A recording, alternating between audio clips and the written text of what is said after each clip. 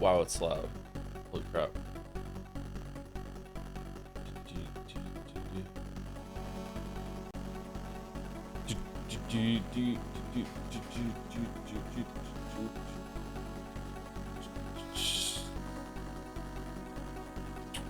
Sorry that we're starting late from your perspective. We're actually on time. It's just that I'm on Joe Sleep savings time, so the rest of the world hasn't caught up yet. So I'm actually right on time, but yeah, everyone has to just adjust their clocks.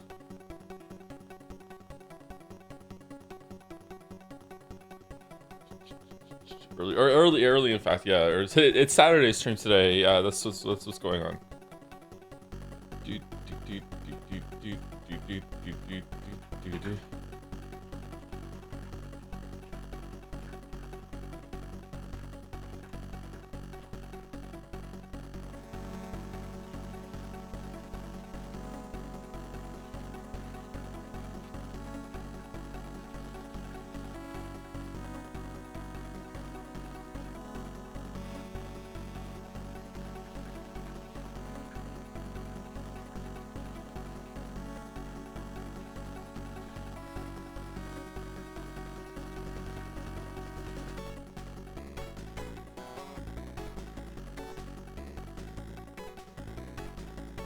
Forgive me, what is the name of the game? The VN? 428 Shibuya Scramble?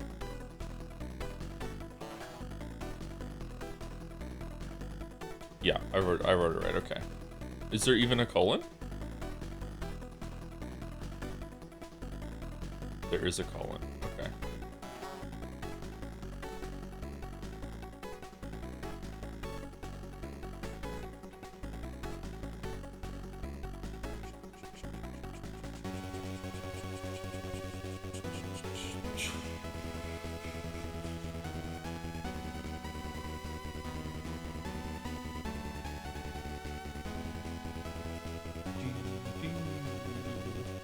How can this shitty-ass distorted music sound so good to me? Is it an age thing, or do most people think that the, like, old era gaming music has a lot of charm to it?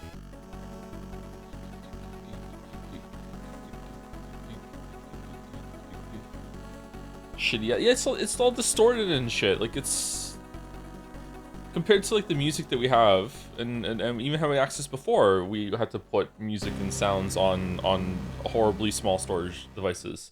Like, things sounded clear and everything like that. 15 is a very unique sound to it. Yeah, I guess so. Unless some people don't fuck with chiptune, but the fuzzy edges is very trying to me.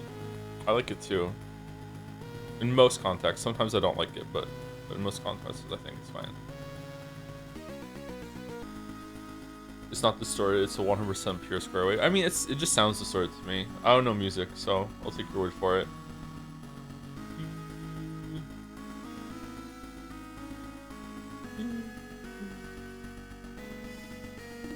Twitch dashboard is shaming me for being a loner. They're like, bummer, you've had 0 collaborations this week. Like, wow.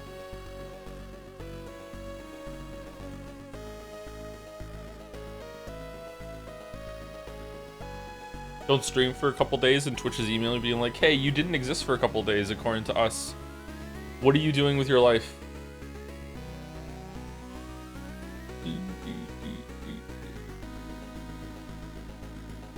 I'll go on my way to listen to old video game music at high fidelity. Peak, I'm afraid. Peak, it's peak. Twin Snakes is still happening, right? No, it's just not mentioned in the stream title. Yeah, that's just Metal Gear Solid 1 to me. We're gonna do Twin Snakes. I don't know. I still haven't decided what we're gonna do.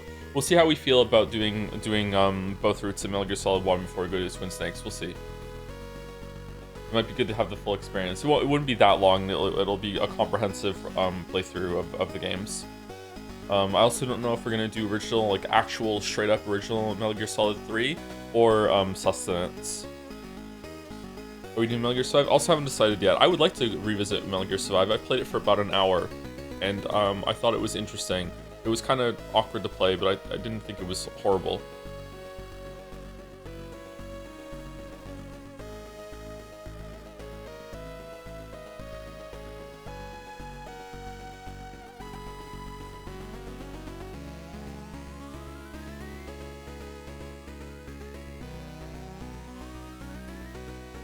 I would prefer original Metal Gear Solid 3.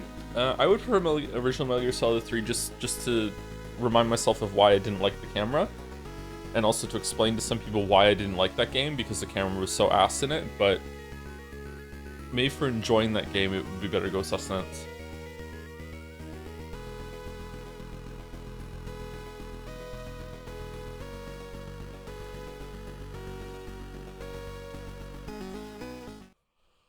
Oh.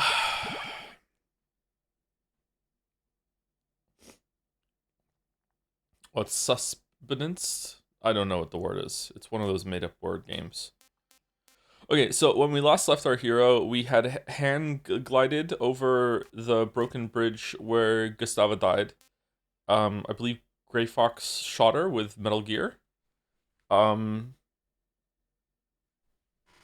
infiltrating the place, the Outer Haven replacement kind of thing in Zanzibar land.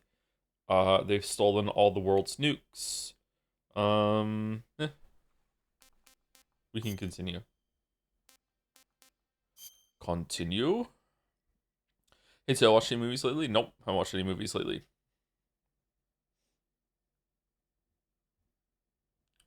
You can switch camera types in Metal Gear Solid 3 Sustenance stuff. Okay.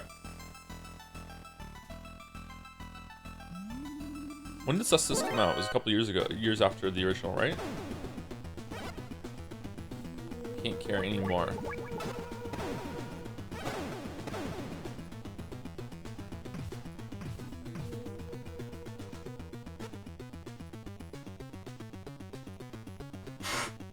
Have you watched Madagascar 2 yet? I have not, no. This looks awesome. Yeah, it's pretty good. This game came out in 1990. It's very impressive.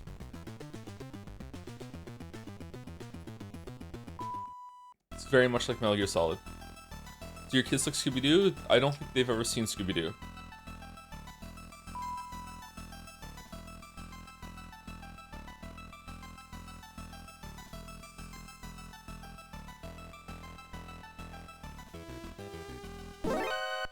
Yeah, okay. What way do we want to go?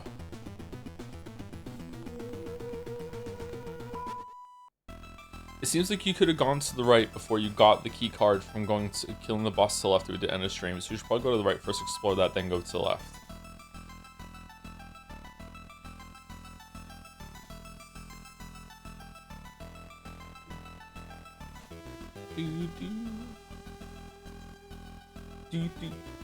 RT game gave you a shout. Oh, we rated RT. How did the RT game rate go last night? And also, what did the game look like? Let them trade. Did it look interesting? Thank you, Dr. Derek, for the new sub as well. While the stream's down. Thank you, Dr. Derek. Thank you, Creamy and the Hardwood, for the resub. Also while the stream is down. Thank you, Valkine, for the resub. With a message Tom's 32 minutes ago, trying to summon me to get the stream. Thank you very much. I was awake at that point, but you know, doing some pre-stream stuff. He said you only play anime games?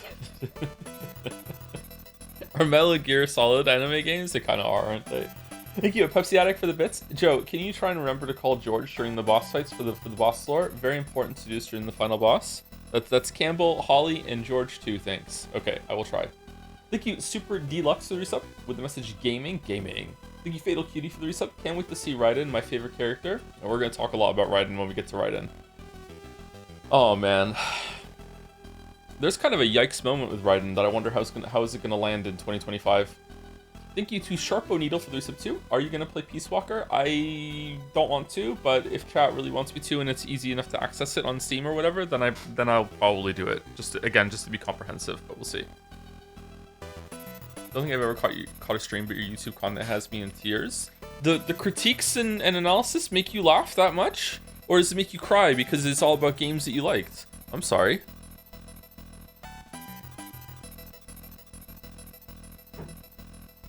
It's everything. Maybe is this a lost chatter that thinks that my name is Avarici Retinas? Yeah, man, you're a funny guy. Giving Mario Odyssey 6 out of 10, fucking hilarious. Are you gonna do Ground Zero so? Because you definitely have to do Peace Walker if you are. Ground Zero is the 2 hour long kind of tech demo intro before you play For Metal Gear Solid 5, right? We'll do that one for sure, yeah.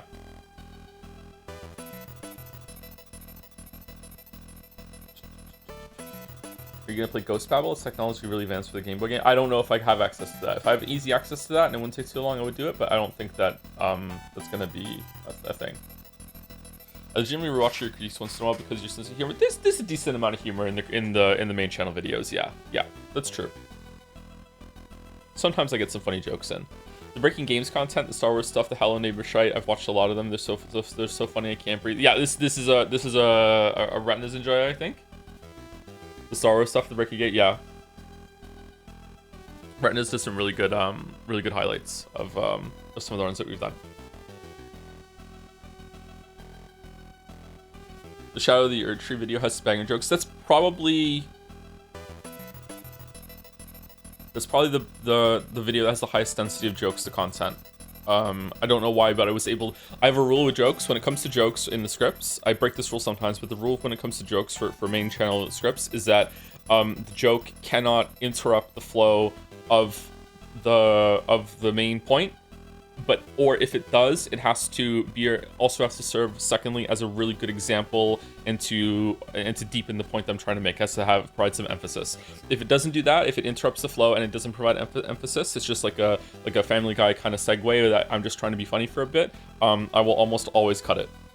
If I do keep it in, it's because I was being really indulgent. I couldn't help myself. So there we go. Yeah.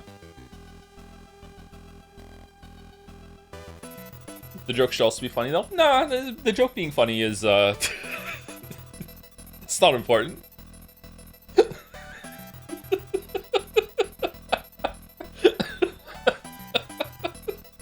Nah, jokes don't have to be funny. I went to the zoo the other day. It was horrible. They only had one dog. No, I fucked up the joke. They only had one animal. It was a dog. It was a Shih Tzu. It's fucking a terrible ass joke. It's all about the delivery. Exactly.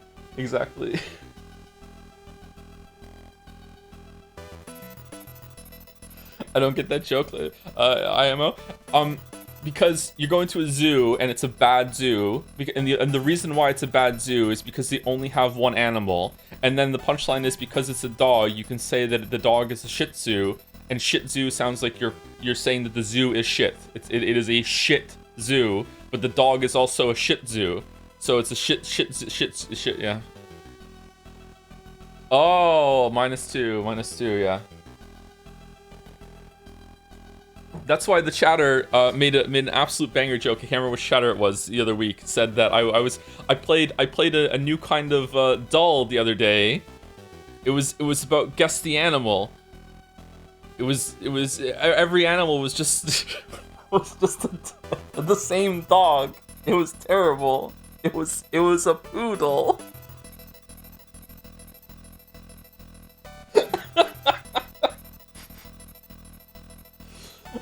Anyway, sorry. Yeah, so Peace Walker is possible. Thank you to Sonic Boom 65 for the resub. Any thoughts on playing Hades 2 once it's out of early access? No idea if you played the first. I did play the first. I even streamed it. I beat Hades a couple times. I would be interested in playing Hades 2 to see what it's like, but it's not on the cards just yet. But maybe for a stream or two at some point, we will do Hades 2. We'll do Hades 2. We're never gonna play the game. Have you beaten Grohl yet, Mayo? Has Grohl been defeated in your Silksong timeline? My boy beat Grohl yesterday. I think he told me it took him 17 tries. He was not happy with that experience, even having finished it. Yeah, he does not like it. Did he find the bench? I showed him where the bench was. He hadn't found it, and he was trying. He was already 3 attempts in before I showed him where the bench was.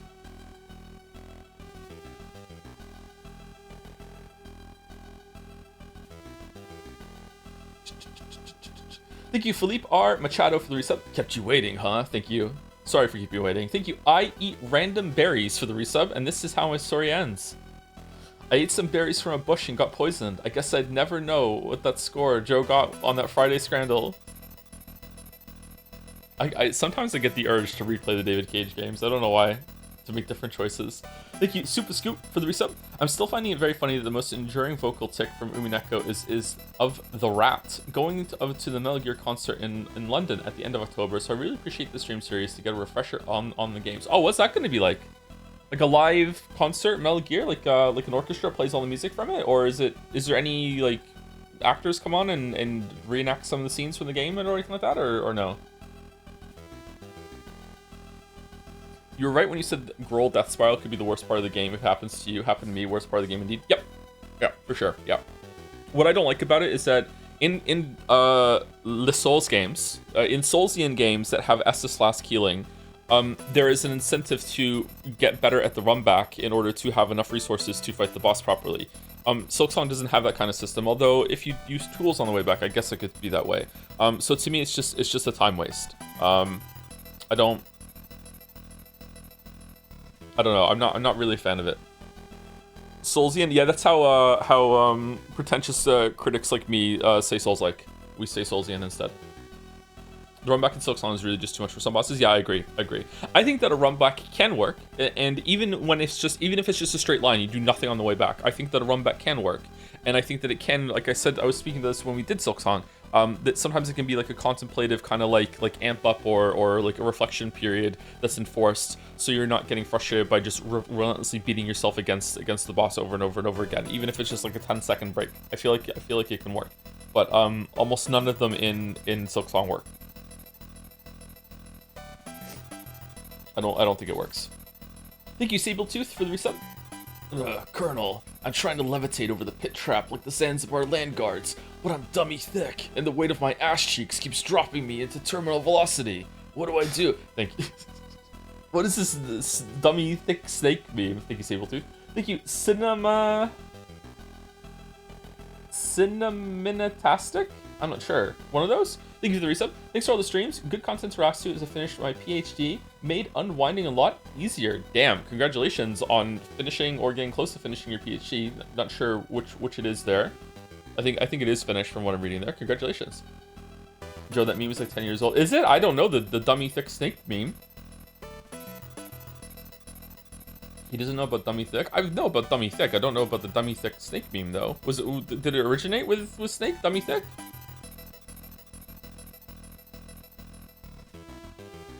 Anyway, congratulations, Cinnamonitastic. Cinnamonitastic, that's gotta be, it flows off the tongue. Cinnamonitastic. Thank you very much. And congratulations again. Thank you, Ketchup, for the resub. And that's the last on my list, so we get to play the game. Thank you, Joe, for bringing back and explaining my favorite joke for anyone who might not understand his genius, because I watched a streamer recently, and he only had one joke.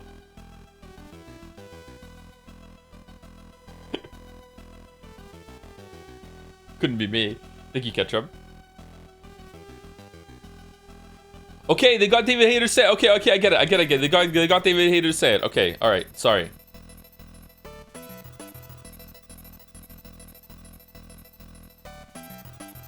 David Hayter seems like a cool guy.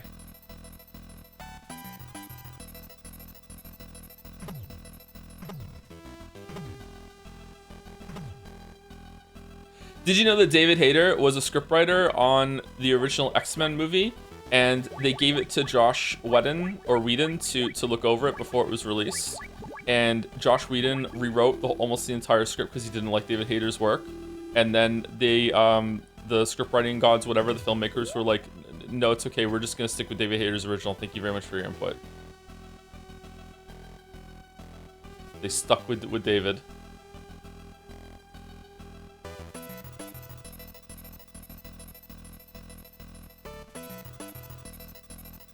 He co-wrote The Watchmen as well. I quite like the Watchmen movie.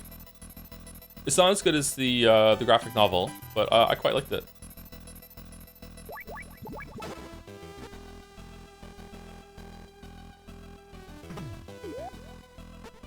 What was that noise? How far in are we? We're at least halfway.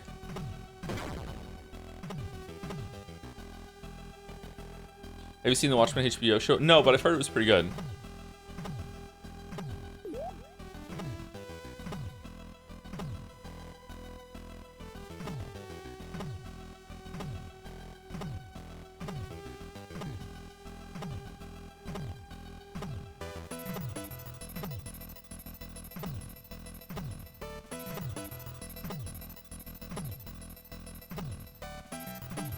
I think about the bad Metal Gear 2 on NES, there's a part where you go on a train and you get a call with the evil guy says, Snake, there's definitely no trap on the train, bye.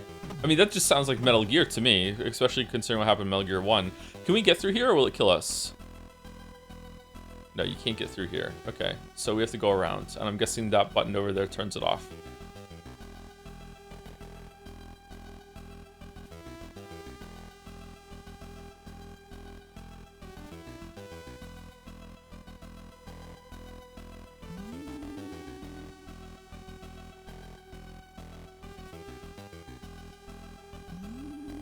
I've heard only bad things about the Josh Whedon guy. I don't know about him personally. I've also heard bad things about him personally. But in terms of his work and his writing, there has been some of his stuff that I've enjoyed, especially when I was younger. But he is, in my pet theory, directly responsible for all the air quotes Marvel shit that we have to put up with now. That is all his fault. Just in the same way that It's No Masterpiece is all my fault. Sorry, I didn't know what I was doing.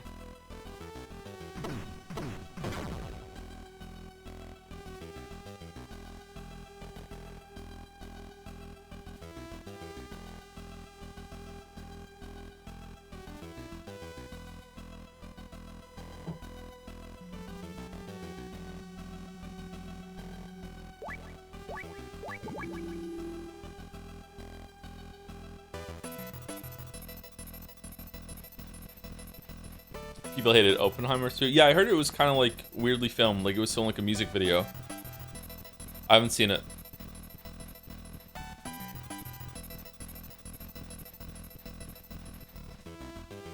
Quips have always existed, but he's streaming the formula. Formula Tech smokes most boxes. Ah, Quips most boxes. Yeah, that's nice. I don't know. I feel like it's hard to understand just how popular Josh Whedon's stuff was for like early nerd culture, and how influential it was with a lot of writers that grew up in that time. This would be the writer generation that's just a little bit above mine, a little older than mine. I was never really into Buffy the Vampire Slayer, Angel, whatever the fuck else he made. I really like Firefly. That was the only thing of his that I liked. But Whedon used to have a lot of writers in the amateur writing crowd, because I used to speak to all these people, and a lot of them, like even successful writers that would work for like video game companies and would have their own books and everything, and they would look at Whedon's writing and they would be like, is it Whedon or Whedon? I can't remember. I don't even know how the fuck to say his name. And they would look at him and they'd be like, how does he do his character writing so well? His character writing and his dialogue is really, really good. And to some extent it is. They're true. Like the way that the characters talk to each other and the flow of the conversations, like he has that down better than most. But his problem to me is that almost all of his characters sound the same. Like if you read out some Buffy the Vampire Slayer lines in a vacuum without the character tags, you wouldn't really know who was talking. It's not the case in Firefly. I think Firefly does better. I think the characters are a lot more distinct in Firefly, but there are some times in Firefly where the writers will like sock puppet the character and make them talk like the writer wants them to talk. But that happens in most things. But yeah, I think that it's hard to understand just how egg, Sakimea, picked up egg. An egg taken from the biolab doesn't look edible, its use is unknown. Egg. Yeah, I think it's hard to understand if you didn't grow up in that era just how influential he was.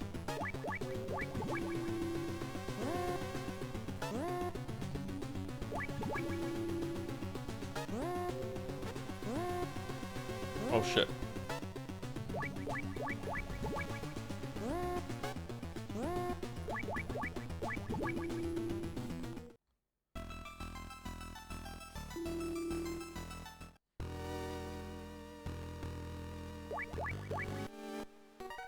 I mean, Joss Whedon has a housemate in solid gold at this point. I think he take a bit of criticism.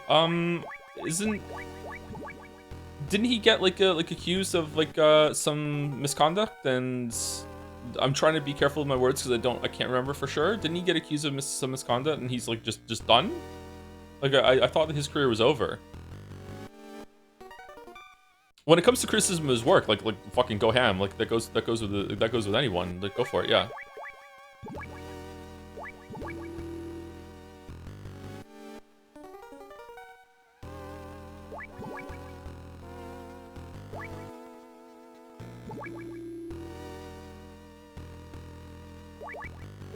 Why are you giving me 2 eggs?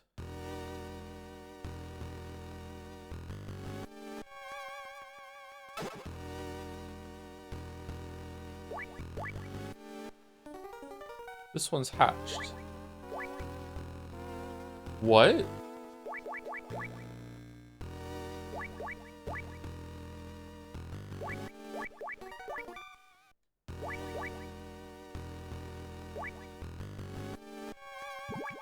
It's a snake? It's kind of neat.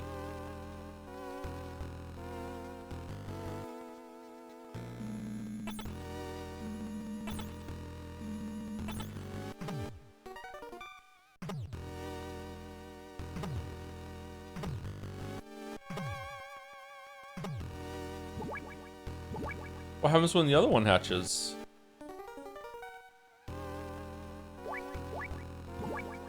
Professor Helper.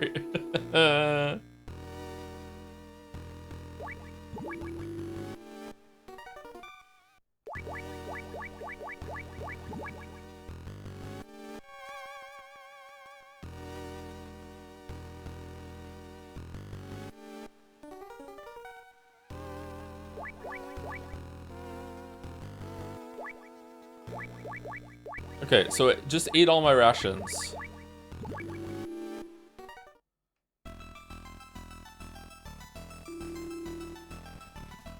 Is it gonna leave now? Is it gonna start eating me?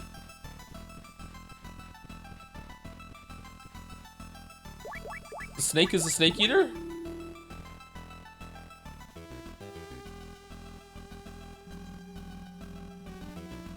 There's also the actor's personality coming through, changing how the character sounds. Nathan Fillion does a lot of work in making Mal his own. Yeah, that's also true. But I think that if someone like read the lines out in Firefly with just deadpan, I feel like you would be able to guess more accurately. Not all the time, but you'd have a better chance of guessing the character who's going to say it compared to any of the lines in fucking Buffy the Vampire Slayer, except for maybe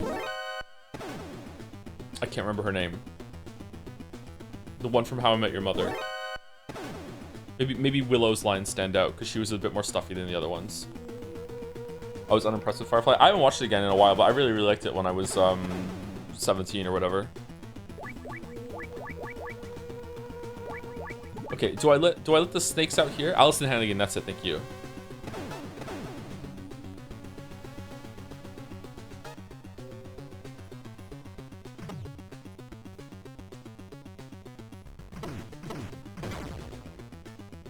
Did you like Serenity? I like Serenity, but I watched Serenity first. That was the first thing of Firefly that I watched. I watched the movie first.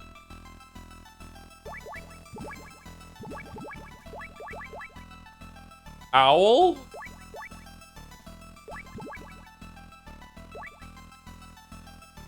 Does the animal guy say anything about thinking nice? Oh yeah, we have an animal guy, don't we? This is Solid Snake, come in. Did you get a health upgrade or something? You get health upgrading when you beat bosses, I think. Unless we got another one right now. This rare type of boa, it's nocturnal, has a gentle disposition, but it's a snake, and the snakes love to eat. It'll eat just about anything. I bet it loves to eat your rations. Better get rid of it quick. Use the A button to let it go. When the snake reaches the egg's shell, let it go. Over and out.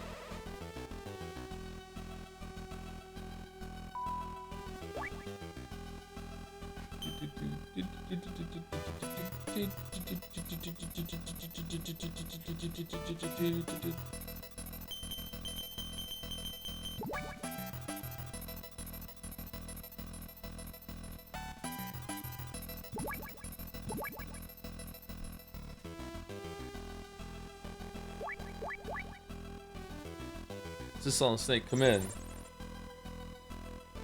That's a Zanzibar wood owl. As I'm sure you know, owls are nocturnal hunters. There are about 120 species found throughout the world. Thought there might be more of them. The Zanzibar wood owl is about 20 centimeters long and is found primarily in Central Asia. It lays white eggs every 2 to 7 days. Incubation is carried out exclusively by the female. With genetic modifications, the eggs can hatch in a few days. Because that owl is nocturnal and because it hoots right after sunset, people in Zanzibar land use it to tell the time. In fact, they rely on the owl so much that if one of them hoots during the day, people will think it's nighttime. Over and out. Oh.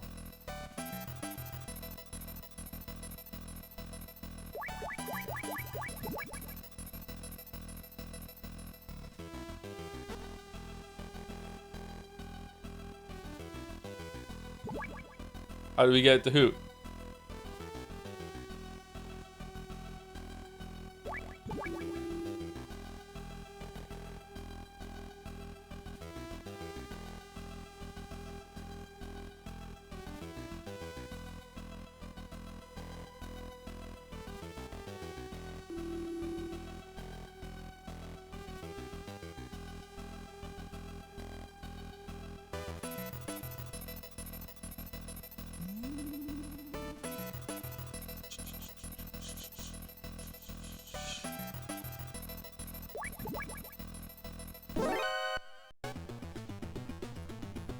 Huh?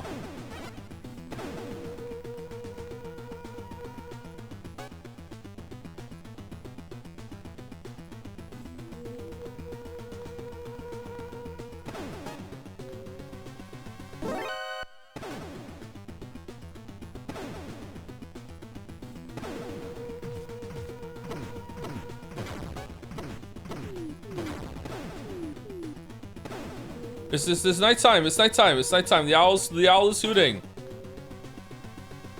The narwhal bacons at midnight, motherfuckers. Let's go. Come on. Let's go. Turn the fucking fence off.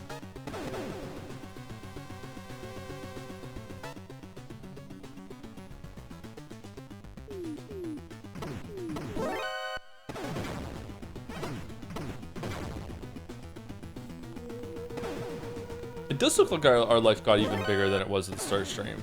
It's just in my head.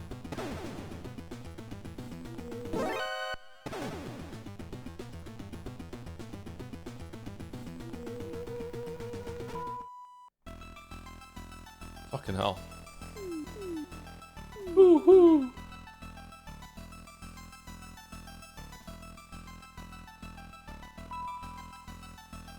Woohoo!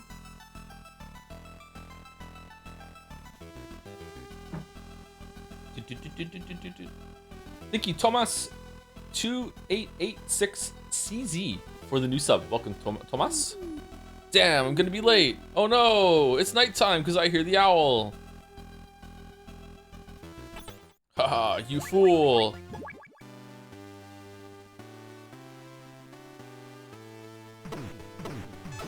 Man, he's having quite a day.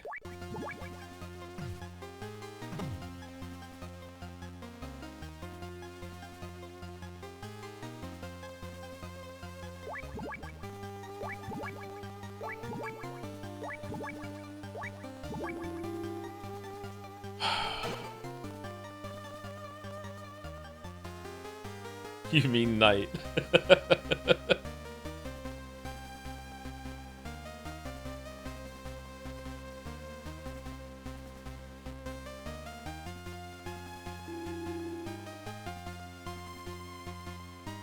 There's lots of rats in the jail. They steal all kinds of things and take them back to their nests. Grown-ups put out sulfuric acid to try and get rid of them. Really? That's extreme.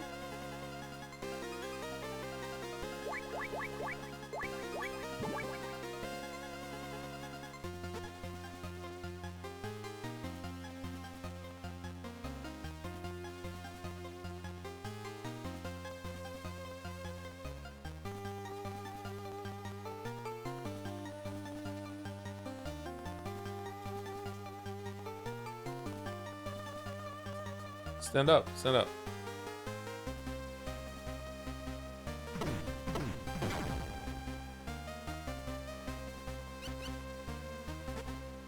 No. Okay, good.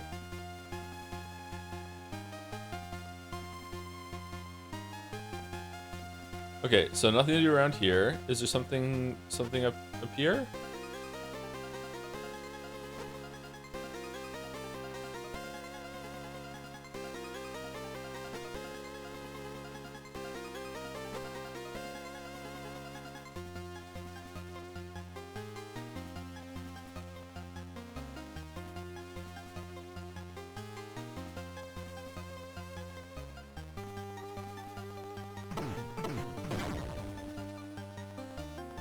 Okay, so guards definitely do respawn, even when you're in the same area as them. Okay, just not on the same screen, I'm guessing. Okay, you can't see me from there. Even if you turn your head. Yeah, you can't see me. You can't see me. You can't see me.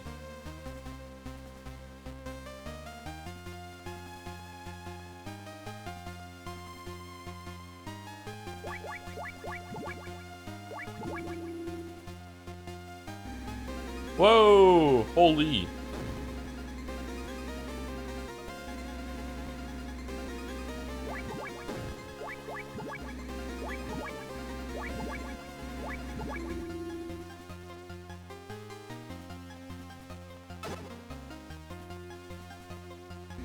Okay, this looks like it's going to the back of that hut. So what's in the other hut over here that we haven't gone through yet up there? Or is that the only way to get there?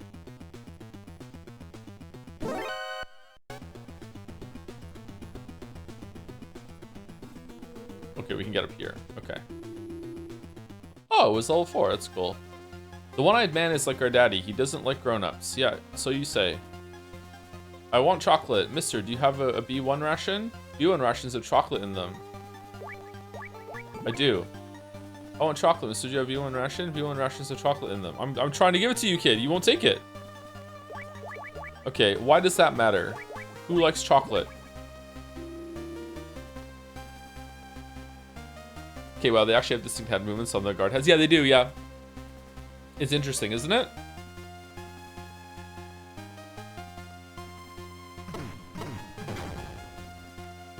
I mean, chocolate right now. What kind of chocolate do you have right now?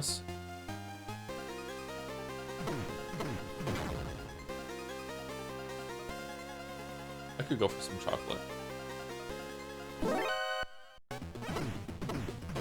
Can you feed dog chocolate?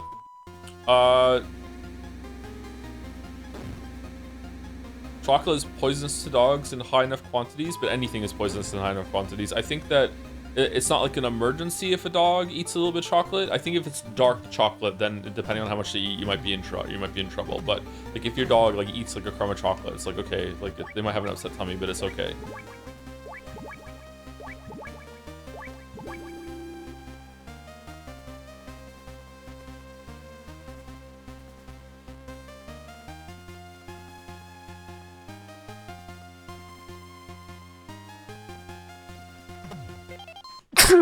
Sorry.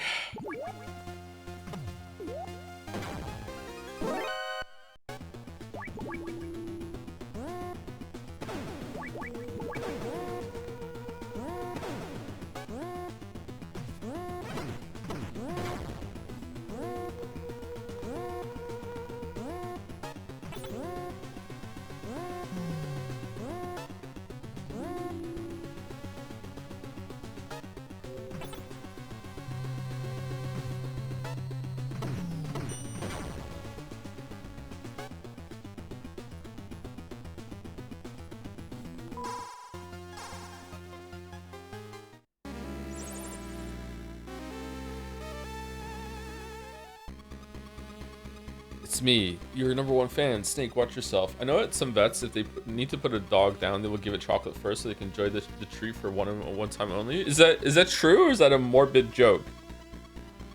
The dogs enjoy chocolate that much?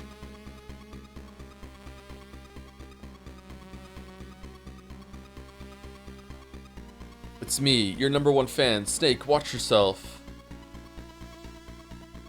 You've got company. Night Fright, the last surviving member of the Whispers. You know, the legendary guerrilla unit.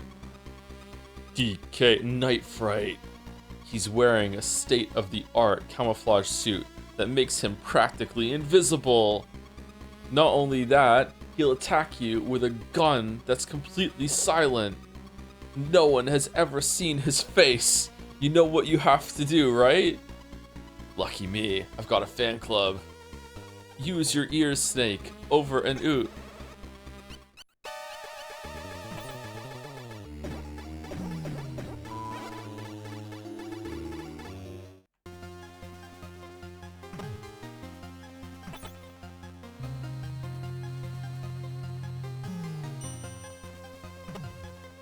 Okay, so this is the only place to go. Okay, can't we just use infrared to see him?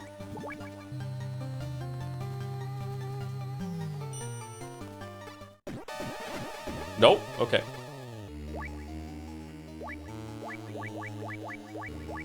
Maybe he likes chocolate.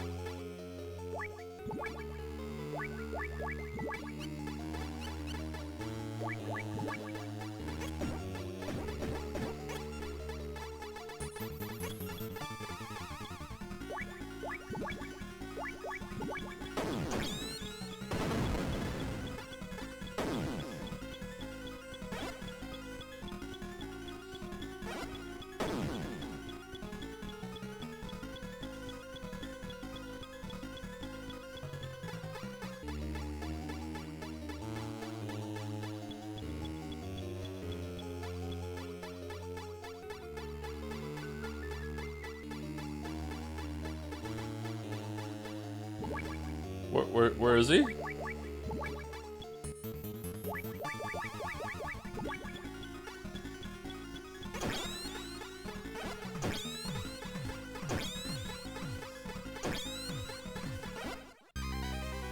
All right.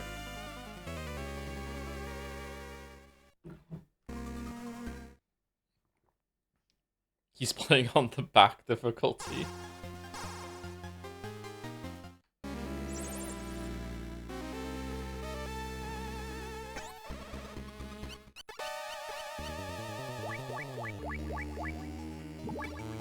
Make some lore calls. All right. This is Solid Snake. Come in. Holy shit, Night Fright. Snake, did you just say Night Fright? You have no idea how much trouble you're in. He's the last surviving member of the Whispers, a legendary guerrilla unit. In a jungle fight, he even puts the Green Berets to shame. He's got the latest in camo technology. You can't see him at all. In fact, nobody's ever seen him. And that includes me. That's why they call him the Phantom Assassin. Snake, I think your luck might have just run out. Over and out.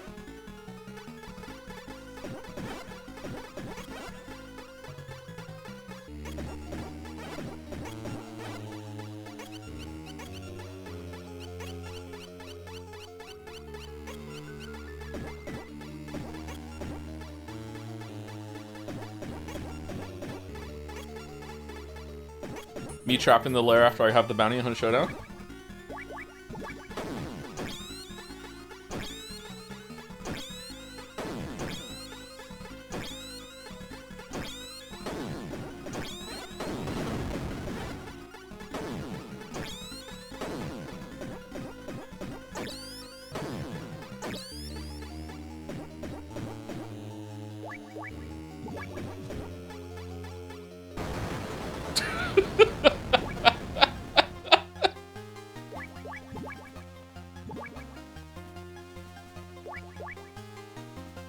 Solid Snake. I lived.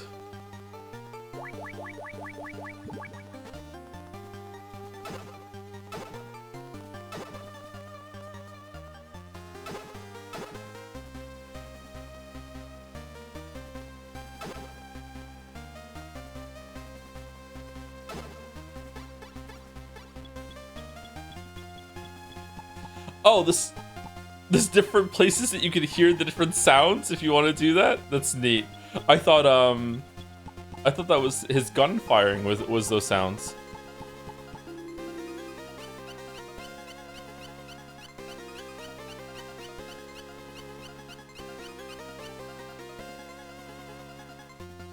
No, no, no.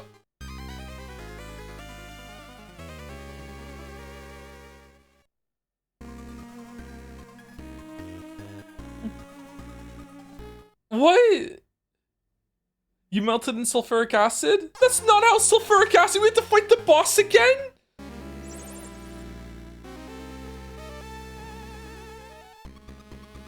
There were puddles like that in the game earlier that didn't kill us.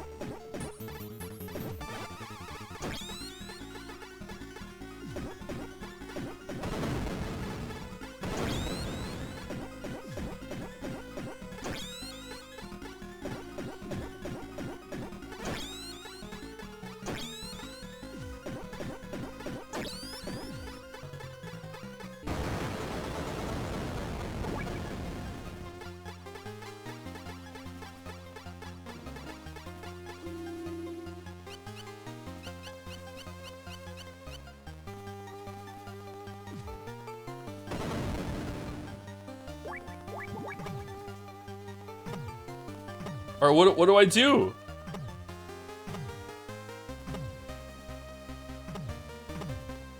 A quick B1 rations? What? So the rats will come and eat the chocolate?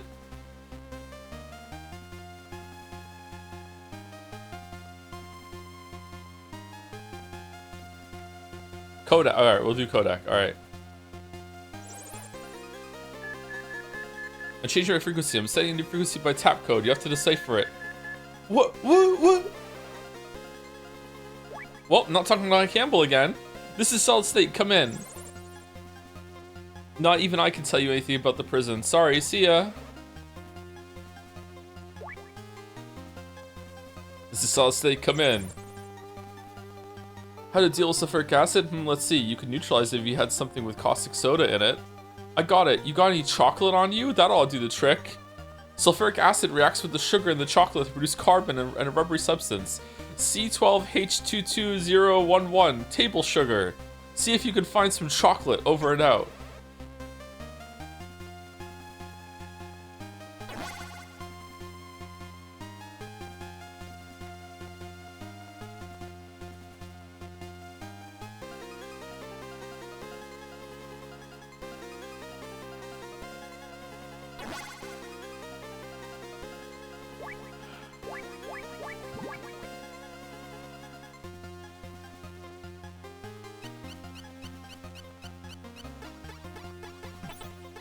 That's actually true, apparently. Okay, but there's no way there's enough chocolate in a ration to counteract the puddle of acid that we instantly melted into on contact. Holy shit. Did they respawn? I don't know, I'm afraid of that too. I'm gonna have to go get 3 rations. That's so silly. Thank you, Jungle Rabba, for the resub with Eason. Ekin, one of those. Thank you very much, Jungle Rabba. 96 months of Jungle Rabba. Thank you so much. And thank you, the Knower 999 for the resub too. Hey Joe, I have a bunch of VODs to catch up on, so I'm just checking in to ask you something. Lately, you've been streaming a lot of story-focused games, VNs with mystery elements, currently Pentiment. So I was wondering, what is your opinion on plot twists and subvert expectations within mystery genre? Do you enjoy mysteries where the author basically plays it straight the whole time, or do you like unexpected surprises? I like it when the author is fair and can still pull off like a twist or a surprise that gets me. It's very hard to do, and even when you are fair, some people are still going to suss it out, so it can be a little frustrating. Dennis Lehane has a story about someone who, I think he was on an airplane, or maybe I'm getting him mixed up with a Chuck Palahniuk story. There's a story that Dennis Lehane says about some guy who came up to him and said, you know, I read Shutter Island, and you know, I figured it out before the end. I figured it out. And Dennis Lehane was like, well, yeah, that's because I played it completely fair. Like, you should have been able to figure it out. So there's some animosity between like creator and audience there, where it's like Dennis Lehane thought that it was a little unfair of the reader to think that they had done something really smart and successful or impressive when he played it fair. He didn't rely on like cheap tricks and stuff like that in order to sell a plot twist. Shutter Island's pretty good, by the way. It's a good movie. It's a good book too.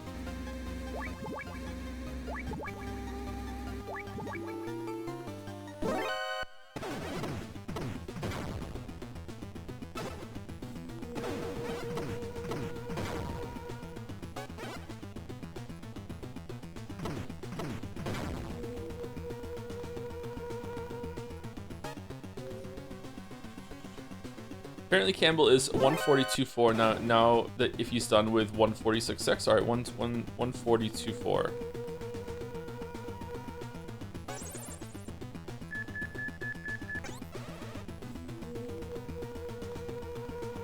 Would you say Umineko's main twist is fair? Absolutely fucking not.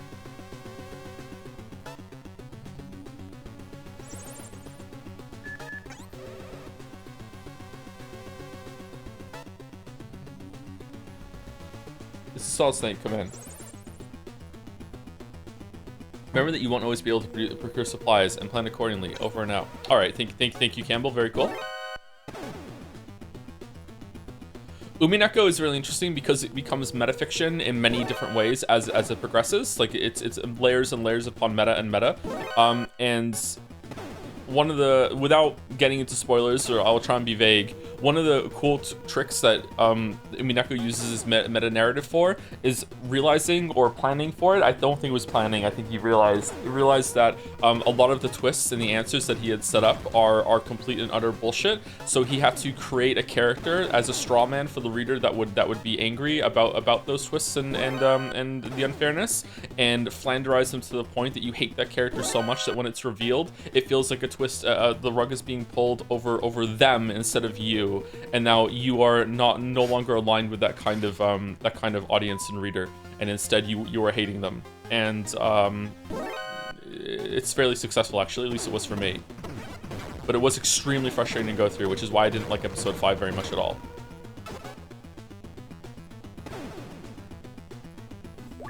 All right, we have 3 rations with chocolate on them. Okay.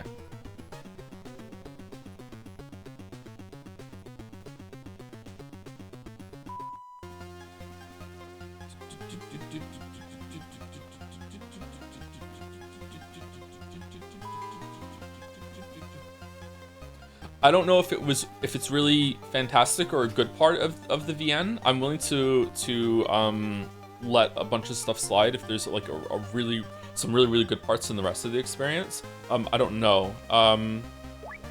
But it is an interesting use of a villain.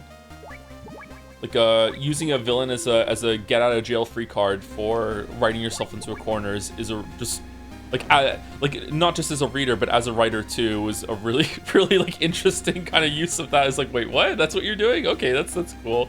But I don't know if a lot of people who are just readers and not writers, I don't know if they would appreciate it as much. Maybe they appreciate it more. I don't know.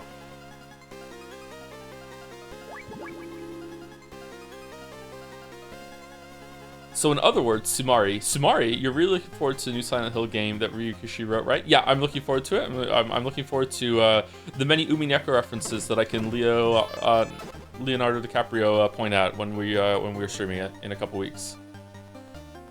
He's gonna turn. Oh, he didn't.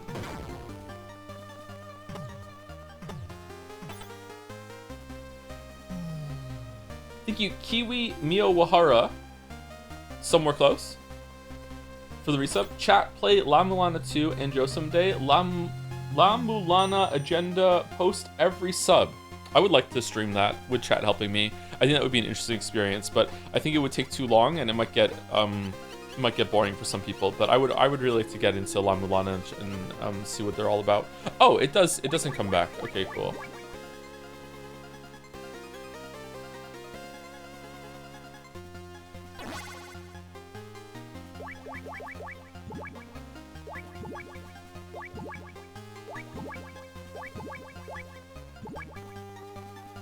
What?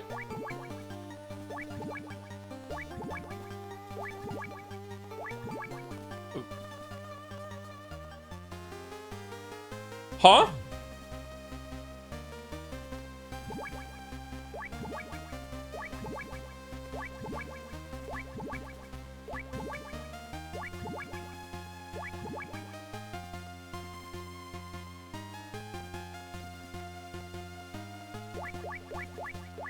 But I looked everywhere.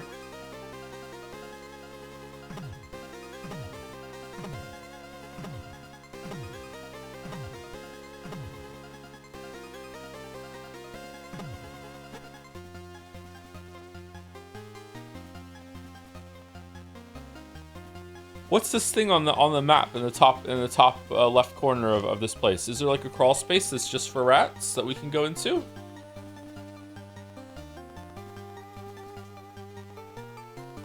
Did you try the pendant key? I did, yeah. It was after 2 rounds of that I tried. Let's go, Campbell.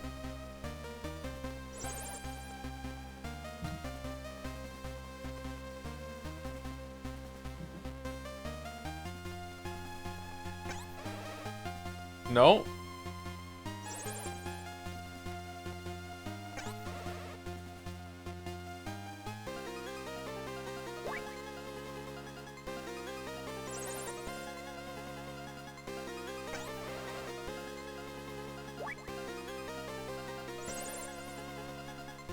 When replenishing your fluids, you shouldn't drink any more than 100 cc's at a time. When it absorbs fluids, your body drains an amount of energy equal to the temperature difference between... Okay, so this is, again, I don't know why I'm so potentially fixated on this. It is true that if you drink like really, really cold water, then your body will use some amount of calories to change the temperature to equal to your body. But it is like a negligible amount. It's just such a small amount. Like it doesn't do anything really.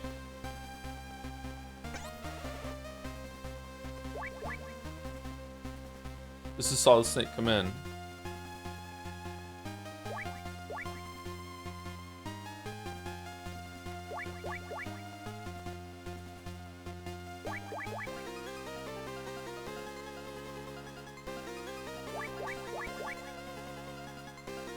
Just saw Snake, come in. Okay, I don't know what to do. We need another card. It seems like there's something in the top left there. Let's see if we can blow up a wall.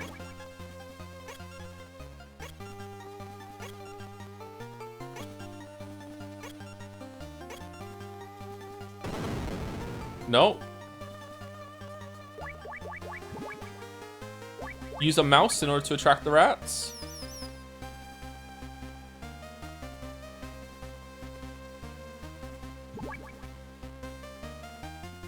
No.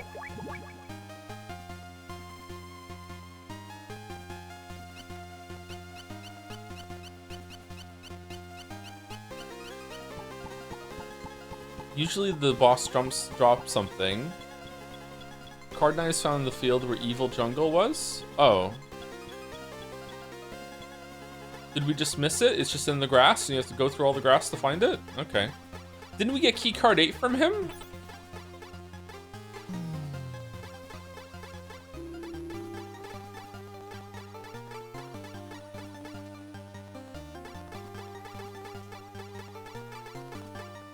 It only spawned after you killed this guy, apparently. What the fuck?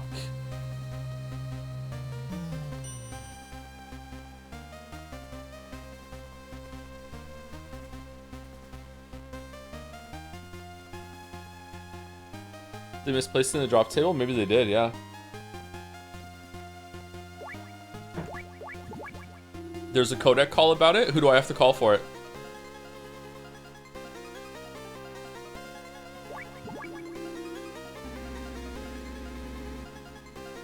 Naomi? Okay.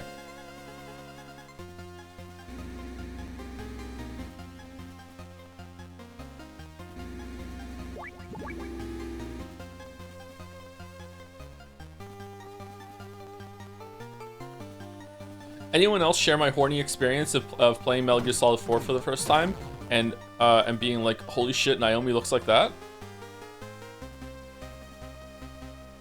I had no idea. No? She looks worse? What do you mean? I thought she looked pretty good in Metal Gear Solid 4. She isn't British anymore?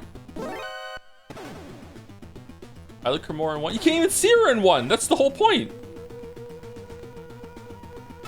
Oh, there's more chocolate here.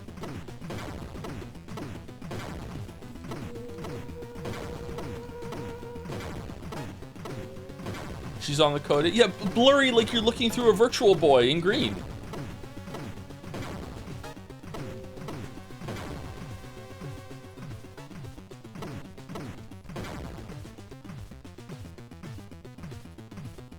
Joe hates blurry green women. It's true, I do, yeah, yeah.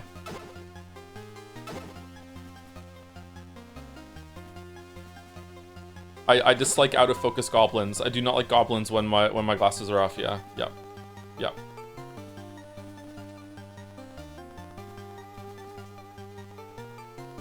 I prefer 2D women, so the codec portraits are perfect for me.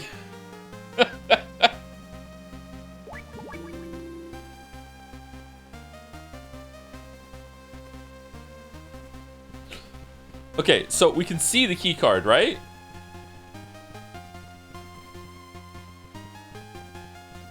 No? Okay, what's the codec called to get the clue to come here? I want to hear it.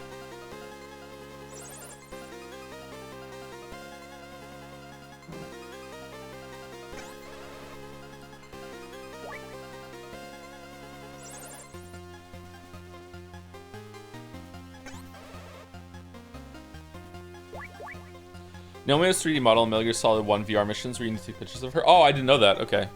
I didn't do the VR missions. Do the VR missions come with the version we have from Steam? Whoops.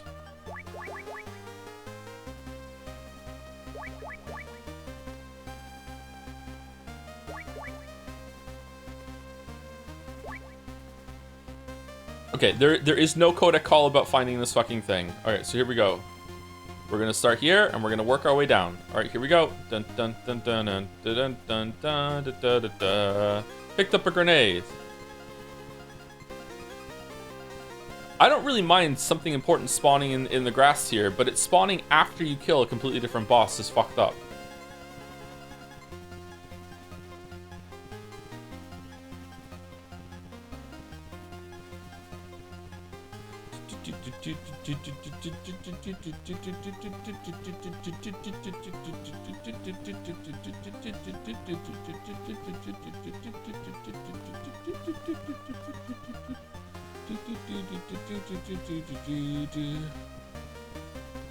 I think they call you about the cards to your system, like after enough time has passed or something, or what?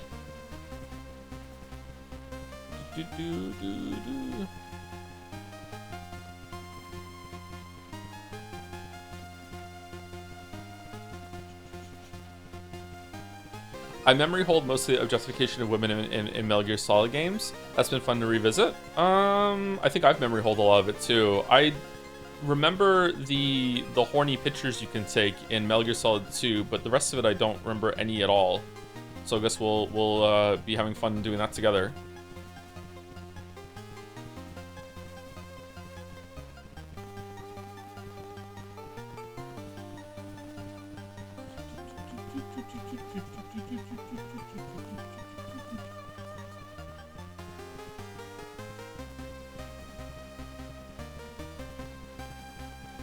Wouldn't be shopping. I didn't think that was a like lol woman shop joke. I thought it was just like she's not here right now. I thought it was just a joke on that.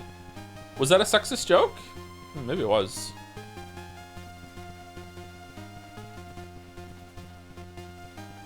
Okay, are you sure it's here, chat? I can't carry anymore. I can't carry anymore. Oh, it was in the last place that we looked. Okay, cool. Where's the combo card key that, like the blue card or whatever?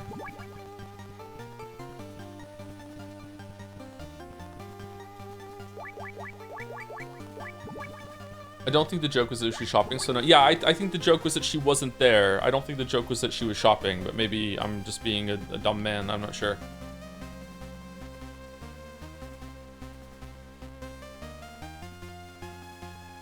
Do you remember the Beauty and the Beast unit in Metal Gear Solid 4? Oh, fuck. Yeah, okay. So the series does have a lot of objectification of women. I forgot about that. Okay. So, I memory hold that, yeah. Oh, fucking hell. Oh, my God. Oh no, I forgot that happens. Fucking 4 times. Oh. Oh no.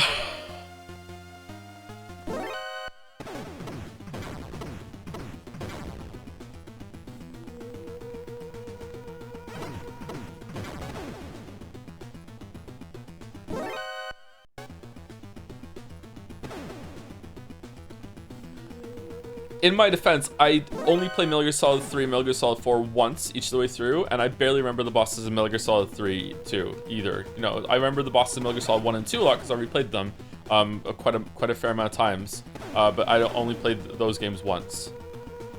Like, the only boss I remember in Metal Gear Solid 3 is the flamethrower guy and Ocelot. And the only boss I remember in Metal Gear Solid 4 is... spoiler.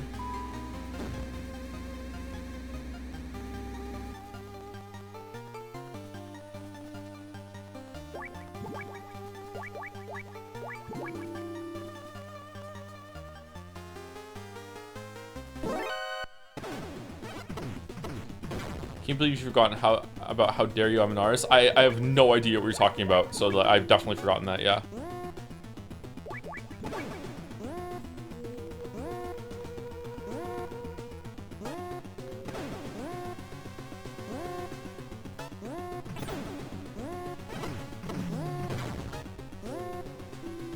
I think there's some tweet about them that's like, in Metal Gear Solid 4, you fight sexy ladies who rub their boobs on you after they die, and you get a codec call that says that was Rubber Penguin. She had to eat cement when she was 11.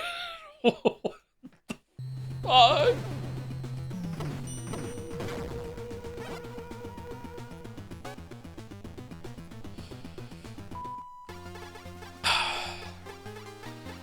Maybe this is what my memory of that is now that you've unlocked it. There are 3 or 4 bosses in Metal Gear Solid 4 that are sexy women in latex costumes that have like armor over them, and as you fight them, like, you blow the armor off, or after you've beaten them, you have to, like, the armor, like they look like mechs, but then it turns out that they're like women in latex BDSM costumes afterwards, and then you have to, like, do you like CQC them afterwards?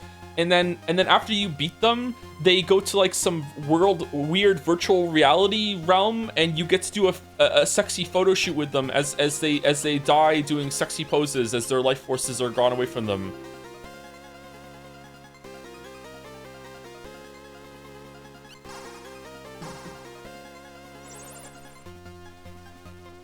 You should be able to get a card 9 from Jungle Evil.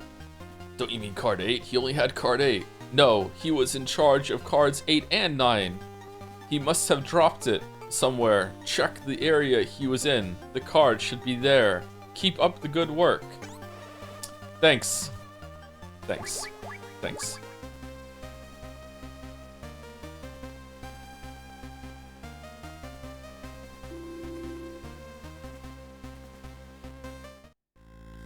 Ah, Snake, you're too late. He's already passed away. His heart couldn't take it anymore. Okay, there's a closet in here. We're going to be using it. Wait, what's that bruise on his neck? Not to worry, Snake. Marv may be dead, but the plans for Oilix are safe. Marv was a very careful man. He left behind a copy of the plans in case of emergency. He had a reputation as a video game enthusiast. He even used to have them shipped to him from the West every month. A few days ago, he hid some microfilm in the circuit board of one of his game cartridges. It was an MSX cartridge made by a Japanese company called Konami. MSX? That's the world's best-selling brand of computer, isn't it? Then he hid the cartridge inside that locker. Where's the key? I don't know. I couldn't get it out of him. I mean, he never told me.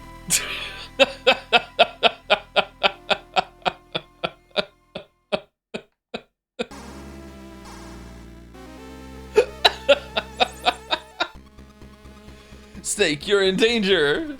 Holly, what's wrong? What's that part where someone gets stabbed right in front of fucking Leon in Resident Evil 4?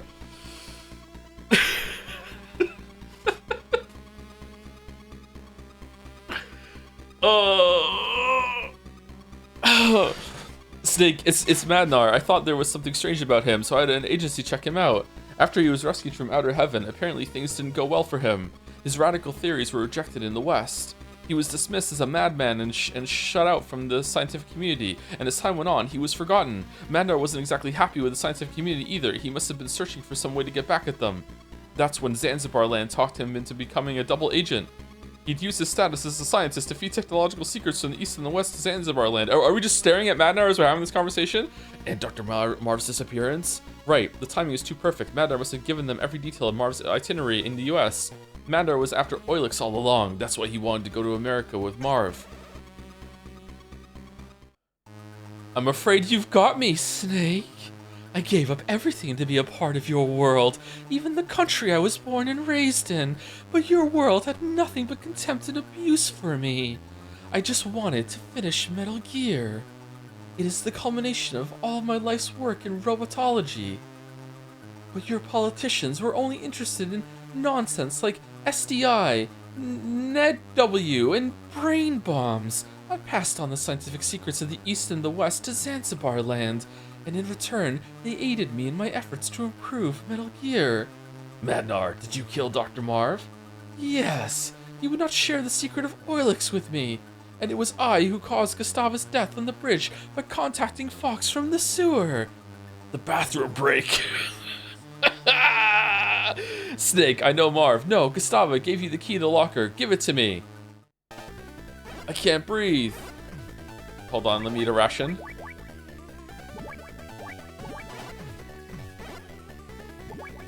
Let's put a mine down. I can't breathe.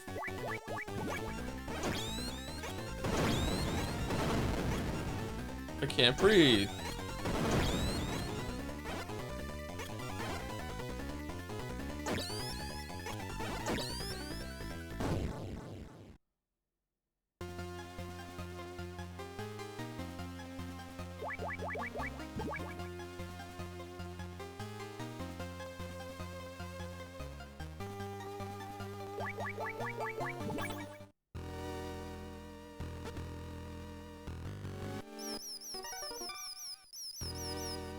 Oh no, rats.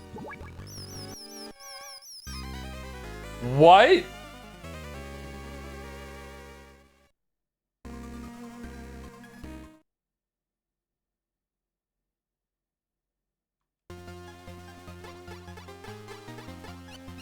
No. I have keycard 9, right? Okay.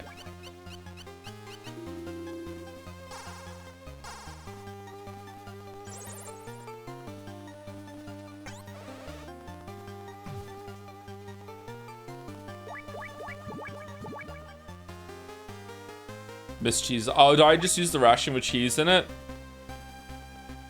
Shit.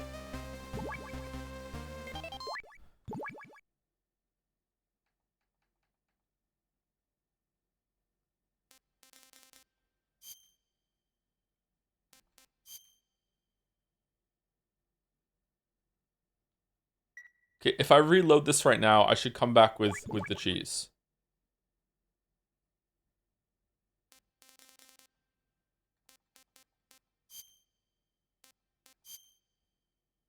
Load.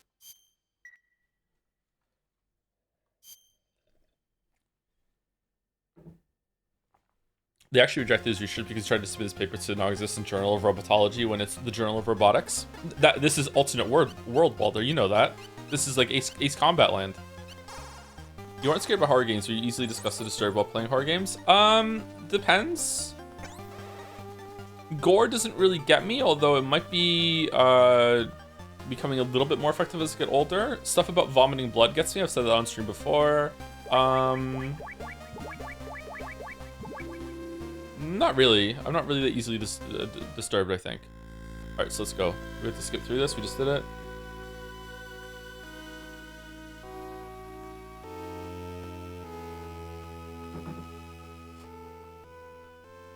Man, Holly Calling right now is just wild.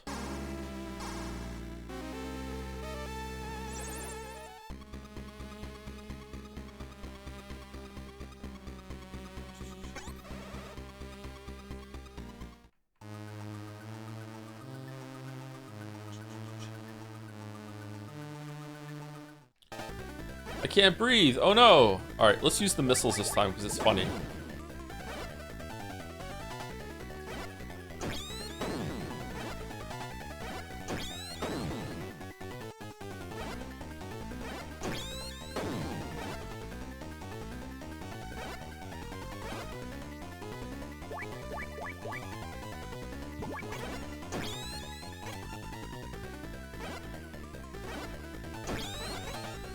No. How are you eating a ration when you're being choked out?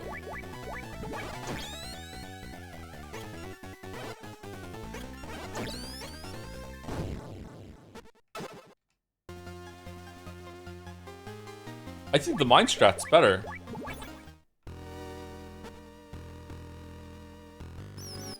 Alright, let's call the animal guy.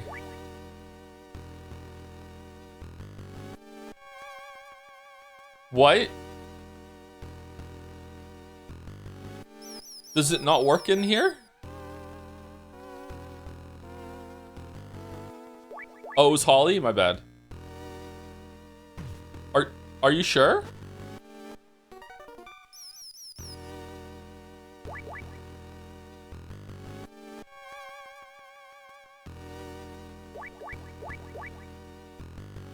I clicked on Castler. Oh, that's also the wrong person. Okay, that's why. Okay. Well, that sounds like the highly poisonous Zanzibar hamster. Whatever. There are 1,183 different species of mice in the world. Hamsters are rodents belonging to the mouse family. They grow to be about 25 to 28 centimeters long and are found across northern Eurasia and in Iraq. That variety was probably bred to be a house pet. House mice are very cautious creatures. They won't come out of their nest with humans around. Their favorite food is cheese. That's it, cheese. You can use cheese as bait. Do you have any on you? Too bad you're not here. I just ordered a pizza myself. Over and out.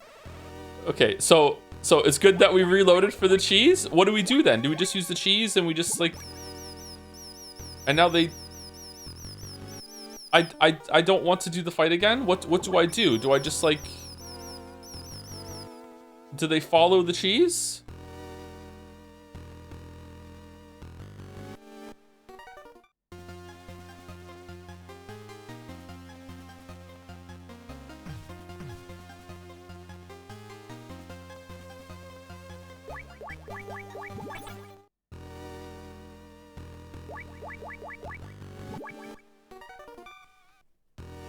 I don't understand how this works. Okay, they're coming out, and now I just lure them in here and then I go through? Oh shit!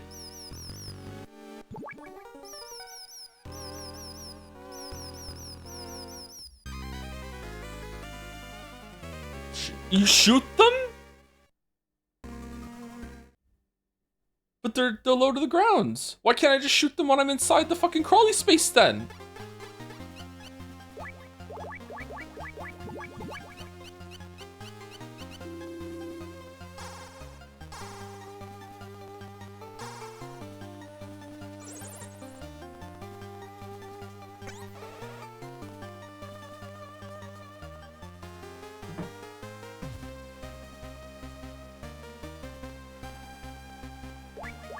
You need cheese to expose the weak point? Okay, alright. Man, I love this scene. It's my favorite scene. Thank you, Justin C1118 for the resub. Wink X68. 68 winks. Thank you, Justin. Which Metal Gear Solid game are we looking forward to the most, chat?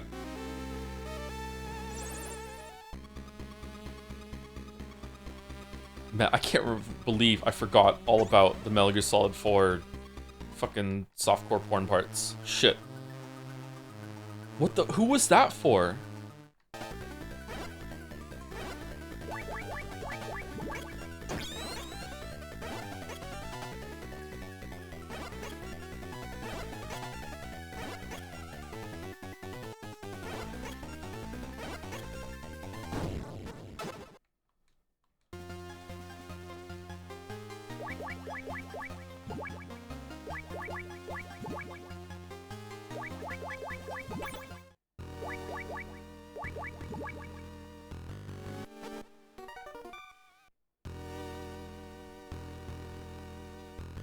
Alright, got some yummy cheese. Here we go. Yummy cheese. Yummy cheese. Do I have to do the phone call before they'll come out with the cheese? Will you be redoing Metal Gear Rising Revengeance? Probably not, but it's possible.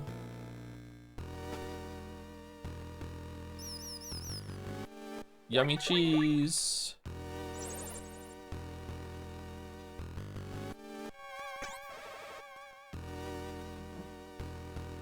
Okay, I kind of like that they're using the rations in this way of like what's in the food. It's interesting. In kind of like a shit way, but it's cute. What if I just like put a bunch of mines down? Will the mines kill them?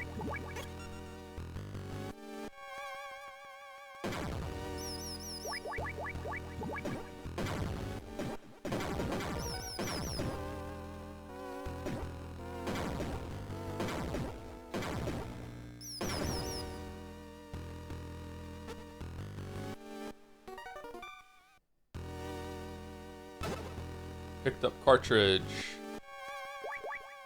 The game cartridge left behind by Dr. Marv. The Oilix microfilm is hidden inside. Okay, so what kind of horse piss is gonna happen when I come out of here right now? I knew that Dr. Marv. Snake. Snake. He'll never let you get away. He'll use it. He'll use Metal Gear. Here, let me tell you how to destroy it. I have one last gift from my daughter Ellen, who you're gonna marry. I'll tell you how to destroy it. Why? How to destroy the new Metal Gear. Try as I might, I cannot reconcile East and West in my heart of hearts. But Ellen is different, Snake. You must do this for Ellen, the daughter I left behind. How do I destroy Metal Gear? The armor is thinnest on the legs. Still, use grenades on the legs. It is the only way.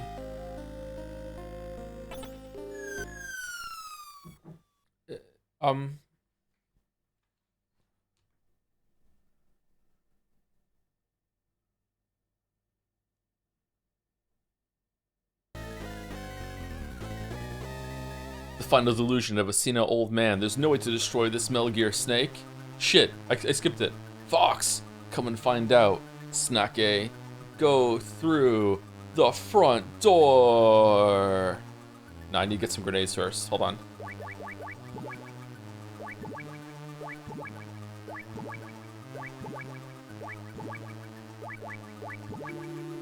Fuck.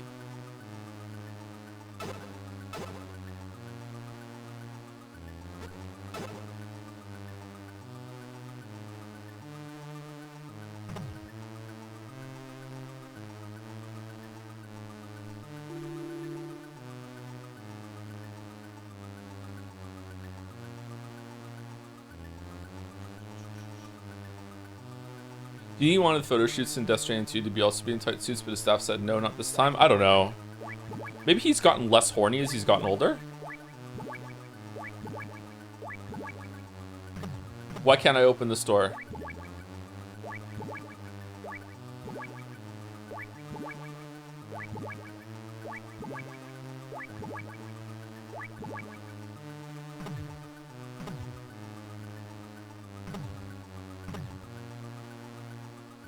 Metal Gear Solid 5 says you're wrong. Is Metal Gear Solid 5 as horny as Metal Gear Solid 4?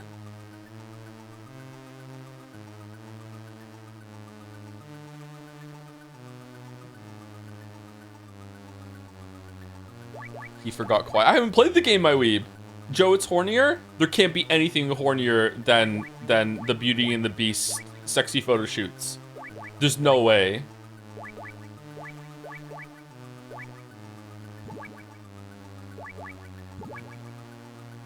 Oh yeah, we have to do the key card.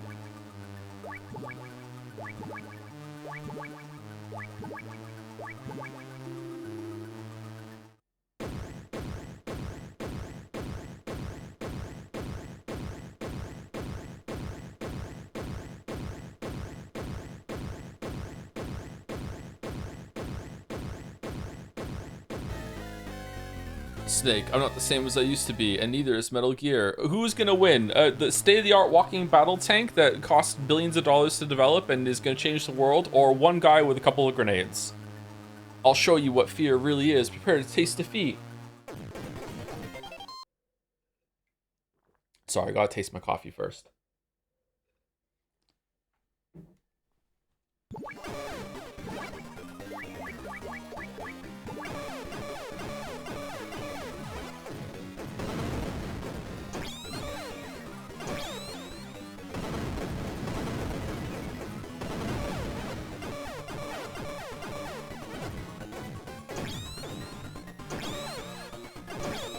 Oh my god. Fucking hell. Fuck off with the flashing lights.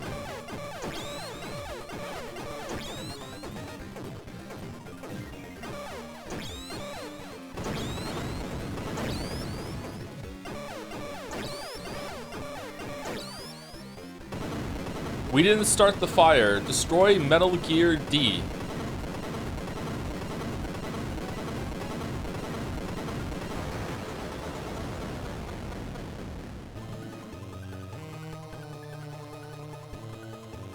Cartridge is mine, Snake. Burn in hell. Why are we on fire? Why is everything on fire? What do you mean? Wait, Even in the menu, it's fucking going? Quick, the bucket! What do I do? Call, okay. Snake, your items are on fire. Throw away all your weapons and equipment quickly. Use the A button. If you need to know anything about mercenaries or enemy weapons, ask our mercenary expert, George Castler. He knows everything. He used to work for us as a military advisor. You can trust him. His frequency is 1493. We'll pick up the tab for the info. Just don't ask him about whale cuisine. Over and out.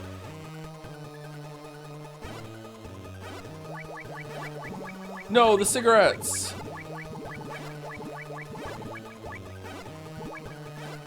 What else is on? Nothing else is on fire.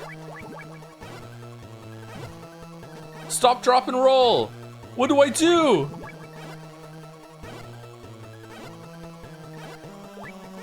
Oh, my weapons are all gone too.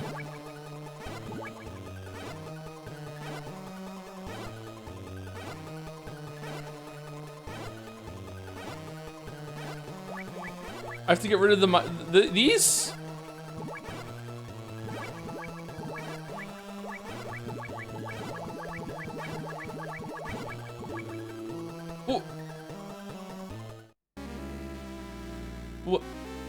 Where am I? The perfect ring for our final battle. It's been a while, Snake. Here we are, back in the minefield. What say we go at it hand to hand? A chicken fight? The two greatest rivals in Foxhound. I've been waiting for this moment a long time. Fox, I'll beat some sense back into you. Snake, it's time for you to learn why they call me Fox. Oh, we didn't have to throw the radio away.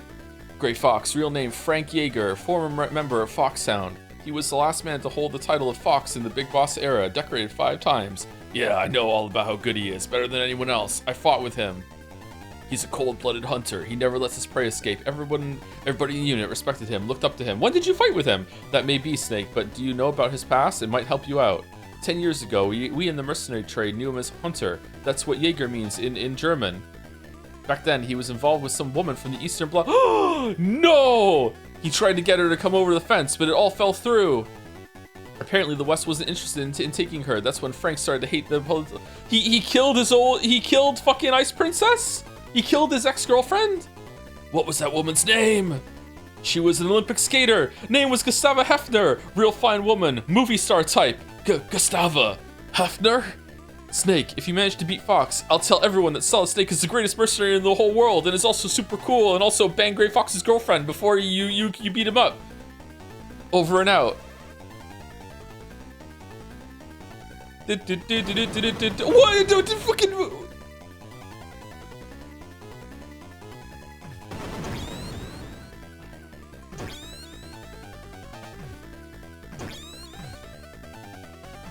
My God, he's good.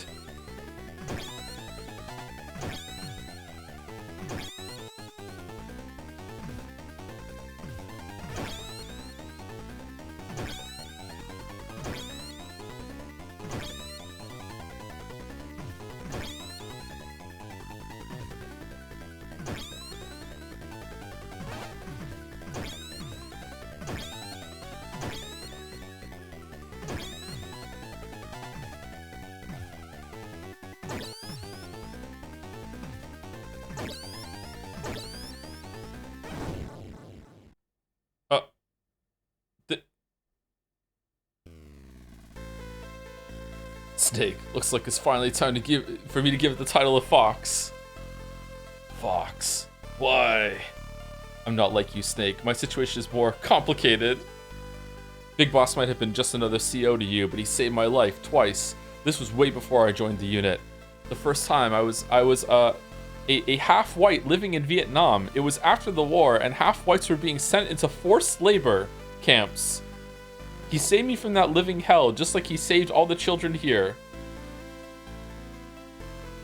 The second time was in Mozambique. I was being tortured as a Renamo soldier, and he saved me again. They cut off my ears and my nose. And this is your idea of paying him back? I saved you once. I have to save you a couple times more before you're on my side. No, you got it wrong. I hate war, just like all the kids here, but I need it. War is all we know. We can't make it in the normal world. We need the battlefield to survive. Big Boss gives us a place to fight. Conflict is in our blood. We can't deny it. I was born on the battlefield, and I'll die on the battlefield. All I can do is fight, Snake. All I can do is fight. Making people happy, making a woman happy is something I could never do. You mean... Guess I was always fated to die in action. Rest easy, Fox. I swear I won't turn out like you. Won't turn out like me. I'll have to remember that. Fight hard, Snake. Don't let your fans down. My fans? It was you, wasn't it? You were the voice on the radio.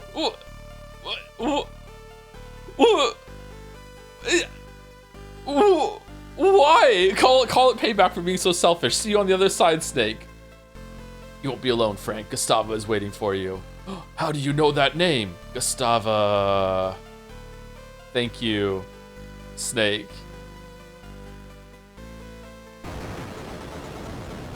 Your #1 fan. Defeat Gray Fox. Picked up cartridge. Over here, Snake. Over here, Snake.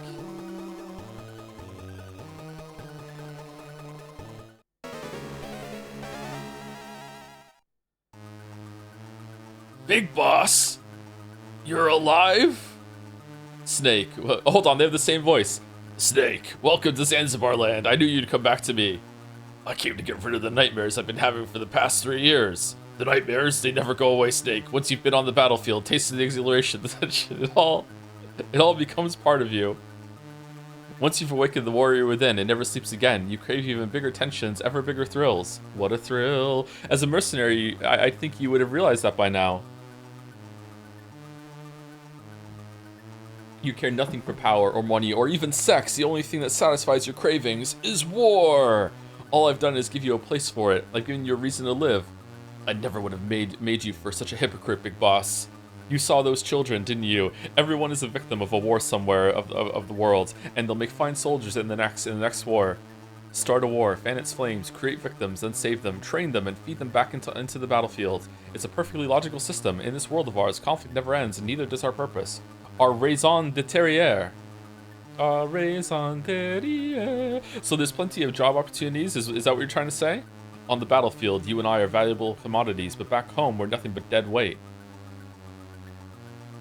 If we're lucky, we might get the attention of some 2-bit journalists from a cheap tabloid. How dare you talk about Holly that way? You and I are doomed to remain here until we die like dogs on the battlefield.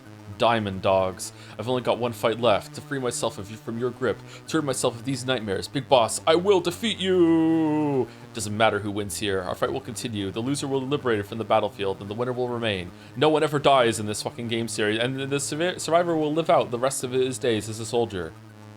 It doesn't have to be that way. I'm not like you. I love life.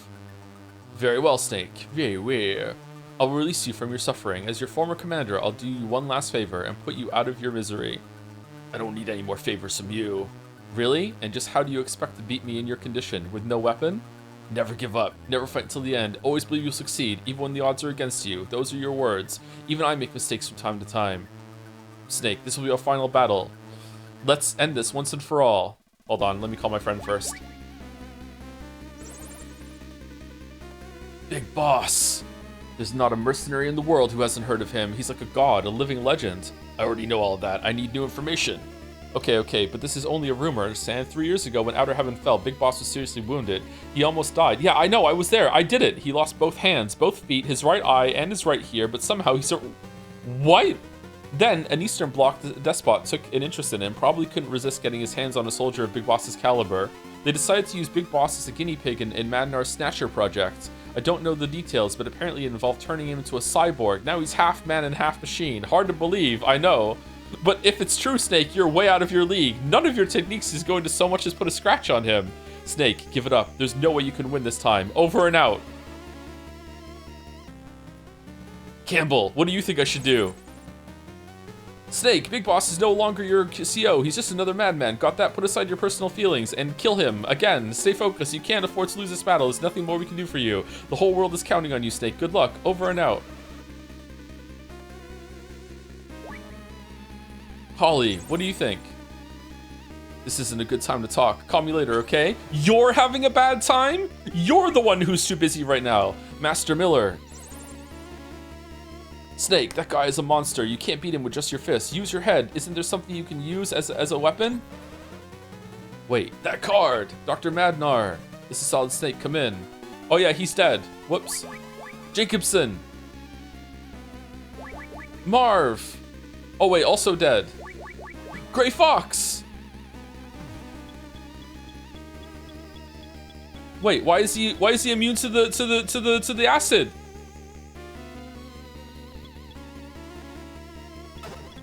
All right, we got a chocolate ration. We can take some of the acid away.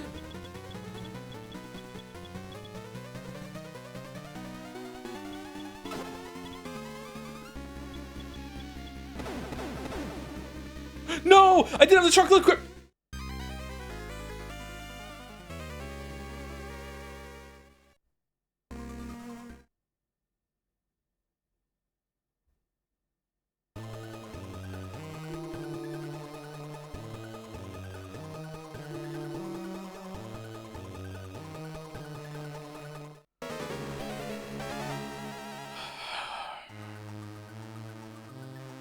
What a shocking turn of events. Man, I feel like we could have pushed through and finished this game yesterday. Maybe the game has a but at the end. Oh, he just left. Card 1.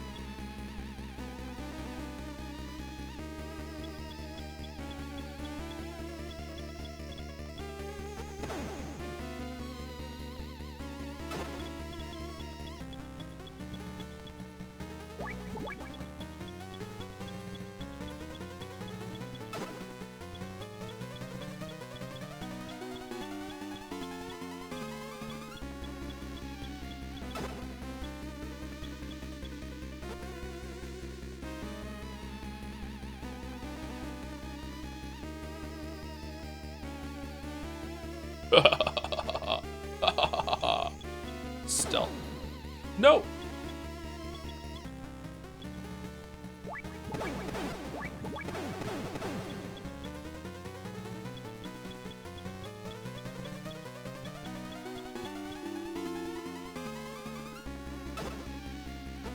Is that a lighter?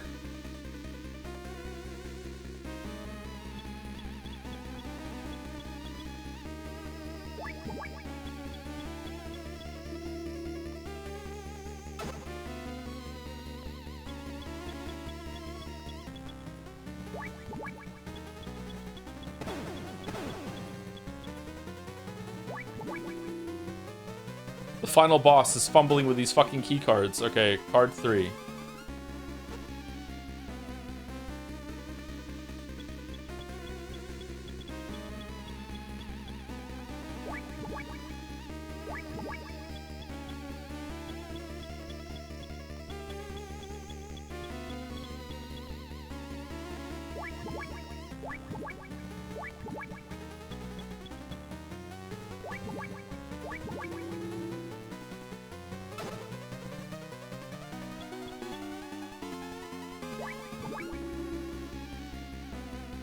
Whoa, that was close. Picked up lighter. Okay, so I can move faster now? No, shove for fuck's sake! Oh my fucking god.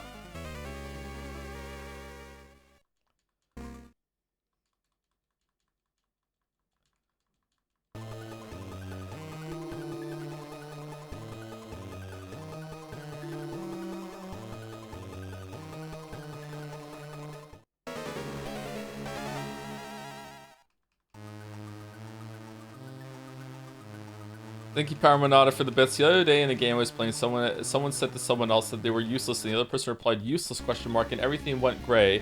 I have no proof this was a reference to your Persona 5 streams, but I have no doubts either. Wait, what?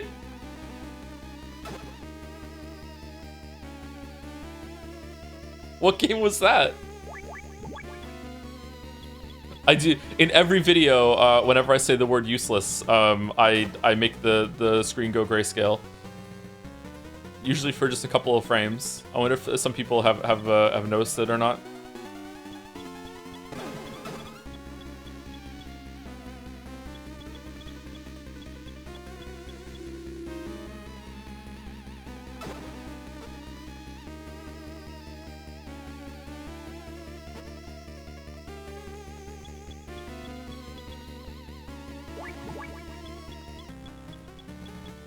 Wait, do they change every time? Is it random?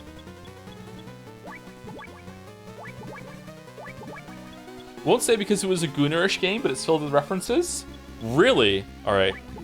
DM me what the game is, please. I would like to know.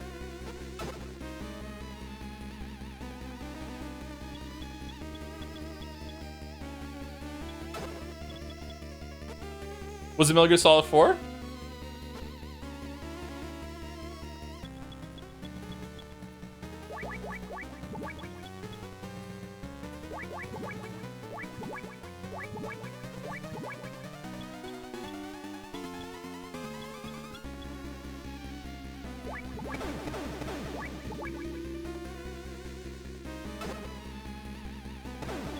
No. Okay.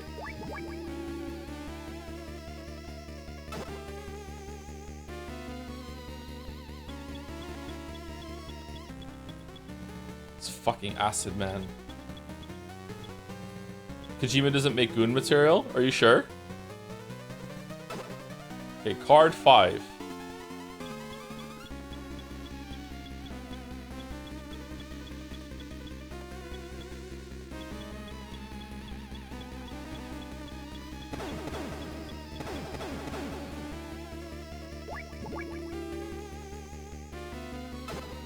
Spray.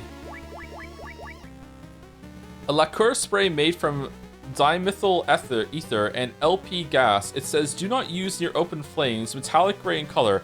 I'm sorry, are we making a makeshift flamethrower with like a spray of cologne and fucking and a lighter? An ordinary dollar store lighter, its use is unknown. We're just gonna MacGyver this shit? Ooh. Fucking turn. Why are you locked in? Okay, I died. Oh my god.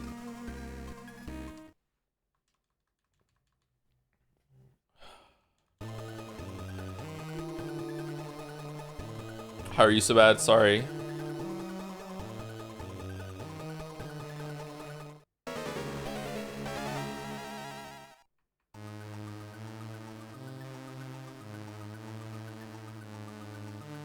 This is kind of irritating.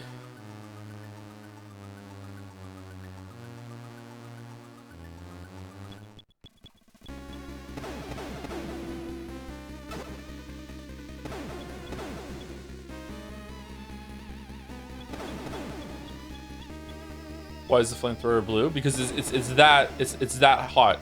Blue flame burns hotter.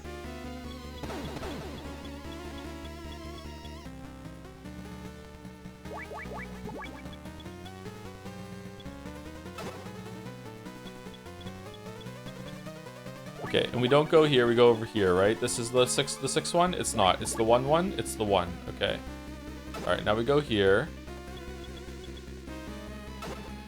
Now imagine if this boss had a run back. I don't have to imagine. I recently played the hit smash indie hit fucking Hollow Knight Silk Song. One of the worst games ever made. It had so little content that they had to elongate it by adding a bunch of artificial difficulty fucking runbacks that are anti-fun and also anti-woke and also woke at the same time. It's fucking crazy.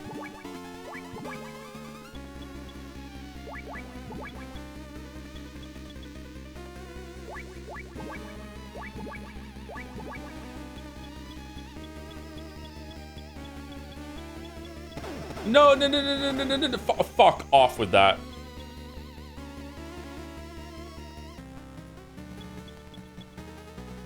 Did we try this door?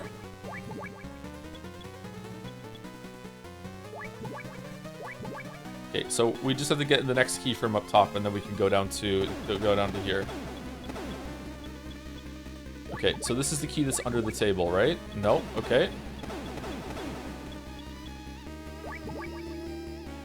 Alright, it was this door, and he fucking just blocked us from it. Okay. Card 3. Okay, let's go to the right just in case the card 3 opens this door over here. It does not.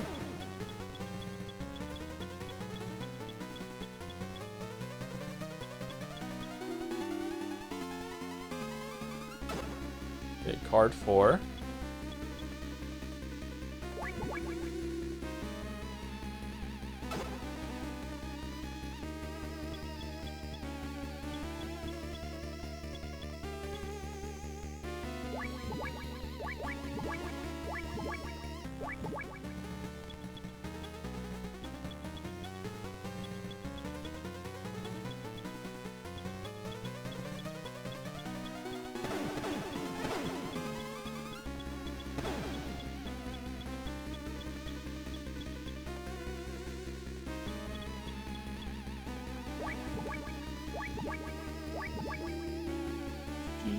If Kojima made Silks... Whoa! If Kojima made Silk Song, there would be a nude Hornet section. Tell me you haven't played Silk Song without telling me you haven't played Silk Song.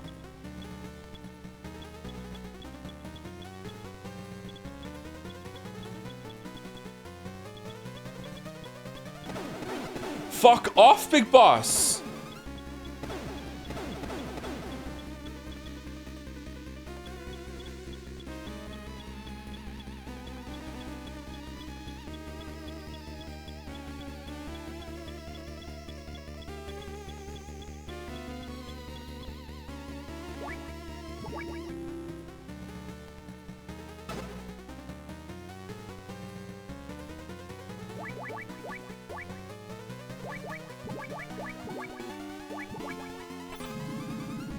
Alright, you are locked in for quite a while on this.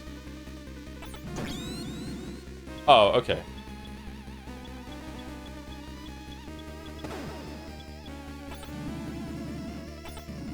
God, he's good.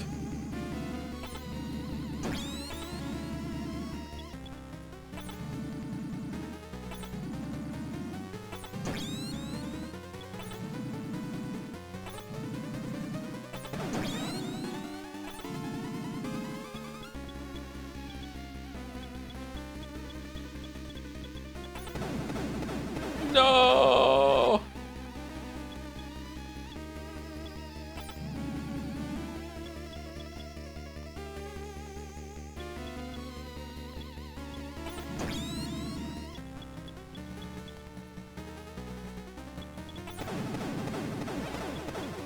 Wow, okay, this is actually what you're meant to do. Okay.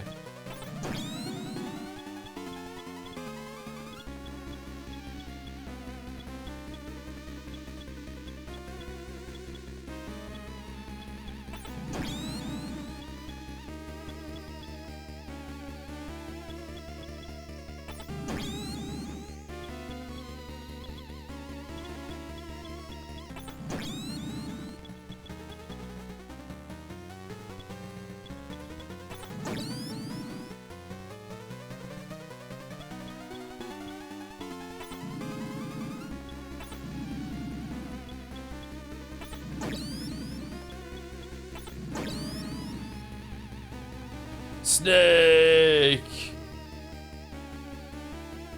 It's not over yet. It's not over yet. It's not over yet.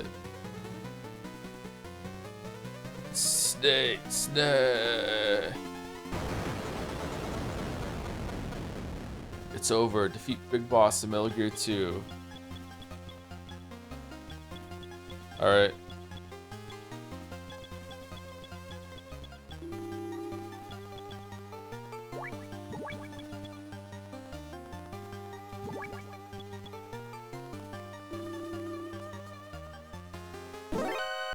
Freeze!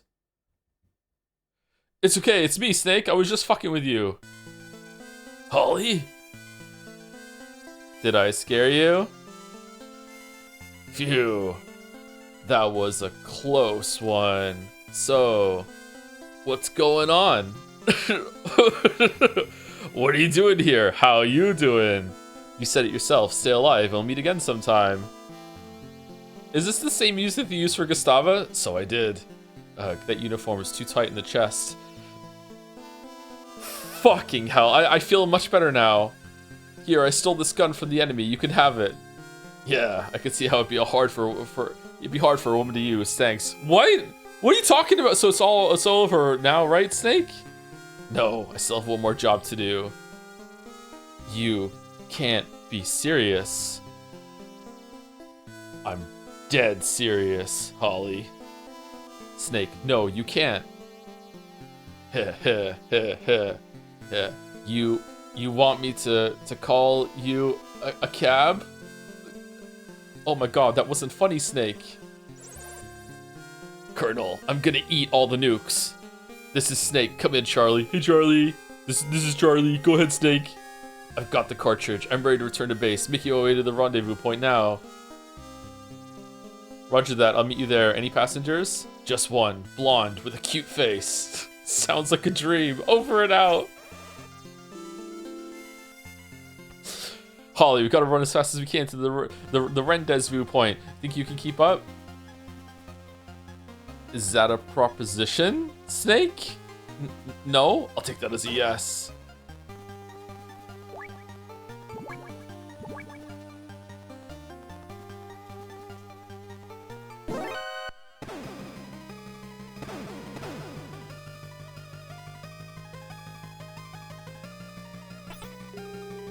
What?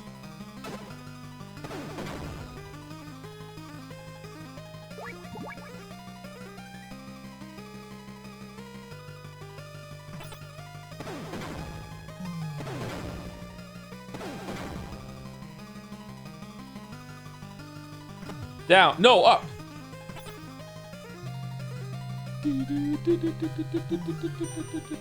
Nah, further up. Further up.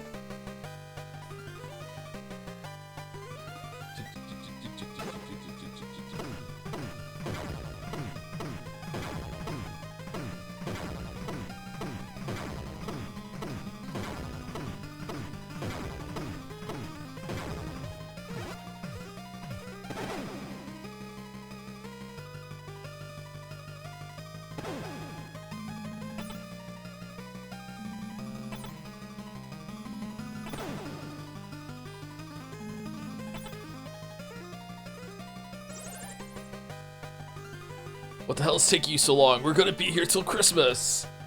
This is Charlie. I'm 10 kilometers from the rendezvous point. Charlie's becoming Kermit. Shit. Hold tight a little bit longer. Over and out. Hurry.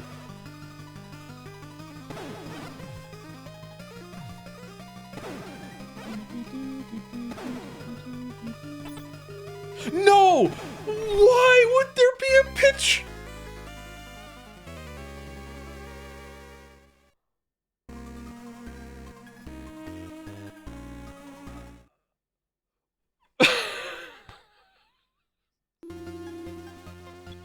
You're fucking kidding. You're kidding.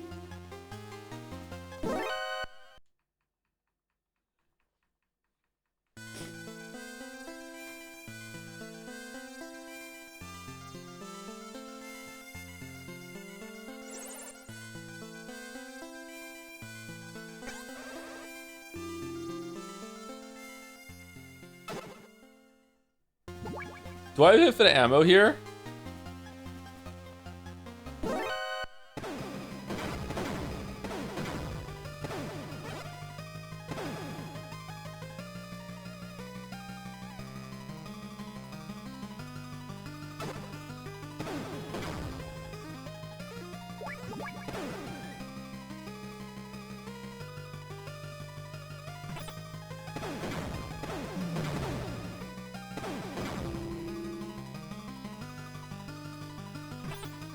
You grew so much since this game. 7 years later, he realized women can shoot guns. Snake still had to teach her how to shoot, okay? So he didn't grow that much, all right?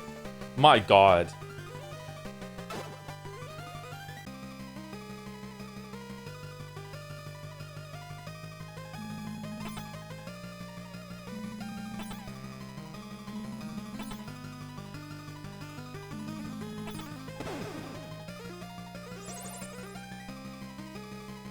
What the hell is taking you so long? We're going to be here till Christmas.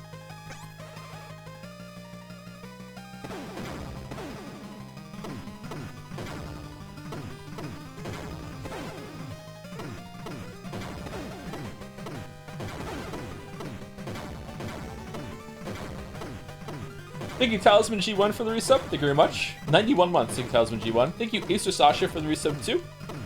47 months. Thank you very much.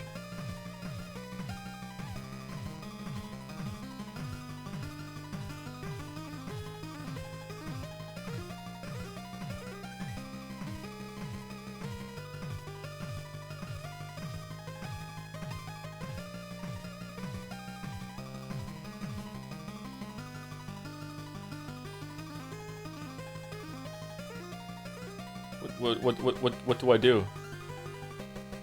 Do I have to trigger the trap?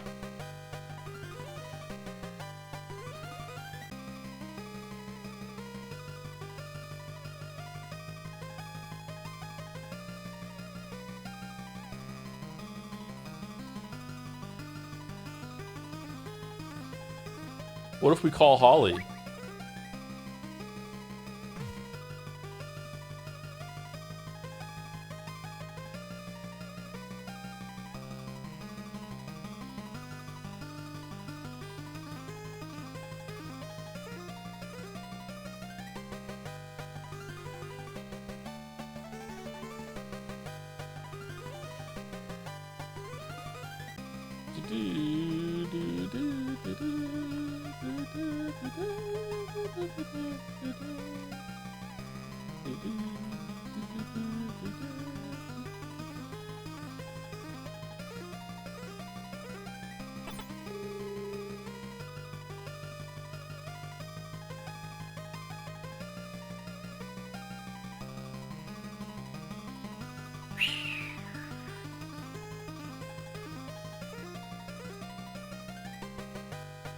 Oh, this is why they said we didn't have time to finish it yesterday. Okay.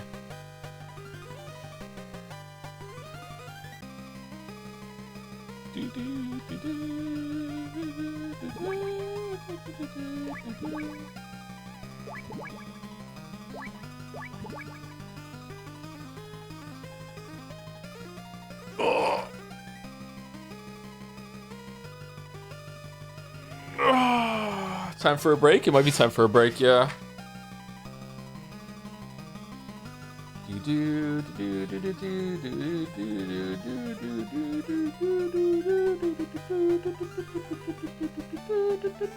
If God Home equivalent DLC takes 1 to 2 years, will you replay Silksong beforehand? I already am replaying Silksong, but like after these replays, I probably will wait until all the DLC is out and then have a good time going back. Snake, damn it, I'm out of ammo. Oh, Snake.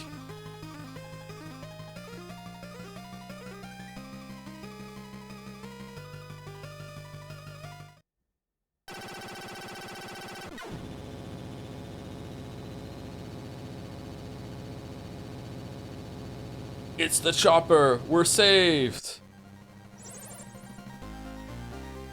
Charlie, you're late. Haha, Snake, you son of a bitch. Sorry, man. I didn't want to disturb you two lovebirds. This is fucking awful. I think we'll be home in time for Christmas. We'll be home in time for dinner, Snake. Let's go then. I'm looking forward to Christmas dinner with something about rations.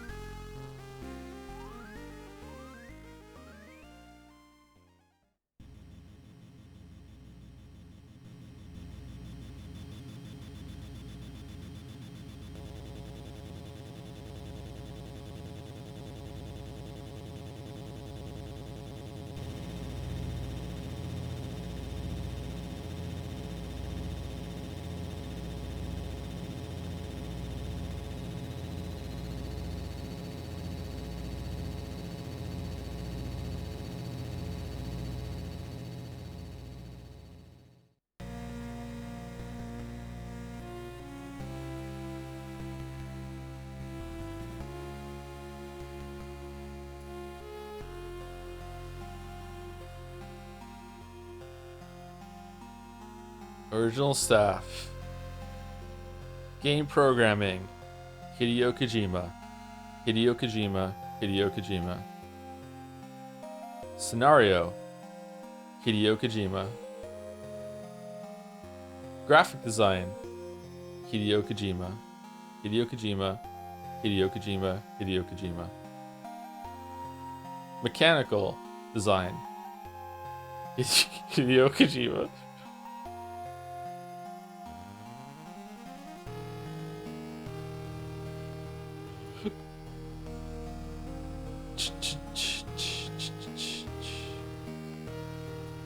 Damn, more people than made Expedition 33.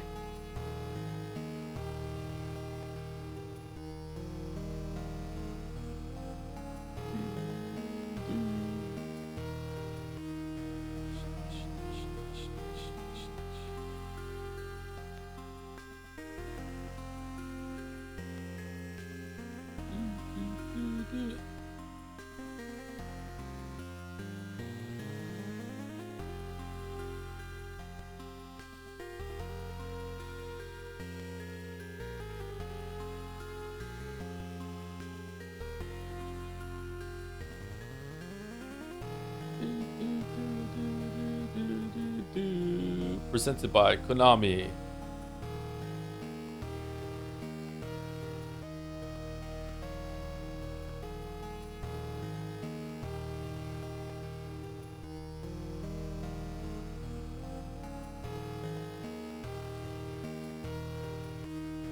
you ever find it weird how people perpetuate the 33 people including a dog thing, implying the dog is more important than the PlayStation and stuff? I thought the dog was the playtester.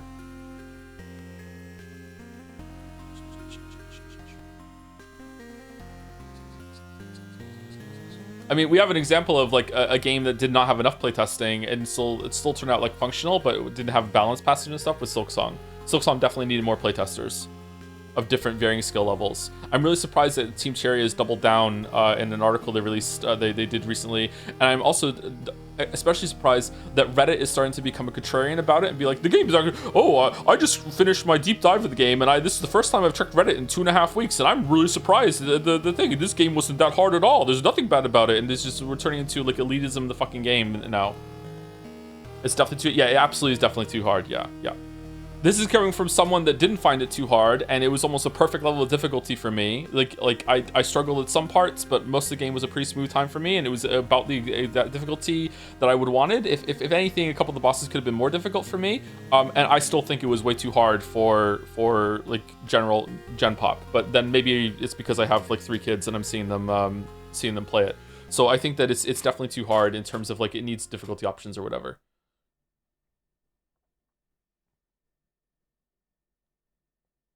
Good work, Snake. Have you thought about coming back to the unit? The nightmares have stopped. I'm a free man now. I see. That's too bad, by the way. About that cartridge, is it really the one Dr. Marv hid his plans in? Why don't we open it and find out? No need for that. The cartridge I brought back is Dr. Marv's. No question about it. Just put it in the MSX. Alright, here goes. Huh? Nothing's happening. What on earth? Of course, Snake was right. There's no doubt about it. This is Dr. Marv's cartridge. What are you talking about? I don't see anything.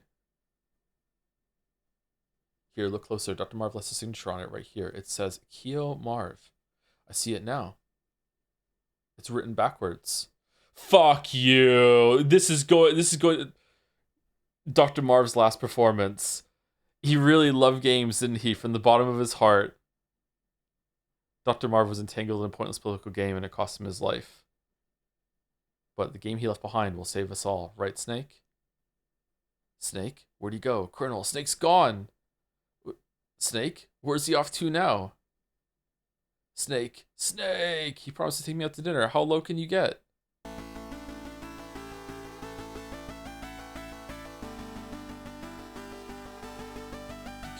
Roy Campbell... Is Snake canonically a virgin? Holly White.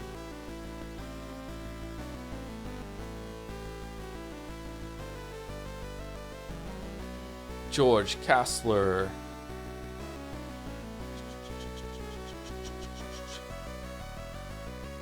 Drago Petrovich Madnar.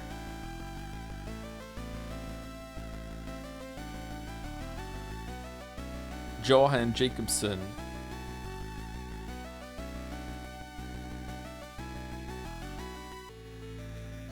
Master Miller.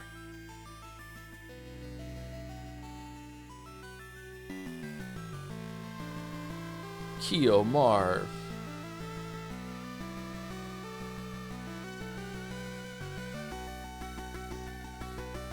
Frank Yeager, Gray Fox. I don't think he knows what sex is. He knows the masculine things to say, but he says them without grasping the meaning. Yeah, I think so too. That's a vibe I get as well. Gustava Hefner.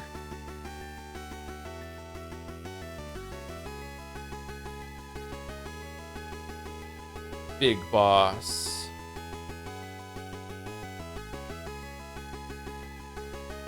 Helicopter.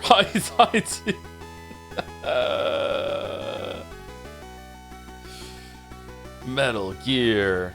D. Based on the Hind D. And you, the player. Solid Snake. Is Snake a himbo? He's kind of a himbo, yeah. Have you watched Escape from New York? A long time ago I saw part of it. It was on TV at some point. Not enough to talk about it. Codename Zebra, special item not used, ration used 25, original play time 5 hours and 23 minutes. Okay. Zebra.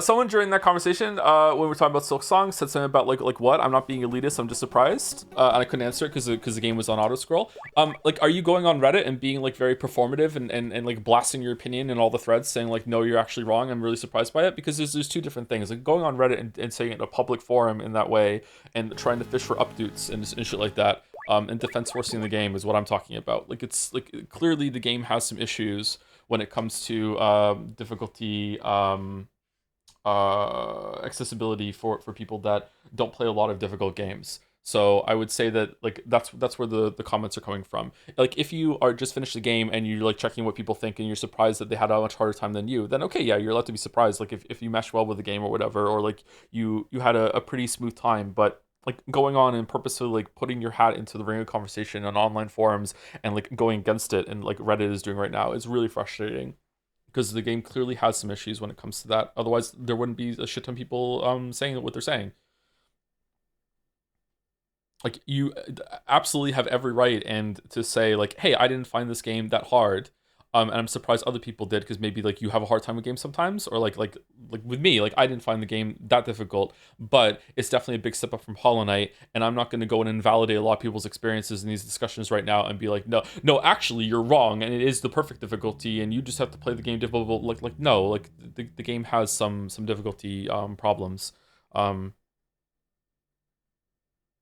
especially with Team Cherry saying that they designed the game knowing that it might be the first Hollow Knight game that some people play. Are you enjoying the Silk Song replay? You're not that far into say. I'm enjoying it, yeah. I like the game. It's a really, really good game.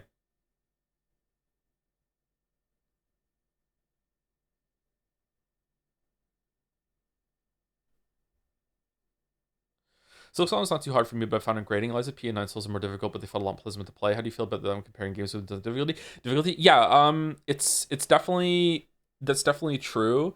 Silk Song has a problem with like relishing in getting you with gotcha damage and stuff, even during some fights. And it just feels bad because it does 2 masks of damage and very early on, or if you don't find mask shards, you're going to be dying in 3 hits. Like, Leo is currently fighting the Cogwork Dancers. He beat them actually last night, but he's currently fighting the Cogwork Dancers, and I was watching him do attempts, and like he is just doing perfectly. He's dodging everything, and then all of a sudden he will like mistime one of their downward slashes, get hit in AoE when they land, and like by the time he has control back of his character, he now has lost tempo. He messes up a jump, and then he gets clipped by the next attack the Cogwork Dancers is doing. Then he panics, goes for a heal, and as he heals, the Cogwork Dancers just hit him, and so from one mistake, because he spiraled from that, he's dead. And like watching him, I'm like, God damn, it's so frustrating to watch someone like clearly grasp the fight and do a really good job with it. And because of one mistake, and they got out of tempo with the fight, because you have to like, Like you have to feel that fight out, especially he's dead and he feels very, very frustrated, and I can see the frustration. I'm like, yeah, that sucks. Now obviously it is a skill issue. That fight is not particularly difficult, but for someone who might not be that confident with the movement and the attacks, and is not really keen on that kind of play style and learning the fight, it can be frustrating. And I feel for him and other gamers like that. It has some issues in that area. I think you can die real fucking fast from one mistake. Um, yeah, I don't know.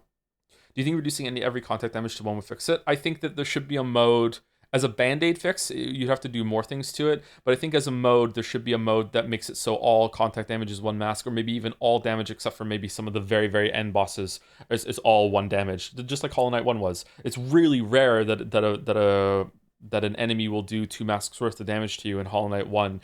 That might make the healing a bit more powerful, but the healing is actually, I think, I have to go back and time it. I think Hornet pressing the heal button has a higher commitment than one heal in Hollow Knight. I think you could hold the button and get one heal off faster than the Hornet gets the full heal off. So in terms of difficulty picking your moment to heal, you still have to really good like fight awareness in order to get that heal off. So in a way, you might say that healing is easier in Silksong because it's just one press, you get the heal off, you can do it in the air, and you get three masks. But in another way, it's actually harder because you need to definitely know that the moment that you're picking is worth the heal duration. Whereas in Hollow Knight 1, you could get a quick heal off now and then instead of having to commit to the full two or three. I'm pretty sure holding down the button for two or three heals is definitely going to be longer than Hornet's singular heal, but also getting hit while you're doing the heal is extremely punishing.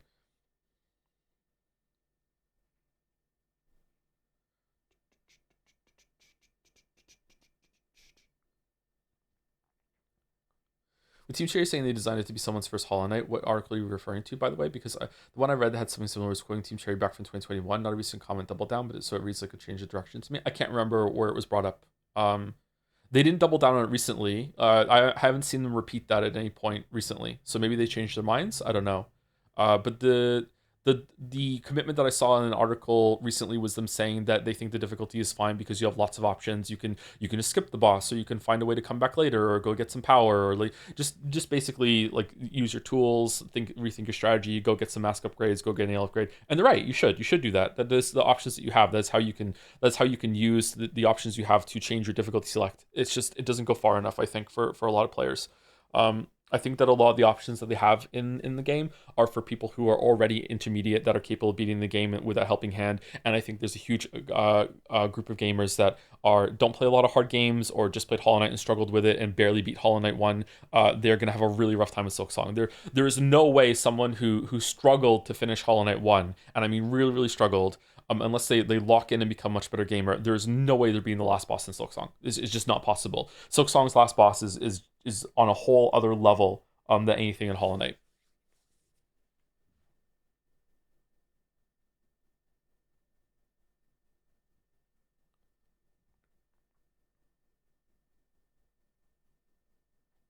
They said if the game is too hard for you, you should go to another area, which seems insane to me considering the game has less rewards early on for exploration in Hollow Knight. Yeah, I feel like it does gate a lot of the power into later into the game. You can't really get much in the way of like extra health, extra power, extra nail damage until you're a decent way into it and you've already proven yourself. But the game's not that hard early on.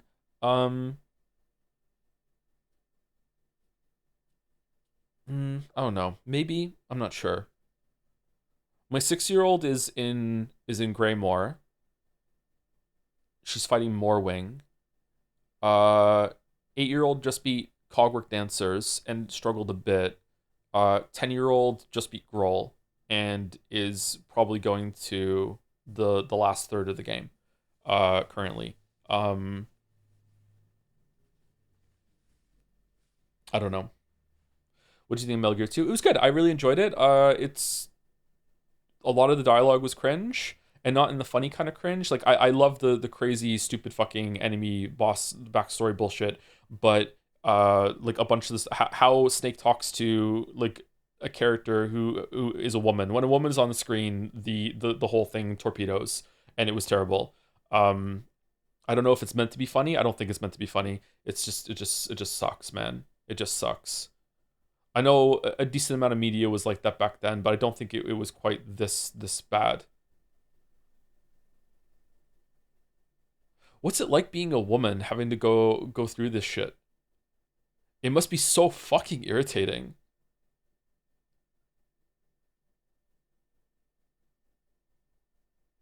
Sucks, man.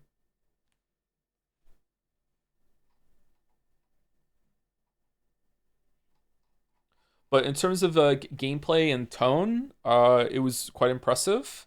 Gameplay, especially, even presentation was pretty good for the time. I think that it was a really interesting experience. I'm glad I went through it. I have a lot of context that was missing now for the previous games, although they're pretty much in line with what I thought in terms of story. There was more wackiness than I expected, and that was a surprise. But in terms of like what happened, it was very like very loose, very like just very direct. There's not much story sequence. It didn't interrupt the flow of it very much. I am also surprised that there was that scene in the sewer hallway where he was talking to Gustava, and there was this like pure Kojima blast of story tidbit that is just out of nowhere cringe. Like even with context, you're like, what the fuck are we doing?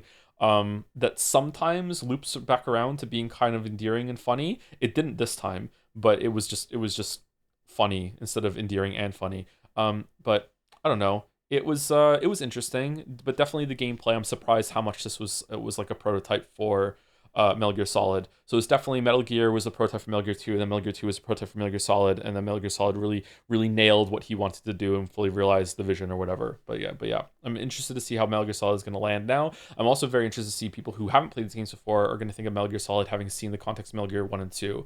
I'm curious what was it like back in 1997 to play Metal Gear Solid for someone who had already played Metal Gear 2, where they're like, wow, this is a lot like Metal Gear 2. Was it cool, or did it feel like it was retreading the same ground a bit? Do you think Kojima knows it's cringe? Not back then. Maybe he knows it's cringe now. I don't know. My opinion so far, seeing what was shown, Metal Gear doesn't feel like that well written, but just very Kojima like. So people like the Kojima of it more than the quality of writing. Yeah, it's a retroactive enjoyability, right? Because we know how Kojima is, and we see his fingerprints all over this. But like, if Kojima never made another game after this, I don't think people would be enjoying the story or anything or the characters in this game like in a positive way. It would just be let's laugh at it instead of laugh with it. But now that we know more about Kojima, we're laughing with it sometimes, but laughing at it most of the time. The gameplay still would hold up though. If Kojima never made another game after this, I think this would be like a cult classic. Like, look at this stealth thing that was back in the day. This is cool. Like, look how many ideas this had even back in 1990. It's like I think that would hold up still. But yeah. Do you have plan for the rest of the stream? Downloading Ghost Babel for fun. How would I get Ghost Babel? Is it on Steam? Or would I have to um, work at Blizzard to get it? It's online. I'm not doing that then. No, no, thank you. Thank you, Randy Lyon or Randillion for the new sub.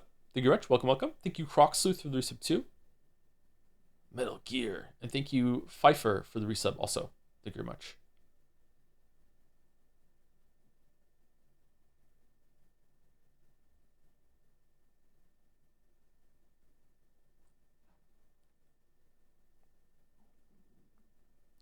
I don't know, maybe Silksong's going to go the way of Elden Ring. When Elden Ring came out, there was a lot of dissent about it. There was a lot of discussions about how it was too hard, and the end of the third of the game especially was grueling in a very unfun, frustrating way. And when my video came out, it was actually really well received, and most people agreed with it. And since then, through people learning from a lot of people that pulled that game apart and elitism, it's not all elitism, but it is some elitism, some get good scrub, whatever the fuck. Opinions have changed on that to like, no, it was all just skill issues all the way down. That's not true. And a lot of the people that had those frustrations just probably just have not played Elden Ring again, and they haven't had to go through that gauntlet. And we saw it kind of resurge a little bit with Shadow of the Erdtree. Shadow of the Erdtree was better. I'm curious if the same thing is going to happen with Silksong now, where it's just going to be defense forced back into being like, no, it's okay, and there are no like legitimate problems or gripes, and it's just all on the player's side. That's not to say that people who enjoy Elden Ring's combat at the end are wrong to do so, or that really mesh with it and learn how to pull it apart and enjoy that play style, just like with Silksong. But that isn't just because there are people that really could meet the difficulty head on and pull apart how those systems worked and have a really good time with it. Just because they exist doesn't invalidate the people that didn't want to do that, and that their frustration wasn't well founded or anything like that. Do you know what I mean? Like the fact that they found a valid way of playing it and that they've really enjoyed it, that's not invalid, but that also doesn't mean that the people who didn't like that gameplay are wrong too, right? Like more than one thing could be true at the same time. So I'm worried that that's going to happen with Silksong.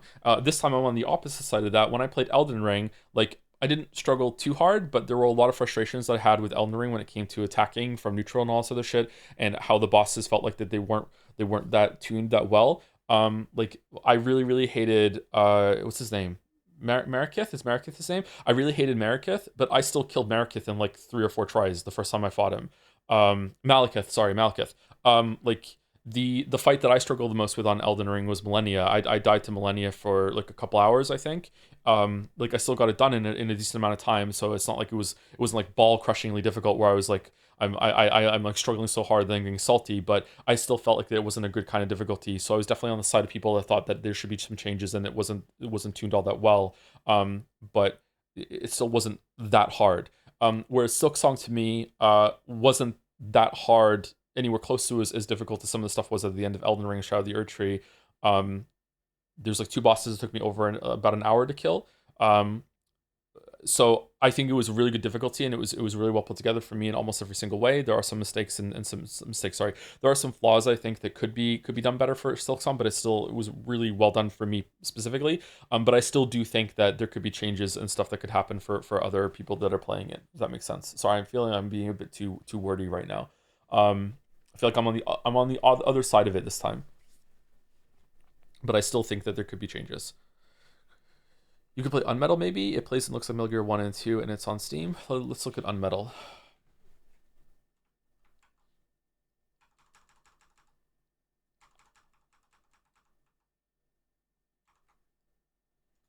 With like being a freak for difficulty. That's why Todd invented difficulty modes, and you can be a freak for difficulty. Yeah, you can do that. Unmetal. Oh wow, that is like Metal Gear. Holy shit.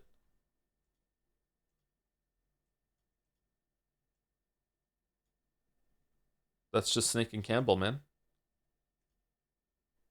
Slingshot. That's neat.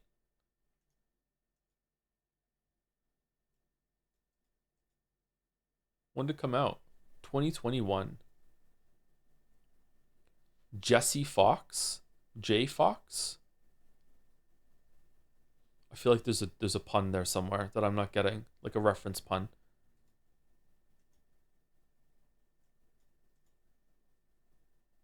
Gray Fox.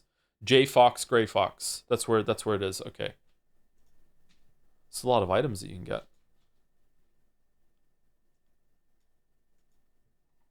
It's also not really just like that every attack even could turn out to be a pseudo grab attack that not only deals 2 acid damage but also rips you out of the flow. Yeah, that's something that we didn't talk about a lot on stream, but it is an issue, isn't it? Yeah, there, even if you get caught by the very last frame of some of those attacks, the boss or the enemy will suddenly snap into continuing the animation as if you got caught right at the beginning of it.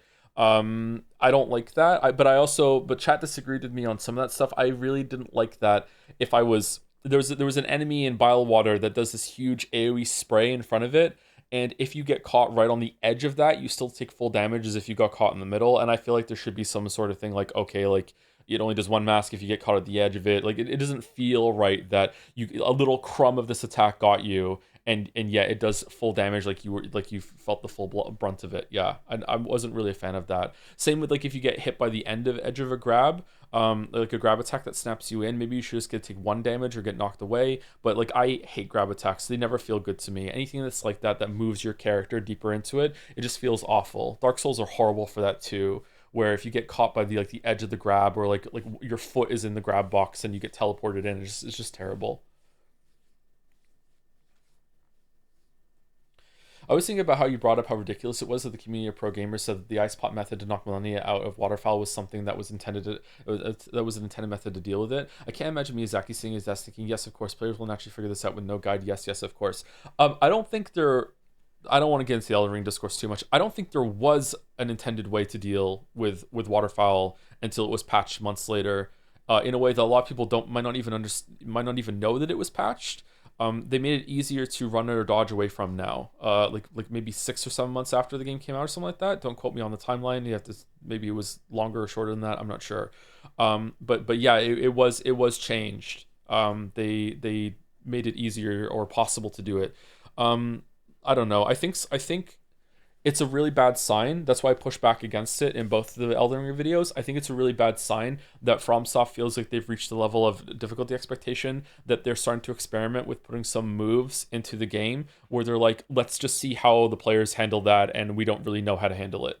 And it definitely feels like that's the case with Waterfowl. I'm not sure if it's the case with the last boss of Shroud of the Erdtree with an attack that he had that was undodgeable. Or very close to undodgeable. Even the speedrunners agreed that it was close to undodgeable, or it wasn't really something you can consistently react to. And that also got patched later on too. But that feels like it might be an oversight or a glitch. But like I can't imagine like it shouldn't have come up in playtesting. I don't know. Miyazaki has confirmed he runs Spirits of Magic, so maybe he just melted her and didn't have to deal with the move and expects others to do that. There's more playtesters than Miyazaki. They should have figured that out.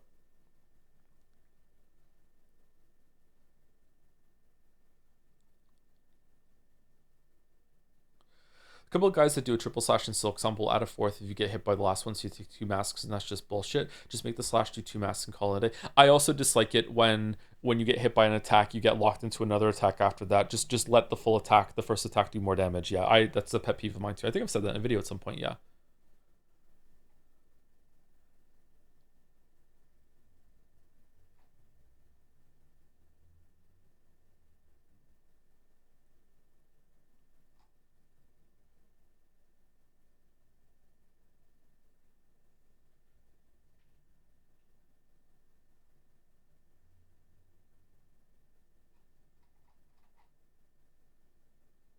Can we play FTL? I don't know what we're doing. We might just stop. I've been streaming a lot lately, so it might be good just have a short stream when we're done with this. I'm not sure. I don't know what to do. We could fire up Sifu. I have it installed. We could see what that's like. There's extra material in the main menu with I believe a screenplay for the game. So we want to look at that? I don't know if we want to look at that or not. You won't be able to be today. Yeah, I'm not. I don't think I will be, but we might be able to check it out. We have to do Scrandle. Is Friday Scrandle? Yeah. Do do do do do do do do do do do do do do do do. Do do do do do.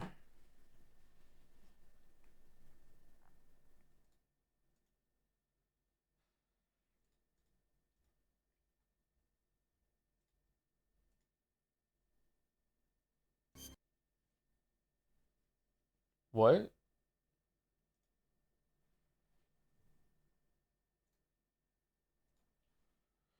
Oh my god. Sorry, 1 second. When I clicked back onto it, it just automatically went into Solid Snake 2 or Metal Gear 2.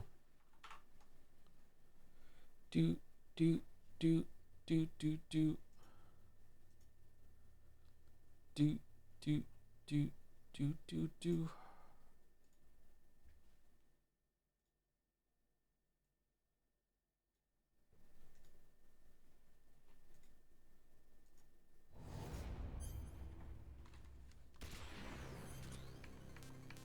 Master Book.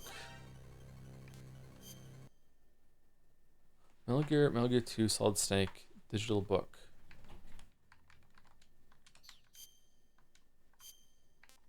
Table of contents. The world of Metal Gear 1 and 2. First stories of a legend. 1990 saw a pair of crisis threaten the world. Okay.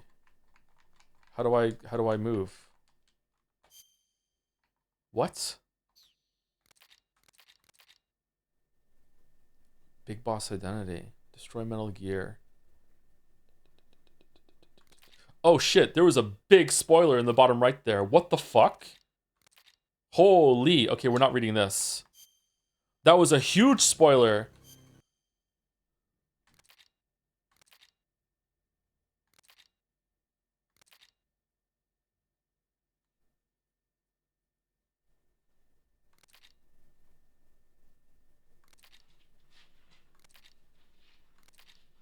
I mean, it says spoilers ahead. I thought it would be spoilers for just Metal Gear 1 and 2. I didn't think it was going to be spoilers for all of it. What was the spoiler warning?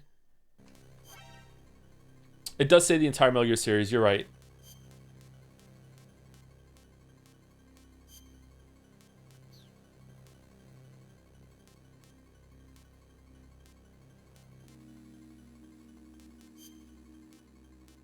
If I select the game, can I look at the manual?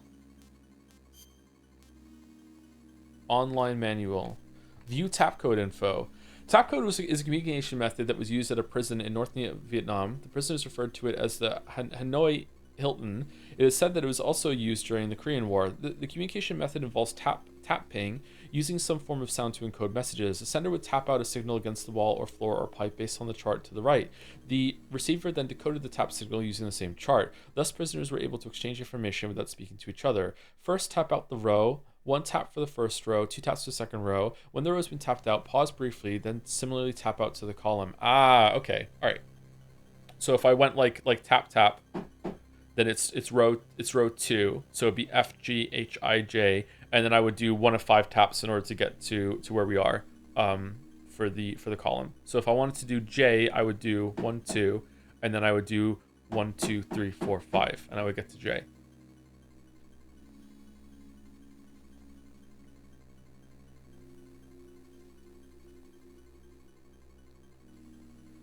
Those NES games are under bonus content? Where's the bonus content? I don't see it.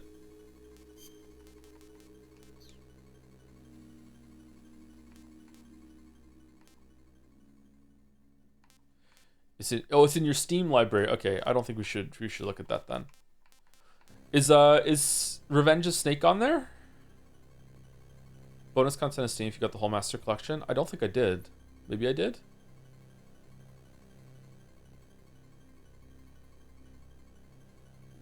Do you think we're getting a lace game from Team Cherry 2032? I fucking hope not.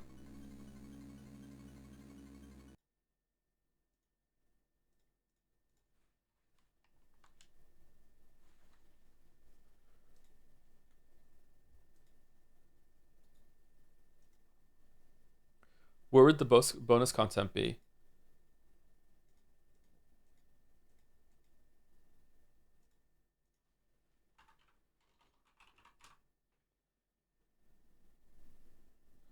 If I type Metal Gear into my library, I have Metal Gear 1 and Metal Gear 2 Solid Snake, Metal Gear Rising Your Vengeance, Metal Gear Solid Master Collection version, Metal Gear Solid 5 Ground Zeroes, Metal Gear Solid 5 The Phantom Pain, and Metal Gear Survive.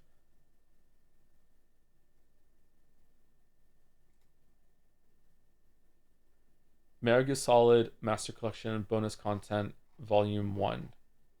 Maybe I don't have it. Okay. You probably answered this already. Were you planning on playing Hades 2? It's okay to ask the same questions that other people might ask. I have no plans, but I might do it on stream for a couple streams later on.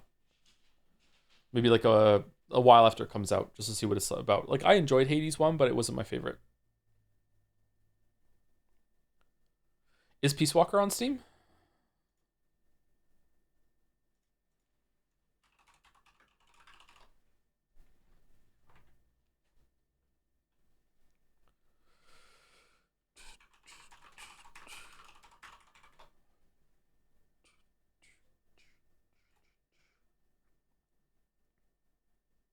Metal Gear Solid Master Collection Volume 1.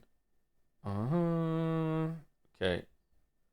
Title lineup: Metal Gear 2, Solid Snake, Metal Gear Solid, including VR missions, special missions, Metal Gear Solid, Metal Gear NES FC version, Snake's Revenge. Okay, so I have what if I add this to cart, is it going to like remove some of the ones that I already have, or is it going to charge me for the whole thing? Hades 2 has a pretty good chance to be nominated for Game of the Year too. Do you think so? Maybe. It should, you confirm? It's not showing that that I'm gonna have some of it removed. It's still charging me the full price.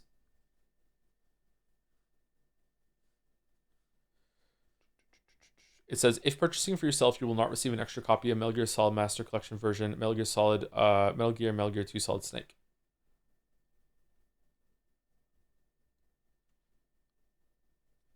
I'm gonna have to get these anyway, so maybe if I get the other two separately, it'll somehow think that I'm getting it all, or I don't know.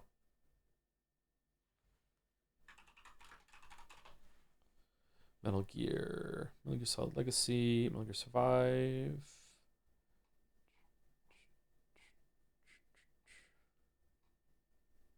You play Metal Gear Solid 3 or Metal Gear Solid Delta, or only one? Or sorry, both of them? We'll probably look at both of them. Sorry to be like all over the place. I haven't really decided what we're doing just yet. Bonus content is only part of the collection packages as far as I know. Okay, we don't need to do it then. I don't think we need to do Snake's Revenge. It's not even canon, right?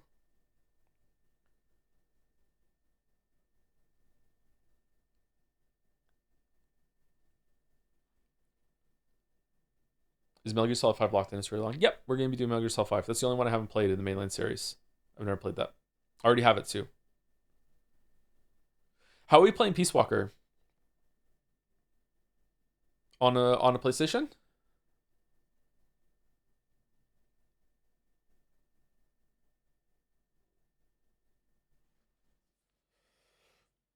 Okay, so I know we went through this before. Let me go use the bathroom real quick, and then we'll do our dolls, and then we'll talk about what we're gonna do. And maybe we'll find something else to stream for the rest of the day stream or whatever. But yeah, enjoy your black stream while I'm gone. Oh, thank you, Ulix 2015 for the new sub. Stream a new sub during this bowl. Thank you, Ulix. Ulix? One of those. Fellow Eula enjoyer, thank you very much. Anyway, be back in about 5 minutes or so.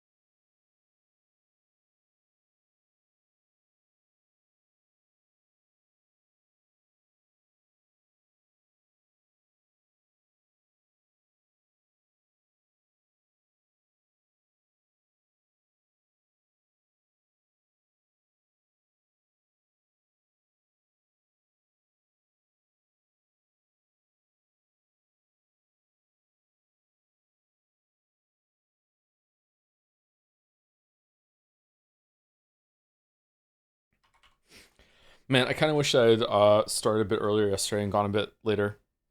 Added a bit on both sides of the stream yesterday. Never finished Metal Gear 2 one stream yesterday. We definitely could have done it. I thought that there was a lot more of the game left.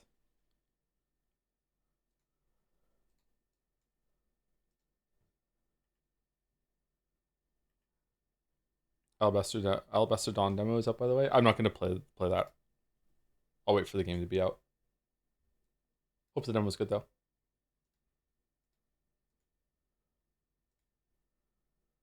Okay, time for the dolls.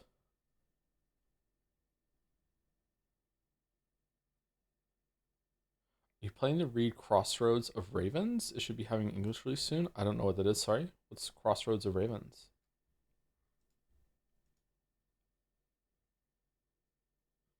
You should look outside. I've already looked outside. I've been outside today. I took Gatsby for a walk.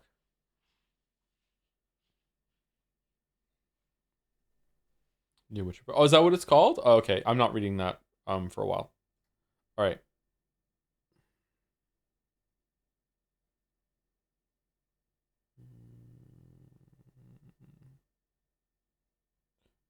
Outlast. Something like that. Outlast. No. What the hell is this?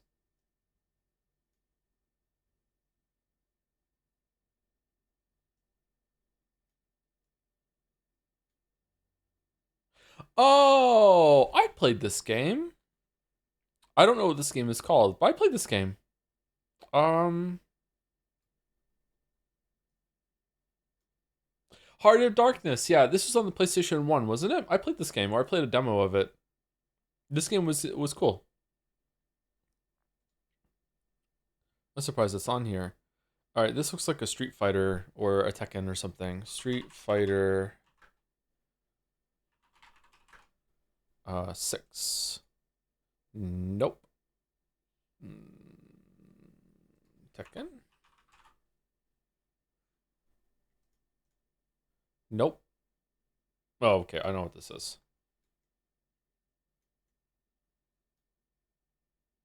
Who's that?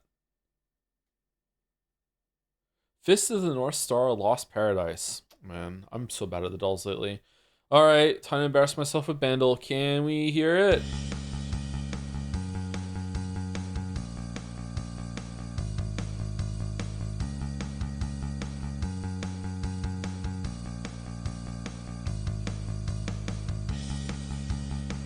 Okay, 2003, 500 million views, easy on par 2. 2003, I was 17? 17. What music was coming out when I was 17? Oh, fucking hell. Near end of high school. Oh, shit. Okay.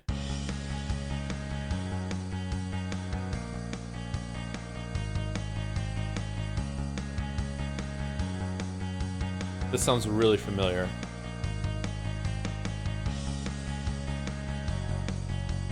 The Killers weren't a thing in 2003? Sure they were. Killers were around 2003, weren't they?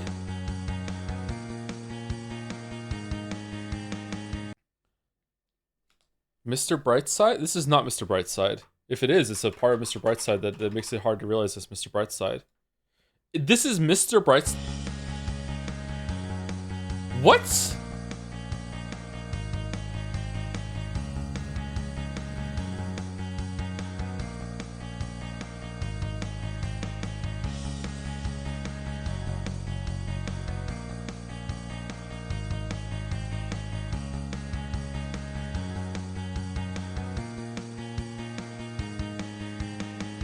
I don't hear Mr. Brightside at all in this. I hear like an Our Lady Peace song or something like that. What part of Mr. Brightside is so distinct that isn't in this part of the song then that I'm not picking up? Am I immediately going to hear it with the guitar 2 and 3?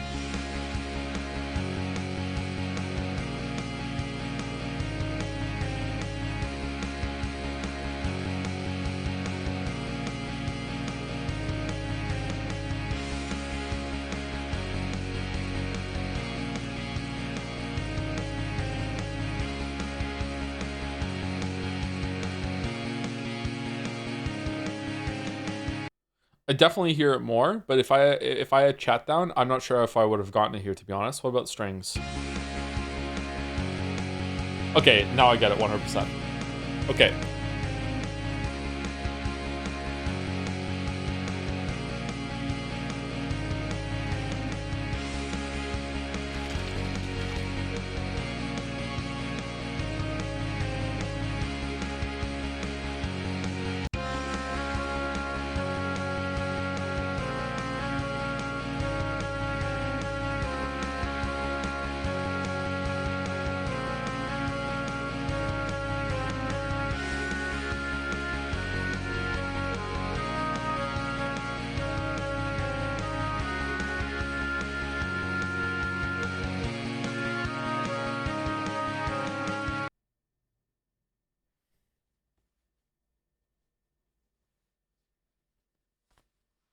I like the part at the end of the song when it goes dun dun dun, and he moves his hand with the motion of the very last part of it. It's cool. Isn't there like a what is it called when? Does this have a term? What is it called when a rhyme is set up for a word, but maybe they can't say that word because of like censorship or whatever? Maybe it's a lewd word, so instead they substitute it with a different word instead. Isn't there like a case of that in this song as well? What is there a term for that?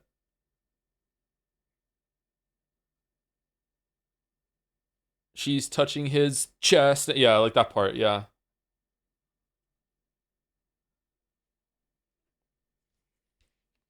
Radio. I don't think it's a radio edit. I think maybe they just don't want to be. They just want to allude to it instead of actually saying it. Maybe it's on their side. Like it's like they're they don't want to be too blunt.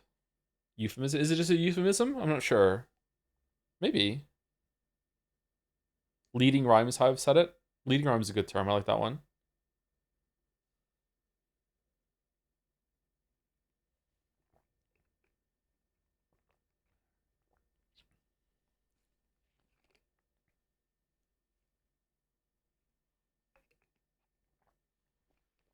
I really like the Killers.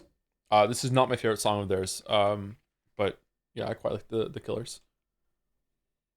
We ever play Thank Goodness You're Here? I don't think I know that one. Has that been brought up before? It sounds familiar. Maybe. What's your fave by the Killer song? All these things that I've done. I love that song.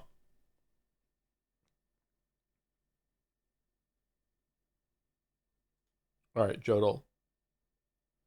Okay, this is straight up the dumbest thing in the game so far. The fact that it's programmed to even heal over after it happens, just straight up the dumbest thing in the game so far. I honestly can't believe it.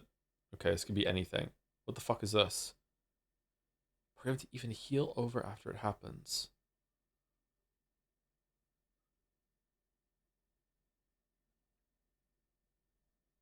God of War. It's God of War when Kratos gets stabbed through the stomach with the part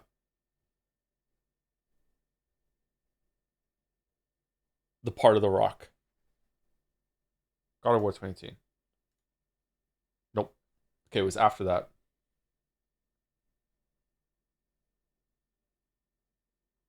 Re-village when the hand comes off? No, that was awesome. I wouldn't call that dumb. Would I call that dumb?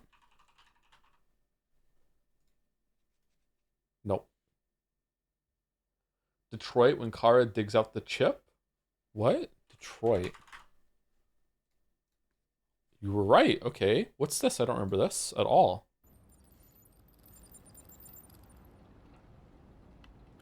Oh, we're actually doing it.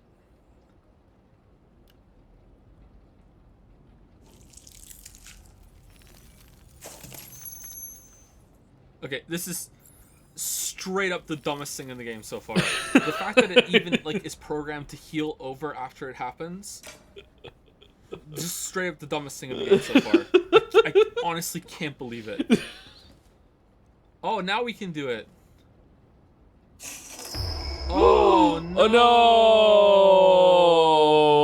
no!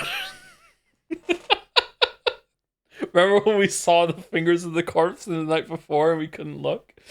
Steamdle, alright. It's not me, I promise. Among Us. Yay. All right, Scrandle. So today is a Friday Scran. So I hope you all voted accordingly in your whatchamacallit, in your prediction. Here we go.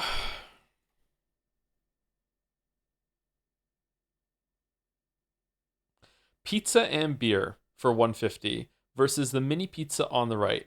Okay, both of these pizzas are edible, but one is more edible than the other one, and I think the right one is more edible. The pepperoni or whatever the fuck this is, the ham, looks a bit more appetizing on the left to me, but that cheese looks like it's liquid and it's gonna move around a little bit. So I would give it to the right a little bit, but I'm not like happy about either of these pizzas.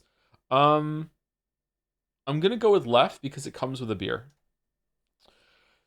What?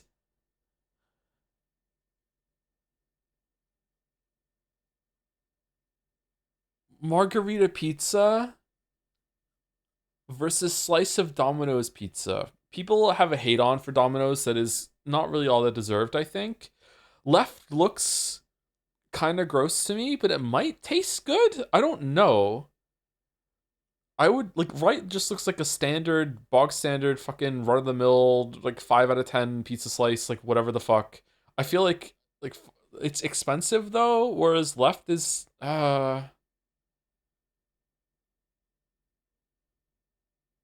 I'm going right. Okay. People agree that left is not that great. Okay. Pizza, this is very low versus oh man.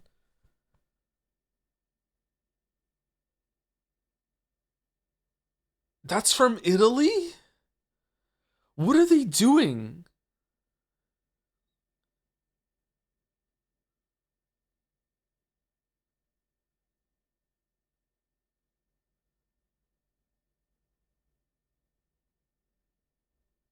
Is this the first pizza they ever made and they found it? I think left. Like maybe like I don't like left is gonna be like what like 29 and right is gonna be like 22. I feel like maybe it's left. Like I right look, what the fuck is going on here? I'm going left. Okay, fuck. 53? Garlic fries and cheese pizza with fucking hell for 13.50 versus pepperoni pizza 6.70. I don't like right. I do not like right. Left is really expensive though, but like you're getting a shit ton of fries with it too. I don't like okay, whatever. I don't understand how you fucking hell. Right is gross disease, but left has kiwi on it. I don't give a shit. Okay, fine. All right.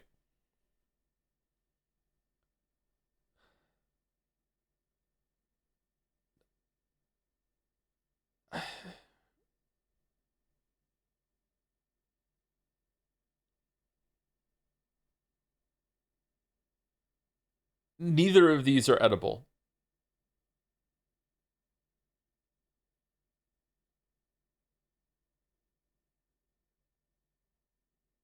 I'm going left. Okay. These are too high. I don't understand. I don't get it. I don't understand. I don't understand what's happening right now. The people have like their fucking pizza standards are so low, I guess. Pizza slice versus pizza and beer. What drink is this? I don't know this drink.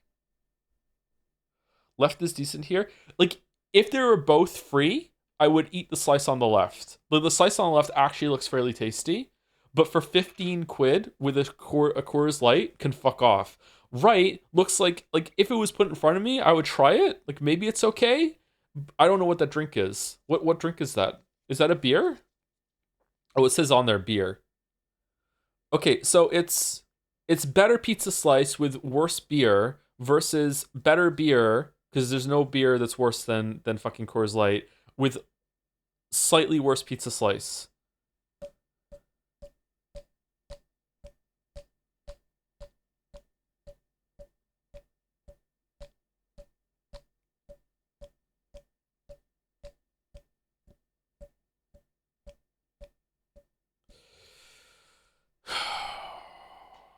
Going right. Fucking hell.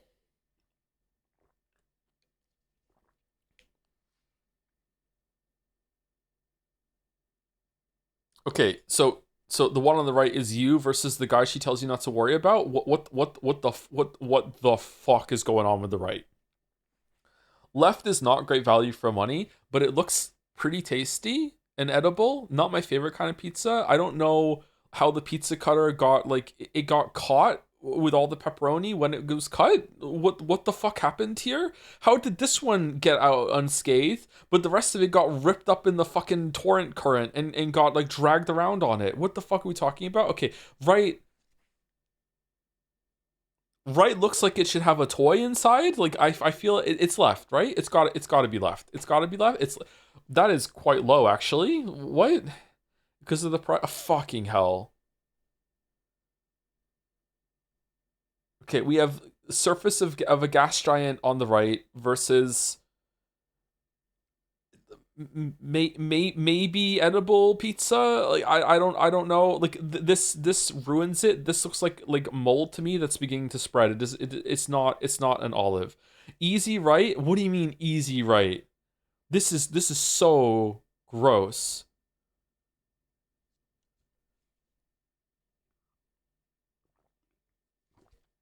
I feel like everything's a trap today. It wasn't. Okay. All right. Okay. Can we get a 7 out of 10 Scran on Friday? I'll take it. Shit.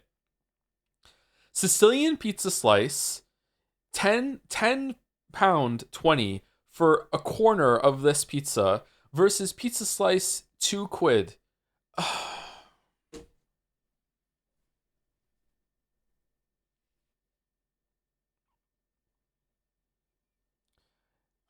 It is. It's 5 times the price, but it's not 5 times the pizza. How dare they present themselves as being like a gourmet pizza place, calling themselves the Slice House with the name on it? Respect the craft. Are you serious? This looks like ass. Welcome to the Slice House, where you buy and slice at a time instead of a pizza. That's our gimmick. You know what? Fuck your slice. I'm going right. Just for yeah. Fuck you. Fuck you. Fuck you. Fuck you. 7 out of 10. I'll take a 7 out of 10. This was a bloodbath. This was so hard fought. Holy shit.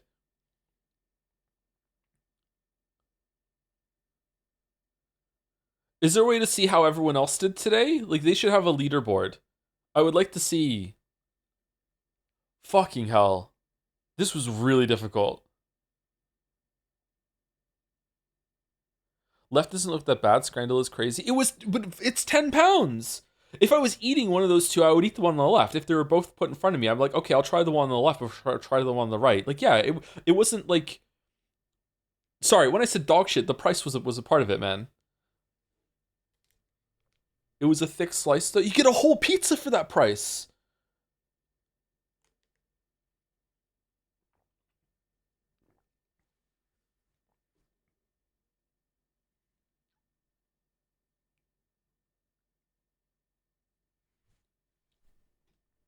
I have pizza in the fridge, actually.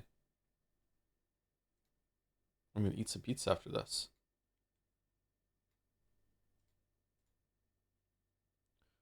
Oh. Do.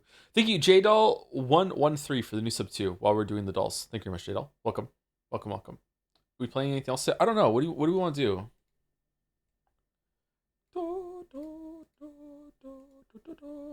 Hop on Minecraft. Unk, believe it or not, I do not have it installed, so I cannot hop on Minecraft.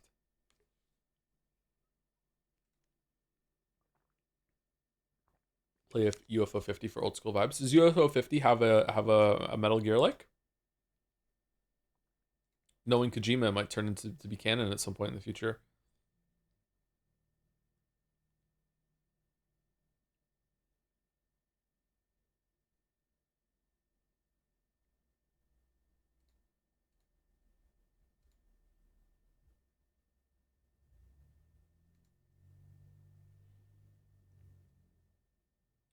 Peace Walker? I don't have it, sorry.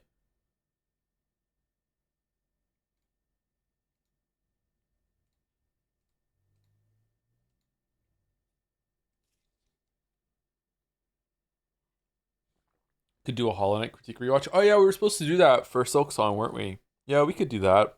I don't know if I want to. We could do that. How do I sound in the Hollow Knight video? Can I stand to hear myself talk in that one?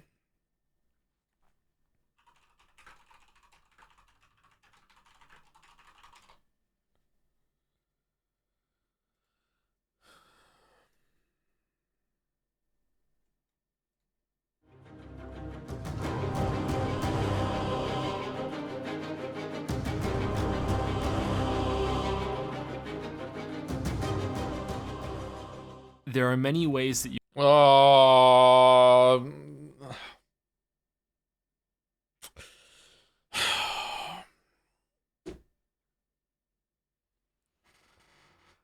Man, I hate how I sound when I'm not on ×2 speed.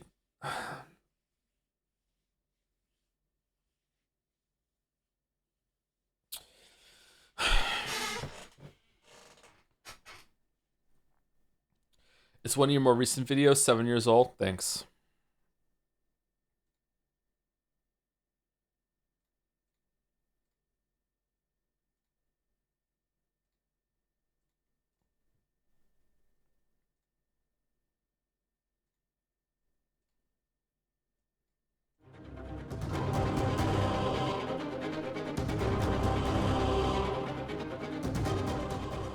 There are many ways that you can judge a game. That should be obvious because there are many ways that you can judge anything. Yeah, just shut the fuck up and get your own dick out of your mouth, fucking bozo. What the fuck are you talking about?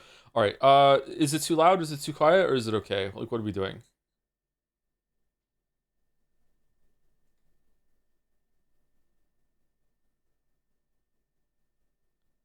Can we go to 1.5? We are at 1.5. That was 1.5. I know. I know.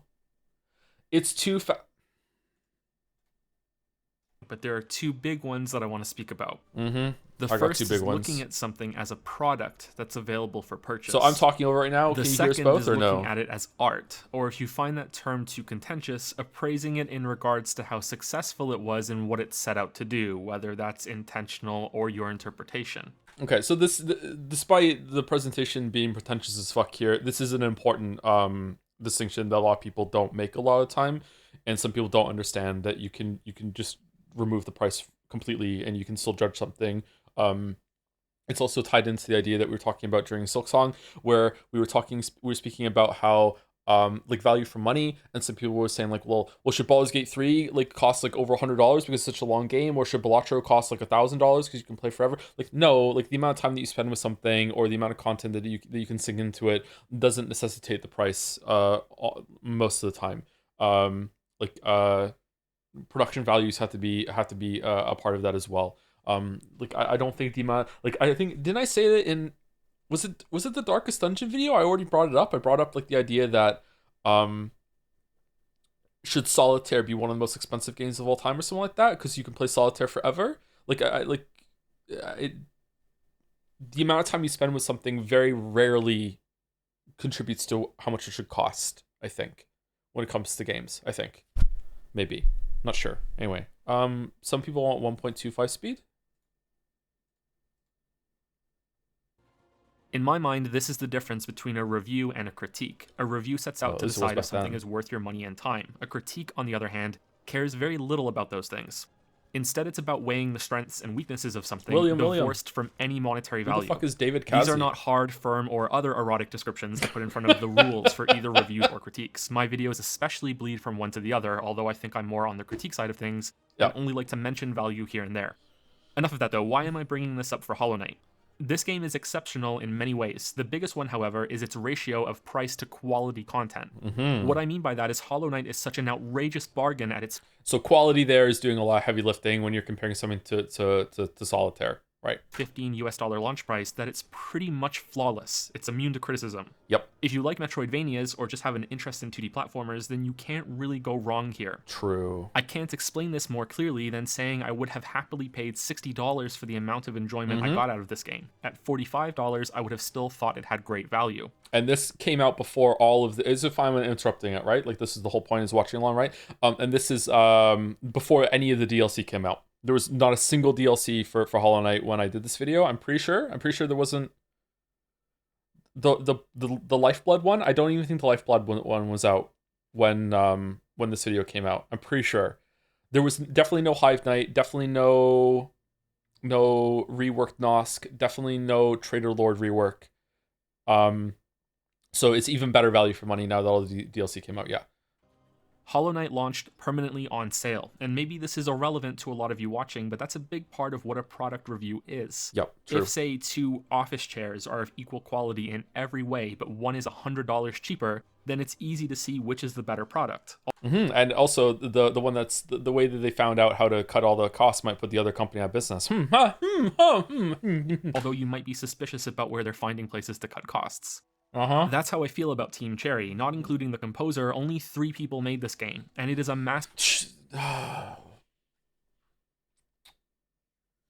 Okay, so that's not true.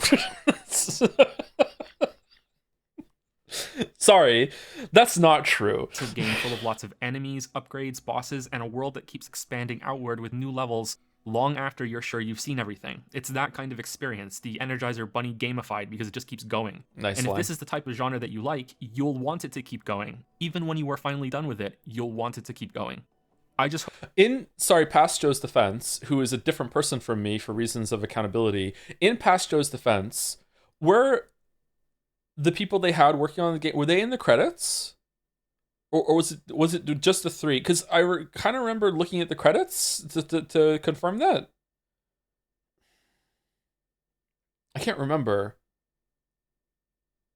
Hope Team Cherry didn't shoot themselves in the foot with their launch price. And that's my spoiler-free, bare-bones review / introduction of Hollow Knight. And what do we think of this kind of review style? Where I feel like that this is the most standard thing or the consistent thing among the videos. That aren't like super duper long, although some of the super duper one longs have it too. I try to have like a mostly spoiler free kind of like mini review at the beginning until I get into like, okay, now spoilers happening, now I'm doing the critique. I think it's a pretty good system, right? Or do some people think that it's a waste of time? Like I like to have that at the beginning as a little teaser, and like without getting into the real meat of it. Most people seem to like it. Okay, good. All right, it's not a waste of time then. All right. Glowing recommendation to play it before watching this video. I can find a lot to criticize in this game despite everything that I just said, but that's only when judging it as art. As a product, Hollow Knight is a 10 out of 10. Okay, so pretty good intro, has a kind of a punch at the end. My delivery is not that great, and I wish the music had kicked in a little bit earlier instead of it being now. I think the music bleeds into the next scene, doesn't it? When I'm fighting Soul Master?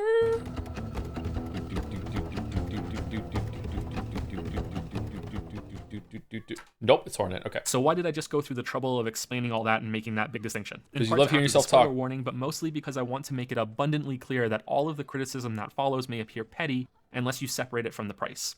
Much of what I speak about will be advocating more content, more work and development time from a game that has outstanding value for money already. Okay, and let me tell you, everyone that watched this video that's a big Hollow Knight fan definitely heard me say this and definitely kept in mind whenever they've criticized this video. They've kept that disclaimer in mind the whole time. I've never received any amount of pushback about product price and value. Never, ever, at no point, ever. Man, I'm so careful about spoiler warnings, and yeah, I still get some people like on my tits about it sometimes. Like even to be like, oh, you spoiled the witness. You didn't put the spoiler warning properly in the witness. It's like, what the fuck are you talking about? There was fucking 2 spoiler warnings in that video. What the That may not seem right to some of you, but that's how this works. Hollow Knight is more than just a product. Yep. Its biggest problem is pacing, which isn't something that's brought up much when speaking about video games. It's hard to quantify what pacing even is when the player is often in control of most of it and therefore dictating it. It's made further complicated when you account for taste. Movies and television shows that have a slow-burning plot are a favorite for some and are tedious for others. Wait. Did someone bring up Drive? Boys, I have no idea what girls go through. What's my favorite movie? That's easy. It's gotta be Drive, starring Ryan Gosling. Seriously, you've never seen the movie Drive with Ryan Gosling? It's one of the best films ever made. Oh, nothing on Netflix looks good. Well, as a matter of fact, I just happen to have a copy of Ryan Gosling's hit 2011 film with Drive here on Blu-ray. Let me just pop it in the player and let's watch.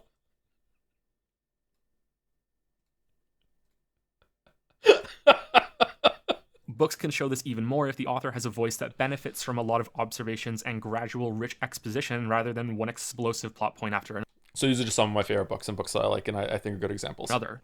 Some people can also appreciate many different forms of pacing and don't want the same one in every single movie that they watch or book that they read. It's Train to Busan, isn't it? Video games can also be viewed this way. The pacing of its story, sometimes even how that story is being told. If gameplay is constantly being wrestled away to show many long cinematics, then it can be viewed as poor pacing. At this level, it doesn't even matter what the story is about, just that the pacing of the gameplay is being interrupted. Just like some people who prefer the story in some games to the gameplay may view the opposite as poor pacing. I've heard that said about The Last of Us in particular. Some people really like that story, but they don't like the gameplay, and they wish that they could just have the story without having to go through all of that. Oh, now you can. Yeah, there are a lot of people that don't like the gameplay in Last of Us. I think The Last of Us gameplay is actually pretty good. Have you seen Nero's Hollow Knight review? He was way more harsh on it way more harsh on it. And even though I disagree with him, I think it's an interesting viewpoint he mentions to you. I haven't seen Nero's Hollow Knight review. No, he's harsh on it, really. I don't want to do React Andy to other people's content, but I'd be interested to watch and see what he found to dislike. An overly long tutorial is another good example because it can feel like a really slow start. Neverwinter. He's about to say it. This is Neverwinter Nights 2, which has a just glacial fucking opening. Oh my god. Just fucking terrible opening. Nights 2 immediately comes to mind with its long festival scene that introduces so much and is pretty much necessary, but it still drags. But what about the pacing of gameplay throughout an entire game, its mechanics, complexity, and challenge? In Hollow Knight, you are a Hollow Knight, a vessel. Since it's a Metroidvania, it has... I don't know if that's true. I don't know if the lore people have dug into that and disagree with that. That was my perception, just having played it, but that might not be accurate. I'm not sure. Many upgrades and abilities that you find throughout the game that unlock access to new areas, which in turn have more upgrades and abilities that unlock access to new areas. It's a snowball rolling down a hill, or an anthill would be more appropriate for this game.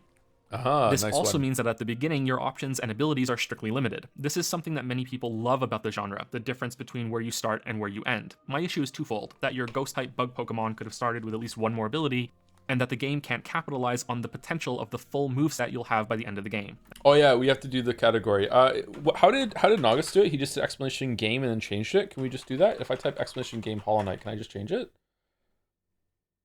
Cool. Okay. Except for one fight at least. At the start of the game, you can move left, right, and jump. You can hold the jump button for higher jumps, which can allow for some precise control when doing a series of differently spaced jumps without stopping. Yep. Similar responsiveness can be found in midair control, and the acceleration you have when you move from a resting position, or rather the lack of it. You go to top speed instantly once you start moving from a full stop. Without playing the game, this can be difficult to understand because it's something that really has to be felt. I'd like to draw comparisons to some of the older 2D Nintendo games, and I'll have to risk the video getting copyright claim to do so. Yay. Although there's at least one alternative I can think of right now. Shovel Knight has a tiny delay from resting to moving, same for when you change direction. His midair control is just as responsive as Hollow Knight's though, at least from what I can tell from playing it a little.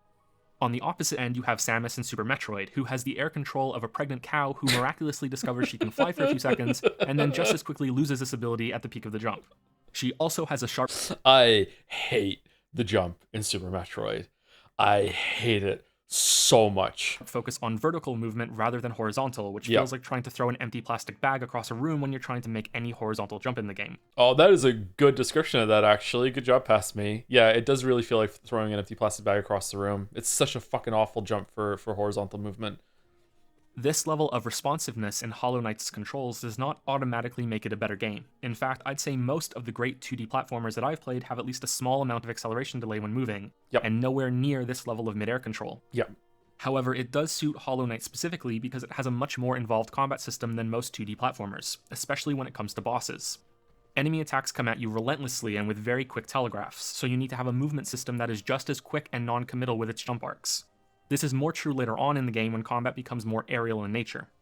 In terms of offense, your options start out just as light as your movement. Your weapon is a nail, which I will from here on out refer to as a sword because that's functionally what it is. You can slash in 4 directions depending on where your character is facing. Left. Why don't you want to react to other people's videos? Can you say it's lazy and drama-inducing so people can quote that every time you react to one of your videos? Yeah, sure, yeah, you can do that, yeah. People can react to my videos, I'm okay with it, though.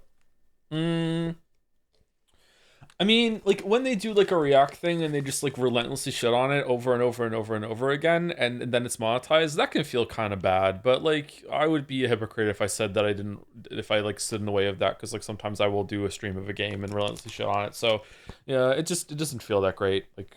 But that's probably because, like, I'm not, like, a big, like, multi-millionaire company or whatever, you know what I mean, like that? Like, so, maybe that's where it's coming from. I think some people have done that to The Witness, so it's a little irritating. Right or up when you're on the ground, and the same for when you're in the air, plus a downward slash. I think there are two things that Good are cuts important there. to note here. Unlike Zelda 2 and Shovel Knight, Hollow Knight's downward strike isn't automatic if you press down on the D-pad or Yeah. analog stick, depending You on have what to you're time it. using. This means it's something that you have to time in order to hit your enemies. It also means it's something you can mess up and land into them, taking damage instead. This may make it seem like Hollow Knight makes more demands on you when it comes to landing attacks, but the other difference here is that every slash in this game has a wide arc to it. Whereas in Zelda 2 and Shovel Knight, you have a slower stab that can be trickier to land. This is very clear in Zelda 2, which has many enemies with shields that can shift to block your precise stab attacks. I like this game. I think this game is pretty good. I like this kind of dueling system where you have to like duck and go back up and block the attacks and shit like that. I actually quite like this game. Which is something you can also do and creates a simple dueling system in that game. Yep. Shielded enemies in Hollow Knight, on the other hand, block your whole arc no matter what. You have to wait for a total opening or get above or behind them instead, or use magic. You also start the game with the ability to heal. You have a resource called Soul, which can be used to replenish your life by getting to a safe position and holding down the B button. To me, this shows that Hollow Knight was already willing to break the soft Metroidvania convention of starting you with as basic a character as possible. I wish they had gone one step further than this and included the dash from the start too. Did this motherfucker have 24,000 Geo in that last clip? How did you get so much Geo past Joe? What? I don't know this for certain, but I'm fairly confident that if you've played Mega Man X and then played it again sometime later, that you do Chill Penguin stage first. Yep. How chill could he be if he's trying to take over the world though? Never mind, the Penguin is an So the delivery on that was terrible. But that actually was an improv right there. That was not a joke written into the script. easy boss, but his stage also has the dash power-up capsule sitting out in the direct path you'll travel. I don't think it's possible to beat the level without using it and acquiring this upgrade. The dash is a core mechanic in Mega Man X, so much so that returning to the game with a new run feels off. Yep. Something is missing, like you left the house with only one shoe on. I'm never What? comfortable playing this game until I have that dash again to zip That's around a bad levels, line. and it would seem that Capcom agreed because they made it baseline in X2 and I believe every other X game after that. Yeah. Hollow Knight has a dash ability that functions near identically to Mega Man X's. For most players, it will be the second major upgrade they find, and the movement system feels neutered to me until that moment. I'd argue the ability to wall jump is also essential to the experience, but that might be too extreme of a suggestion. Much of the world opens up after you get that one after all. But having said that, Super Metroid... So something that's missing from Hollow Knight compared to Silk Song's movement is that I don't know, can you dash when you hold down the dash button and you jump, Hornet can go much further. Can you dash into that movement boost, or does it have to be you have to hold it down? I think you have to hold it down, right? And you can't do that in Hollow Knight. There's no momentum gained from the dash. Like, you still have the same jump arc no matter what, even if you dash into a jump or you jump out of a dash. You can dash into a long jump. Can you really? Are you sure? I thought you had to hold the button down in order to get the higher dash. Like, you have to dash into the sprint. So you dash and then you hold it down and then you jump, right? Whereas in Mega Man X, you can dash and you can jump out of the dash and you go much further. I've done it on short platforms all the time. Have you? Okay, maybe you can do it then. Was it just hard to do? Both work, but sprinting into jumping, you gain way more distance. Okay, so there's two different things going on.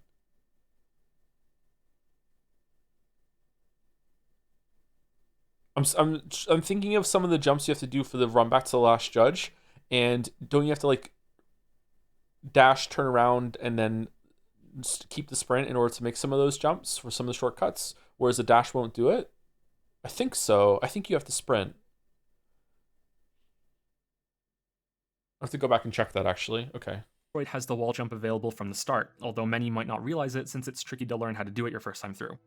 So let's hammer this point down by fast forwarding to the end of the game. You can still attack in 4 directions and you have the same movement and jump as before, but now there are 3 different charged melee attacks, 3 spells that spend soul, a dash that functions on the ground and in the air, an even more powerful super dash type ability that rockets you left or right until you cancel it or hit something, a wall jump, a double jump, and finally an upgrade to your dash which gives it some shadowy invincibility frames on a short cooldown. I'm surprised Silk Song doesn't have that. I really miss the Shade Cloak. I really miss the Shade Cloak. Man. This is without mentioning a large assortment of charms that can further tweak some of your abilities, the speed and size of your sword slash being the most impactful for my runs. The double jump acts as an uplifting force that you can control just like a regular jump. You can hold down the button to go a little higher or let it go early to not jump so high. This is different than the jump in Ori and the Blind Forest, which is like a spring with a set distance no matter how long you hold the button down. Yep. Curiously, this is a change from the first jump you can do in that game, which does have some height you can control with the button press. This makes the double jump in Ori feel more bouncy, which suits that game in my opinion, compared to the more precise control you have in Hollow Knight. Okay, these are some pretty good observations, Pastro. Yeah, you're calling on a lot of different games to like make the point.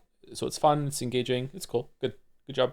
In fact, all of Hollow Knight's abilities follow the idea of quick responses and a great amount of player control. Yep. Spells activate and deal damage near instantly. Heals can be cancelled if you realize you're going to get hit before it can finish.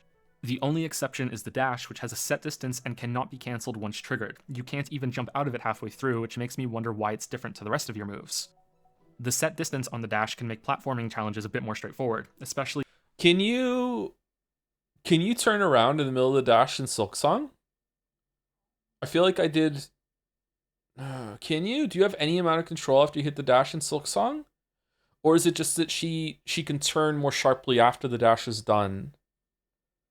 Can you, like, attack cancel out of it? I can't remember. I feel like there were times with the dash playing Silksong that I had more times to, like, more times that I paused in midair and turned around when an attack was coming at me, but maybe it was just, like, coming out of the dash. No, source game open? Okay, so you can't do that. Okay, so it's about the same commitment or something like that sort of thing. It was 2 weeks ago. Yeah, but like a lot of it is just like something I'm feeling out and I can't just have that like, okay, let me go in and test sort of thing. Yeah. If you stop sprinting, then press the other direction, you press sprint, you'll turn around instantly. Okay. You can dash the other way out of the sprint too, can't you? I think. Yeah. Those that require you to dash off a wall or some other platform.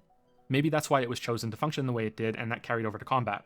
Or they found that holding the dash trigger down to control the distance was too unwieldy during testing, although Mega Man X allows you to... Maybe it's because Silksong kind of has quick dash built in, right? You can dash a lot faster. Again, something to go in and check. I think that you can chain dashes together faster than you can in Hollow Knight. I wonder if it's even faster than with quick dash on. Or Dash Master, sorry. You can also do the downward dash in Silksong without having a Dash Master on. A lot of that stuff is just built into the kit, yeah. Cancel its dash and it feels fine. That game doesn't have the same sort of platforming gauntlets, though. As the game progresses and the areas you can explore and fight your way through gradually expand, so does the complexity of the enemies and the bosses. Mostly. It's more true of the bosses than the smaller enemy types. Dashing and double jumping become effective tools in avoiding damage, and whether you choose to favor magic or sword arts or a mixture of both, you have more offensive options at your disposal to deal with each situation, instead of just hacking away with basic swipes. My preferred way of... Why is he talking about the spells and the options when he's not using them? Like, why is he bringing up something he's not using himself? He clearly thinks that they're valid options, so why is he not using it himself? I don't understand. He's just using the sword, but he brought it up only in passing, so that means he must not think that it's valid. Playing was to take advantage of the brilliant decision Team Cherry made with downward strikes while in the air. Hitting an enemy like this resets your double jump and air dash, meaning that you can juggle yourself in far more creative ways than simply timing the same strike on one enemy on the ground. I found this combat system, particularly in the Coliseum of Fools challenges, to be deeply satisfying. You have a lot of movement options to get around, something akin to a combo system when trying to keep yourself in the air for as long. Oh, it's in this one. I thought it was in the DLC video. I don't know why I don't take damage here. This Primal Aspid hits, the first one just hit me, and then this one hits me too, and I don't know why I don't take damage. Possible. And yeah, this hits me. Did I like hit the projectile away or something? I don't know why this doesn't. Invincibility dash that why requires doesn't a bit hit of time me to use between cooldowns. Once again, though, there are two main issues here. Up first is that it takes far too long to go from this to this. On your first playthrough, from the initial projectile upgrade all the way to the... Such an obviously fucking cherry-picked example of doing a really good shade cloak dash down, like, okay, alright, you think you're good at the game? Alright, fuck off. Double jump, you are likely looking at around 20 hours. This can be cut dramatically down if you know where you're going and all of the hidden routes between levels, but hey, that's any game really. The first run is what matters the most for these kinds of balance and pacing problems. I also wouldn't be surprised if some people finish the game without finding the shade cloak upgrade, which grants immunity during dashes. This isn't required to see the end credits. It is required for the real ending and to fight the real last boss, which is, incidentally, the only boss that requires you to have all the movement upgrades in order to beat it without taking damage. This means there is a long stretch of game time. Meanwhile, Silksong gates like a whole... Sorry, there's going to be some spoilers for Silksong. Silksong gates like a whole ass act, like, behind you having them all. So that's interesting. You don't really have much exploration to do after that, though. And the double jump doesn't seem all really that necessary, and you don't have the shake look either.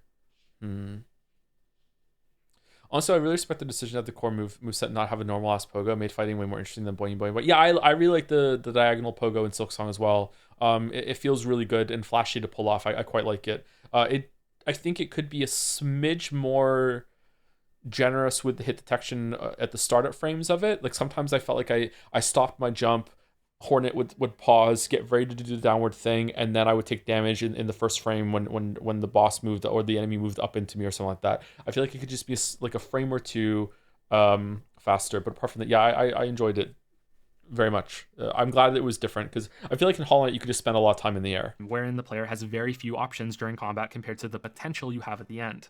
Things don't stay quite as simple as they are right at the beginning, but they don't get really interesting until you're close to finished. The reason that the Radiance boss can have much more demanding abilities is because, of course, you can't get to that boss without having all those abilities to unlock the way. Yep. And that's the key to understanding the other problem. Because the dash, super dash, and wall climb are the only 3 abilities you truly need to see almost every part of the game, bosses and enemies couldn't be designed around the player having all of them. You can still take advantage of them and fight most enemies in new ways if you do have all of these options, but there's clearly a limit on what they can do. The White Palace challenge is another example of this, but for platforming instead of combat. You can't unlock access to this place without having all the big movement upgrades. So these challenges can be safely built around all of those options, making them by far the most complicated and intensely designed platforming in the game by a gigantic margin. So this is really simple shit that I'm talking about right now, but it's crazy to me how many games don't realize it, or game designers don't realize it. Like there's so much content in a lot of games, especially games that give you a lot of freedom, that they can't build anything from a lot of their movement tools or a lot of their combat options. Like Breath of the Wild immediately comes to mind. Like they can't do anything with these systems because you can't guarantee that players have them, and they have ways to mitigate that though. Like especially with the shrine system that those games have, where there's like sectioned off content that is divorced from the real world. You could have it like, you could have your own separate progression that's in those areas. When you go into them, no matter where you go, you get teleported to the next one, so they could build off of it. They could have more areas that are unlocked by having items and powers that you need to prove that you have to get through, kind of like what Link Between Worlds does, but even that doesn't have a lot of crossover between all the items. I think that Silksong has an interesting thing with the axe breaking it up. So not axe weapon, you know what I'm talking about, axe, AACTS, having it breaking it up so you know for sure that the players have all of them. However, I feel like there isn't enough content that utilizes it all in Act 3, maybe. Or just not enough exploration in Act 3.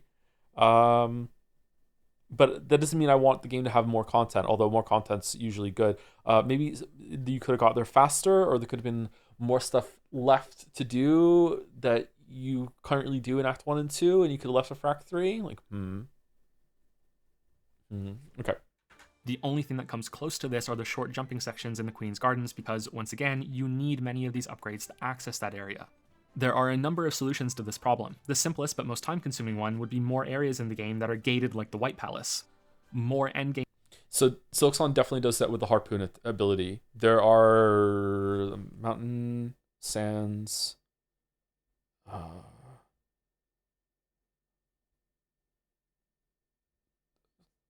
part of Deep Docks, part of Coral Chambers.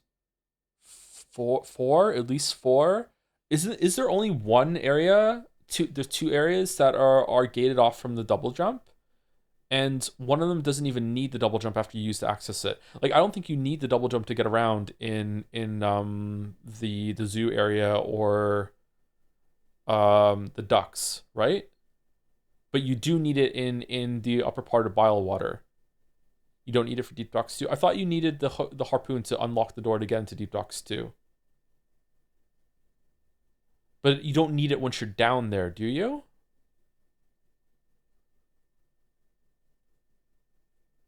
So Silksong definitely does more with having movement abilities unlocking an area later on in the game, whereas Hollow Knight does it with like double jump and wall climb, and that's pretty much it. There is some with shake click, but they're usually really small areas. Okay.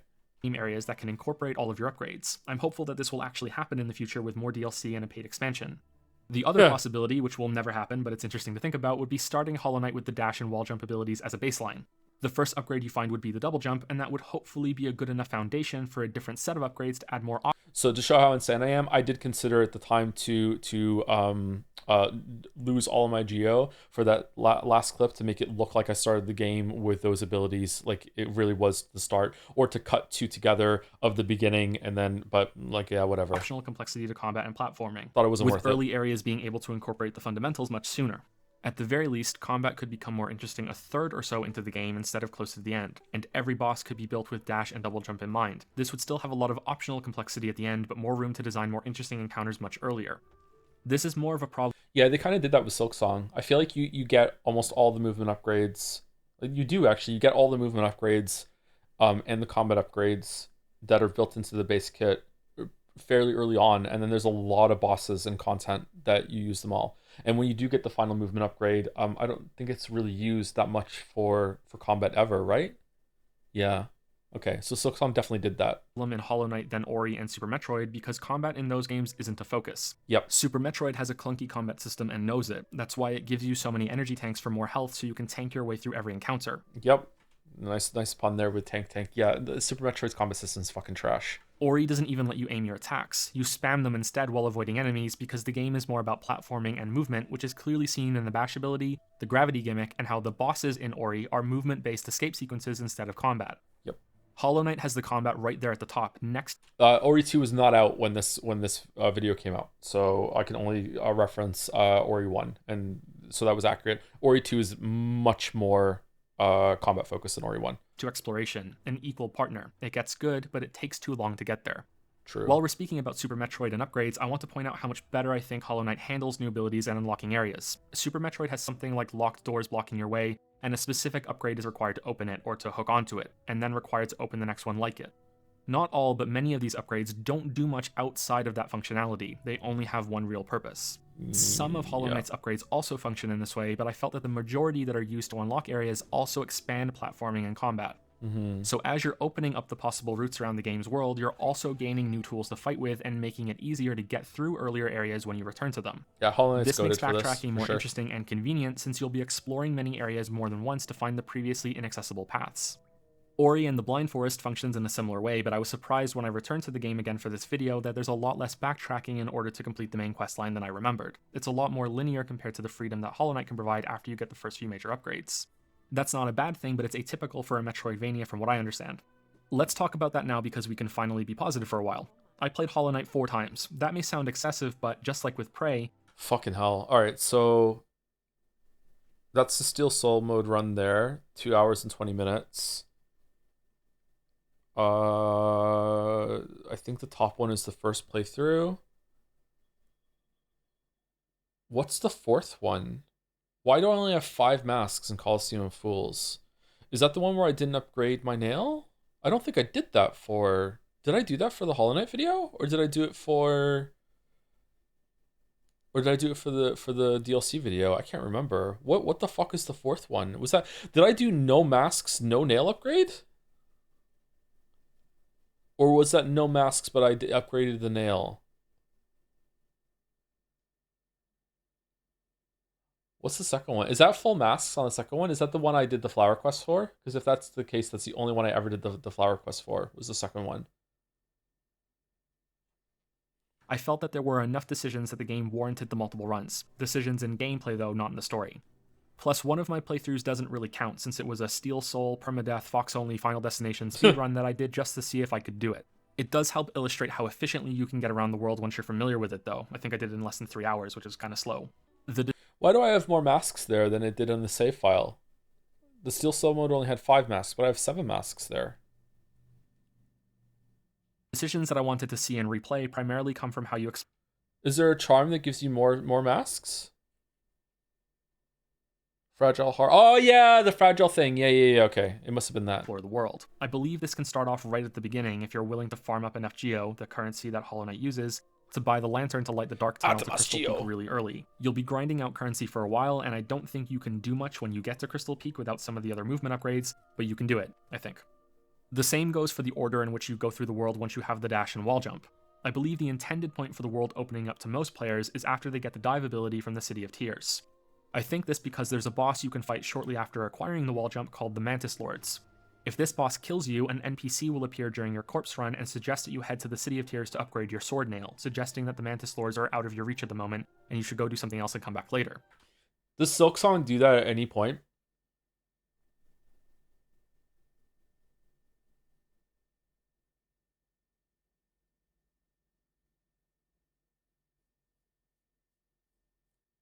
I can't. If it did, I didn't see it. You can recruit NPCs to help in a fight for some encounters. Yeah, you can do that for Moorwing, High Halls, stuff like that. But I'm talking specifically: is there any point in Silksong where an NPC will show up on your run back and be like, "Hey, maybe you're not ready to do this. Maybe go do something else instead." You know, I don't think that happens, does it? Okay. If you go to... Nobody knows. Thank you, Pepsi Addict, for this, by the way. You can do VR missions so we can see Naomi. Maybe we'll do those on the Metal Gear Solid run next week. We're doing this right now, sorry. City of Tears and clear the boss there, then there are a lot of potential paths open to you all over the world. I'd guess that this is the point that most players diverge into the next area they visit being very different from others, from Crystal Peak to the Waterways, then to Ancient Basin, the Kingdom's Edge, or thinking of going back to the start and finding the Howling Cliffs. And it took so long to match all this footage up with what I'm talking about. Although maybe it takes longer for me and it feels more of a hassle because it's fucking maybe ADHD brain. I'm not sure, but it adds a lot to the video, I think. So on. There are a lot of possibilities, and most importantly, there isn't one that's clearly telegraphed as the next one like the game has functioned so far. You start off in the Crossroads, go to Green Path, then go to the Fungal Wastes, and then to the City of Tears. I think that's the progression path that most people are going to follow. How do I do that? Like, I know how I would do it now. How do I make it light up like that? Was I using mask layers back then? I didn't think I knew how to do that back then. How did I do that? However, I'm a stubborn asshole, so I gave that friendly NPC Beetle the finger and kept fighting the Mantis Lords with my unupgraded nail. After I killed them, I went to the left of their boss arena into a different area and a different progression path. A place called the Deep Nest. Now, not only was my sword nail still at its base level, I also hadn't purchased the lantern upgrade yet, which means that dark levels in the world were barely visible. I kept pushing down here because I was in love with the oppressive atmosphere of the place. Look at the introduction, this horde of dead bugs that the Mantis warriors have fought back and kept from invading their village. It just screamed to me, this place is infested and you are not welcome here. Even the spiked pits are replaced by writhing masses of killer centipedes. Enemies continually emerge from burrows in the ground to ambush you. The sound design is phenomenal too. The grinding, chirping, and rumbling drowns out. So, in my opinion, there are two areas in Silksong that, at least two at the top of my head, that come close come close or match this or even surpass it. And I really like them, and that is the Underworks and Bilewater. I feel like Underworks and Bilewater have a lot of like atmosphere, theme, even storytelling going on. And the level design is working in tandem with that, and it makes it really, really cool and really interesting to explore. Bilewater is fucking frustrating, don't get me wrong. Bilewater is really frustrating, but I think Deep Nest is frustrating too. I think the frustration is the point. So I think those are really, really good off the top of my head. Everything else, and I don't think there's any music here either. Somehow I made it to a very long drop at the end of a dark maze of jumps and enemies. I landed in an oasis in the heart of the infestation. There was a bench, which is the game's checkpoint system, and I used it without thinking what I had just done, because now I was stuck in the Deep Nest with my raggedy nail and no lantern, with no way out because I couldn't climb back up the long fall that got me there. And so began one of the best gaming experiences I've had all year. Yep. It took me a while to get out of the Deep Nest. Some areas were too dark without the lantern that I had to leave them. Others were too confusing with... So I still think this is superior to what happens in the Slab and Silksong, because that's more of a scripted sequence, whereas this is something I did for myself. And also, it feels like when I was here, there was like this feeling, there was this idea in the back of my head when this happened to me that, did I just soft lock myself? Can I even get out of here? Whereas in Silksong, it's obvious, of course you can get out of here, the scripted sequence, just follow the linear progression. Whereas here it was kind of like, I don't know where to go. I don't have a map. I don't know where I am. I have to piece it together in my head.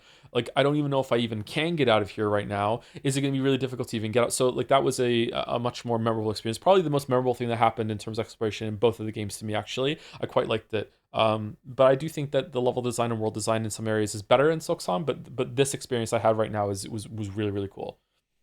Without a map. Hollow Knight makes you earn a lot of things that other games just give you, so the map system and even the pins to mark key things on it have to be purchased.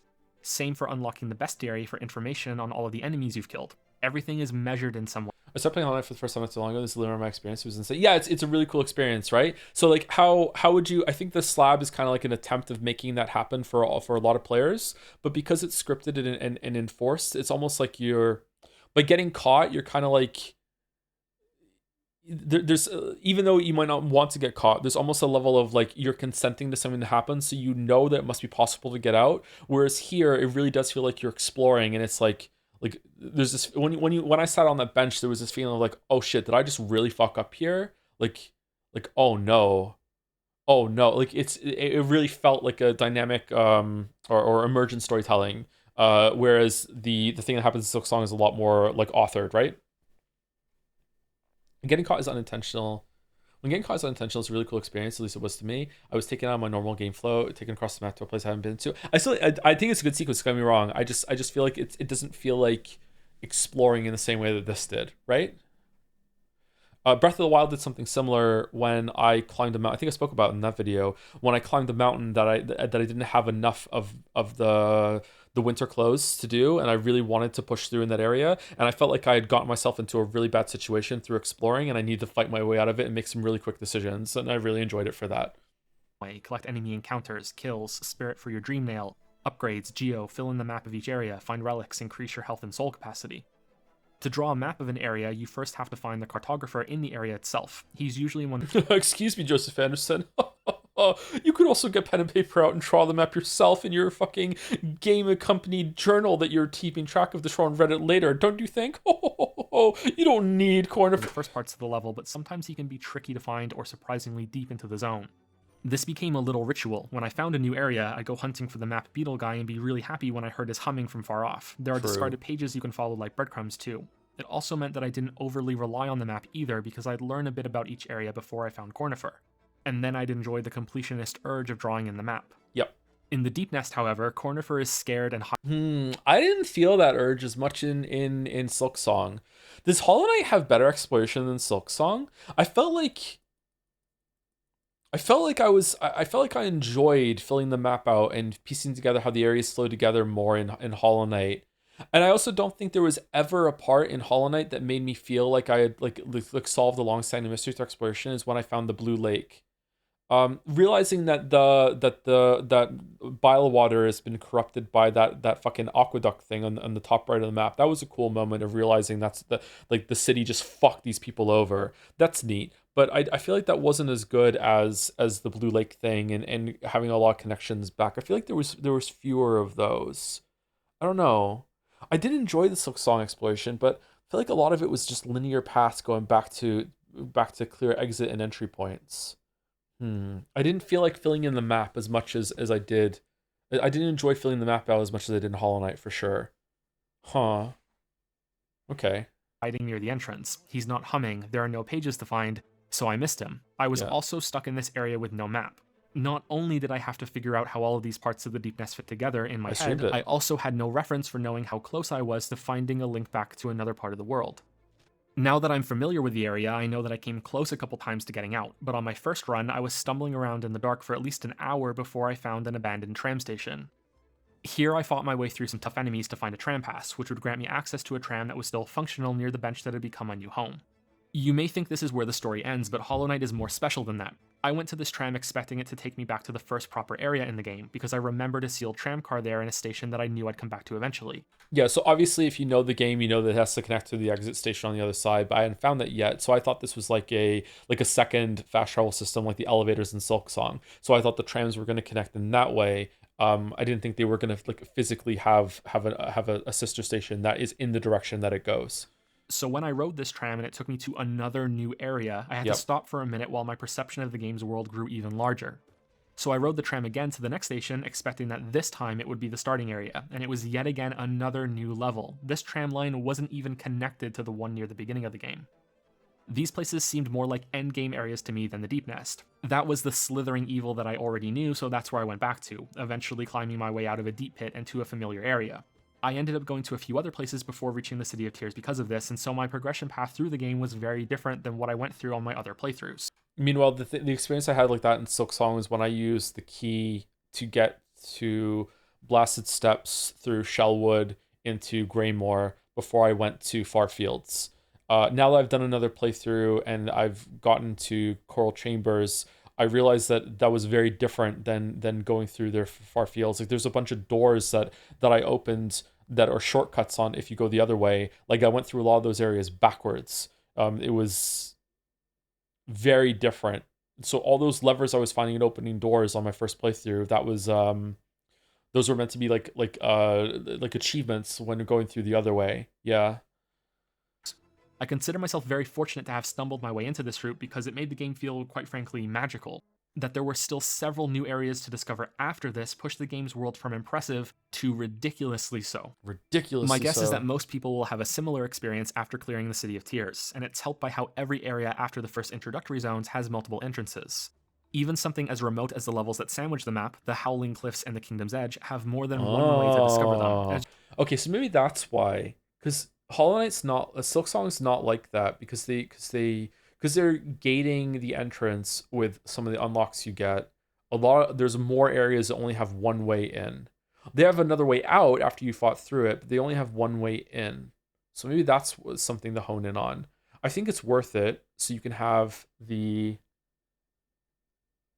game build challenges around those unlocks that you use to open the door. Silksong seems to be more like Super Metroid then for using things to unlock the keys to unlock the only door into an area, but it still is like Hollow Knight in that a lot of those unlocks are used in combat and for platform challenges in a really cool way. Yeah. Okay. You can tell by my strange journey through Deep Nest, some of these entrances can be more difficult to find than others, but they still exist. What's further impressive is that these entrances can have their meaning altered depending on how you approach the area. For the Deep Nest examples, I had to climb out of this pit wondering where the hell I was going and what was waiting for me at the top, before finally emerging to what felt like a safe place. For another player that comes from a different progression path, this pit is something they fall into without warning and serves as their introduction to this awful place that just swallowed them up. They get to fall all the way down this thing that I had to climb up and wondering where the hell they are all of a sudden. If they have the lantern already and travel to the path that leads to the This is cool. I love shit that can have multiple meanings and multiple perspectives, even though it's the same stuff. I love this shit. I love it in all media. Love it in books. Love it in movies. Seeing a different scene from a different perspective, but gaming is where it's probably done best because you can tell your own story and you have your own journey through it. Yeah, really like that. Mantis Lords before killing them, then they would see a sealed tunnel with a bunch of corpses and be left wondering what kind of battle took place here so long ago, who is responsible for killing them, and what's hiding behind that door. The Howling Cliffs are another good example, since you can get here by either returning to the starting zone with the wall jump ability and climbing your way to the place that your character leapt from in the opening, or you can arrive here via the Stag Station after discovering enough of the other stations in the world. You won't know where you are yet and have a different click moment when you get the map or fall down to realize that you're right back at the start of the game. These moments can work in multiple ways, and I think that's something unique to the medium. It strengthens the experience for players no matter how they may explore the world, instead of forcing them to go through only one introductory path between each level, which players are more likely to miss if they're hidden. So Silksong does that for more areas, not all of them, for more areas. Okay, so it's definitely a big difference between Hollow Knight and Silksong. Maybe that's where some of the exploration woes are coming from, but that's not to say Silksong's exploration is always worse or even bad. It's still really good, but that's different. So that made me feel like this because I got captured during Act 1 when I didn't have much of the map covered, so seeing myself in a higher area with no idea how I got there was an experience. Yeah, there's something like that in Elden Ring too, with one of the teleport chests that immediately moves the map, makes the map much bigger. Breath of the Wild, if you put like a marker with your telescope really far in the distance, you check on the map, can have that experience too. Yeah, it's pretty cool. I like it. Thank you to Liquin for the resub. I see Joe is watching the best Kojima production. Thanks. And thank you Squeezins554 for some bits. I think the biggest disappointment for me in terms of exploration was the coral place only being a tower instead of a giant area. In the old trailers, it seems it was used to an actual area you could explore, which made me even sadder. Also, you're going to watch Grim God Home videos too? Yeah, we're going to watch the DLC one after this too, I think, and that'll be the end of the stream. Yeah, I think that I didn't watch the trailer, so I didn't have the disappointment, but I was hoping for more in that sequence because I really liked how that place looked. It was cool. Or that they're being guided too firmly to feel like they're actually exploring if they're not hidden. The unraveling of the bottom part of the map was one of the best moments of exploration that I had in the game. You go from City of Tears and descend into its sewers. Then you find a long lost ruin that's below that, below the sewers. Then there's still more below that. Yeah, so when Silksong was in development, I remember them saying at some point that they wanted an inversion of Hollow Knight and Silksong, that where in Hollow Knight you kept going down, they wanted Silksong to always be about going up. Someone in the chat saying ascend, they wanted that. I don't think they pulled this off. I do think that definitely if you look on the map, you see that you keep going up, but the unexpected ways that you keep going down and being rewarded for it in Hollow Knight was not matched in a similar way of going up in Silksong. In fact, I would say that going down in Hollow Knight results in one of the coolest narrative moments and also a really cool upgrade, whereas going up in Silksong, the highest place you can get, it is, there's nothing there. It's really disappointing. And also that's where one of the bosses before that too, right? So I think that it's also harder to break into that area too. So I definitely think that conceptually, like, you do keep going up, you keep ascending rather than descending in Silksong. So like in terms of like movement, definitely they pulled it off. But in terms of exploration and rewarding exploration, I feel like it was better going down in Hollow Knight. A giant abyss that feels more open and vacant than the cliffs on the edge of the map. And although it's a smaller area, there's even more below this if you come back here with the item required to unlock the true ending. The game keeps descending lower and lower long after you expected it to be done, just like another one of my favorite games that will remain nameless. Dark Souls. Unfortunately, the design of these levels on their own isn't nearly as compelling, although they definitely do shine when it comes to atmosphere and presentation.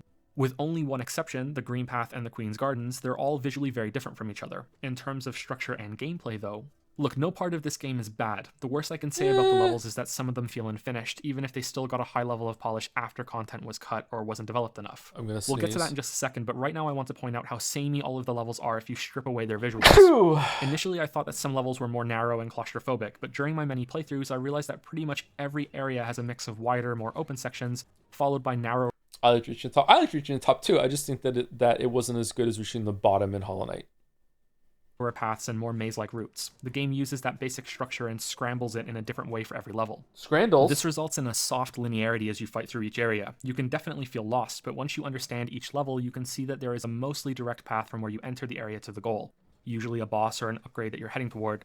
Yeah, Silksong is more overt about this, I think. I think that Hollow Knight disguises the linear path with a lot more optional offshoots that loop back into each other way better than Silksong does. I'm feeling that maybe the first areas do it best, but and Greymoor does too, but Greymoor is an area that feels like it's missing some content, to be honest, which is weird considering where it's placed in the world.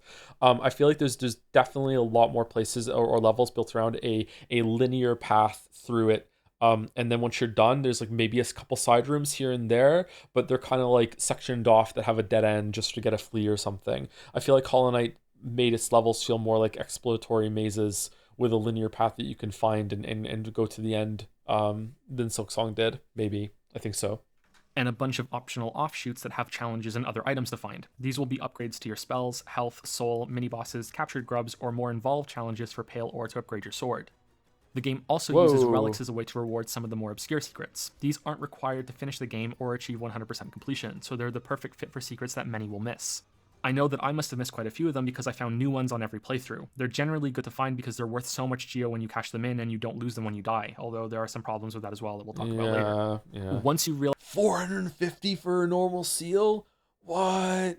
Man, they're so stingy in Silksong with those artifact hand-ins. There could have been way more of those.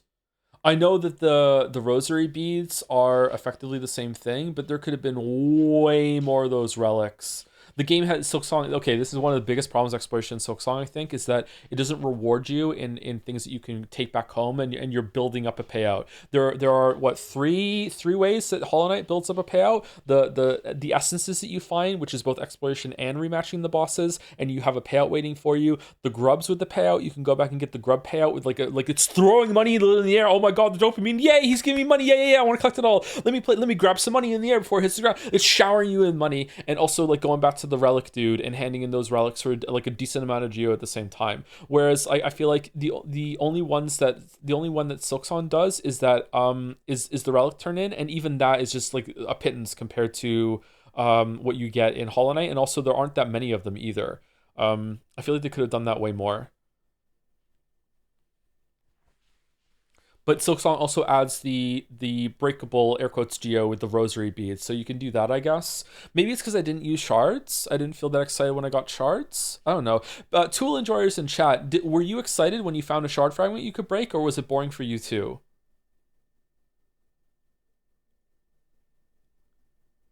No? Everyone is always full on shards. Okay, so most people that were tool enjoyers, even they didn't like the shard upgrades. Okay, so are we comfortable calling that kind of a failure then? Like that's I guess it's good for emergencies. I don't know. It didn't really feel like a good kind of reward for exploration. Yeah. Okay. All right. The fundamental structure that the game follows, it can feel a bit formulaic. Probably not on your first playthrough, but definitely after that, or toward the end of your first one. What really made me realize this was playing Ori and the Blind Forest again. I don't know why it took going to a whole other game to notice this, but yeah, just look at the screen. Look how it's sloped in, and it makes the environments feel a lot more lived in and alive, and a lot more like not real places, but just more artistically represented, maybe, or something like that. I don't know what the right term would be here, but like it just like, man, it's so much nicer to look at with like the different angles and everything. And then you go back to Hollow Knight and it's just fucking like just boxy, sharp right angles everywhere. I'm really surprised that Silksong didn't do more with that. There's only that slopes in the mountain area, yeah. Hollow Knight doesn't have any sloped surfaces. There are no inclines or declines that you walk. Like look at that. Look how good this looks with this kind of Path of Pain era tunnel with like bouncing through here with the vines. Like it just looks so good. Hollow Knight looks great too. Don't get me wrong, but like look how good this looks. Ori is also kind of 3D, so it's automatically better. Walk on anywhere in the game. There are some sloped ceilings and yeah, this is a good example because it has the same kind of vines that are kind of giving the illusion of some slopes and rough edges here, but it's all really boxy at the same time. Like yeah, yeah. Walls to prevent you from climbing, but everything else is a series of rectangles and squares. It's boxy and grid-like in structure, which contributes massively to how familiar everything feels despite the visual differences in each area. Silksong has the same problem. Yep, I feel like it didn't bother me that much. But I think that there's a better version of these games that incorporates slopes and different angles that aren't 90 degrees. I think it could happen. I guess it's also something that helped Team Cherry put the areas together faster than they would have otherwise. To put it into perspective, even Super Metroid has slopes from way back in 1994. So does Mario 3 on the NES. You can slide on them to kill enemies. Where the different levels do distinguish themselves is with some sort of overbearing enemy type or an environmental hazard, and I don't mean the ratio of safe space to spikes, pits, thorns, or whatever else passes as a damage zone. Almost every level has something that makes them stand out, although not all of them are as developed as others. The Forgotten Crossroads begins this trend with the giant gome worms that require timing to jump or bounce over. This area also benefits from changing later when it's corrupted, which is something I wish had happened to some of the other levels as well. I thought it was an unexpected twist and it was really interesting. Does Silksong do this with like it's does each area have its own kind of hazard sort of thing? I feel like no.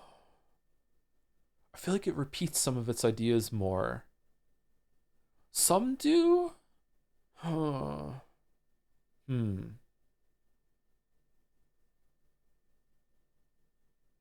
I would have to look at it again. Okay. Not that it has to. I kind of like Celeste's approach where stuff from earlier kind of gets mixed and matched later on with the main theme of the area. Silksong doesn't do it to that level for sure. Okay. Crystal Peak has the conveyor belts that you can both run and climb on, which suits the theme of the area nicely since these crystals were part of an industrial excavation effort. The Fog Canyon has the big jellyfish that demand either tight navigation to avoid them or quick reflexes to not get blasted by. Also does 2 masks of damage. This is the first thing in the game that does 2 masks of damage. I think it is, isn't it? Their homing corpses after striking. It's wild to think how scary these were when I first played Hollow Knight 1. And it's like, oh shit, the 2 masks of damage with the jellyfish. And that's just like, Silksong is like that all over the fucking place, man. The Fungal Wastes has some sort of bouncy mush. Big guy in crosscodes does 2 masks. Does he really? When he hits you with his big club, he does 2 masks. Does he? I don't remember that. Does he not do it on He doesn't do that on contact damage though, right? Only when he hits you? Room and a separate village for the Mantis enemies, where you learn to use the wall jump ability. This is likely also the first type of enemies that will give players some trouble if they don't have a lot of experience with the genre. We've already spent a lot of time talking about. Oh, there was a match cut there with getting knocked away. You blink and you miss it. What about False Knight? Does False Knight, if he hits you with his hit, with his club, is it 1 mask or 2? It's 1, right? It's only 1? It's only 1 damage False Knight? Okay. The deep nest, but it's worth repeating how much the area commits to its dense atmosphere. Enemies appear to attack you from many directions, reinforcing that feeling that you're out of your depth. Plus, there are a few sections with massive Garpedes, more advanced versions of the armored worms from the Crossroads. City of Tears has a focus on climbing in elevators and teleporting enemies at the end. The Hive has destructible platforms and rampaging bees that smash them. The Queen's Gardens has platforms that collapse a moment after you step on them, so you need to jump quickly from place to place. Greenpath and Ancient Basin are a bit harder to fit into this trend. Greenpath does have a theme of ambushing. Okay, so this part of the video is just kind of recapping what goes on in each area as an example of how they're distinct. It's also showcasing and serving as a reminder of what area did. I think it's okay. I'm maybe going on a touch too long, but I think it's okay. With, literal ambushes. Kind of funny to realize that. There are the fly traps that appear as well, but overall this area strikes me as the more standard one in the game. Probably to provide room to use the dash after acquiring it without too much getting in the way. It is one of the first areas after all. Yeah. Ancient Basin, on the other hand, only has the Maw Lurks to set it apart, which are neat enemies, but they only show up at the end, which is where I can begin to point out some areas that don't feel as fleshed out as others. Yeah, and Ancient Basin feels like a lot of levels in Silksong, and they're just bigger in Silksong. Like the linear path that you go around to loop back in to get the upgrade, it just goes on for a bit longer in Silksong. Okay. I think that having some standard, more mundane levels is a good idea. Not every place needs to be built around some core mechanic, but I'd be more comfortable saying that if there was more variety in how the levels were laid out, so there was more contrast. The Kingdom's Edge and the Howling Cliffs are both areas I like a lot, but more for their atmosphere and the tease of what might be waiting on the outskirts of Hollow Knight's world, rather than the gameplay they provide. Ancient Basin is the place you go through, not where you spend time. Oh, that's an interesting way of saying it. I might steal that. Yeah, that's I think that's a really succinct way of putting the difference between the zones. Yeah, okay, cool. And I think there are too many places in Silksong where you just go through instead of spending time there. I think early on in the game, there are more zones that you spend time at. Yeah. Meanwhile, the sewers below City of Tears is the level I consistently forget exists at all until I arrive there and remember I need a key to get inside. The level design does succeed in one particular way that made me very happy: shortcuts. Parts of Hollow Knight's levels will remain blacked out until you find a way to get to them, or break your way through a hidden piece of the floor or the wall. This is cleverly taught to you in the starting area by placing a breakable wall next to a cluster of Geo that you want to attack, because you want the money. It's really early on in the game. You'll break the wall by doing so and learn how this works, and you have another chance shortly after this to notice another breakable wall to reinforce what you learned. There's more than one instance of this happening throughout the game too, so if you miss this lesson or simply just forget, then the game has some natural reminders for you. I think it works really well. My favorite result of these dark areas on the screen is that you don't know. Looking at those, I think that the breakable walls in Silksong are more obviously broken. Like some of those, the first one had kind of some breakage in the rocks, but the other ones didn't. I think there are some breakable walls in Hollow Knight that are straight up like you can't tell unless you hit it.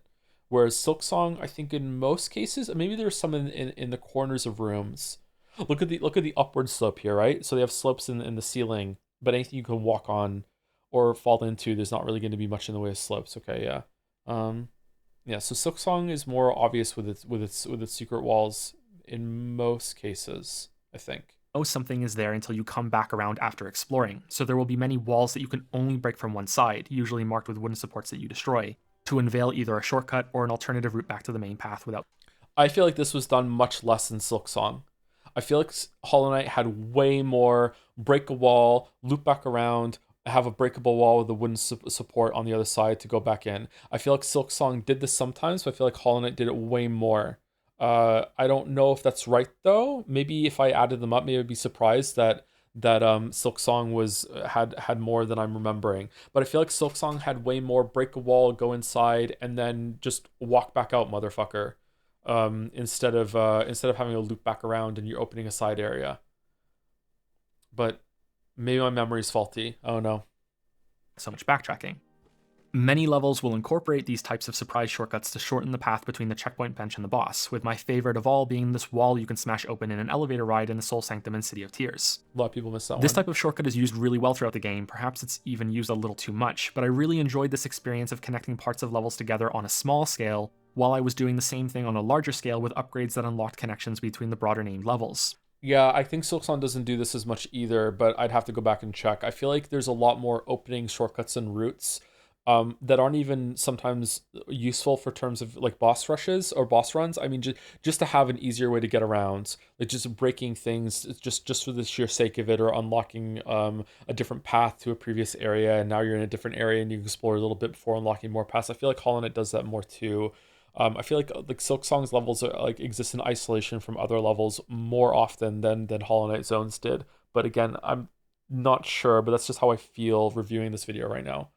But where the game falls short is in places like Ancient Basin, the Abyss, the Hive, and to some extent, the Queen's Gardens and the Deep Nest. Oh, cool. Use the Crystal Dash there, Pastro. Nice. There are two sides to this issue. The first is a return to that pacing problem that we mentioned way earlier. The other, while similar, is more about a lack of development in an area's unique slice of gameplay. Nothing shows this better than the Abyss. This is probably the final area that most people will find in the game. It's either that, Queen's Gardens, or Howling Cliffs. It starts off great with this massive fall through a chamber and a mysterious surface to greet your landing at the bottom. To the left there's only one room, which has an upgrade to one of your spells. To the right is a straightforward path that introduces the most creative twist on the damage pit, these tar-like claws and hooks that reach up to kill you. They really look like the ones that are at the end of Silksong, huh? Damn. Other enemy in this part of the level are your Hollow Void Brethren.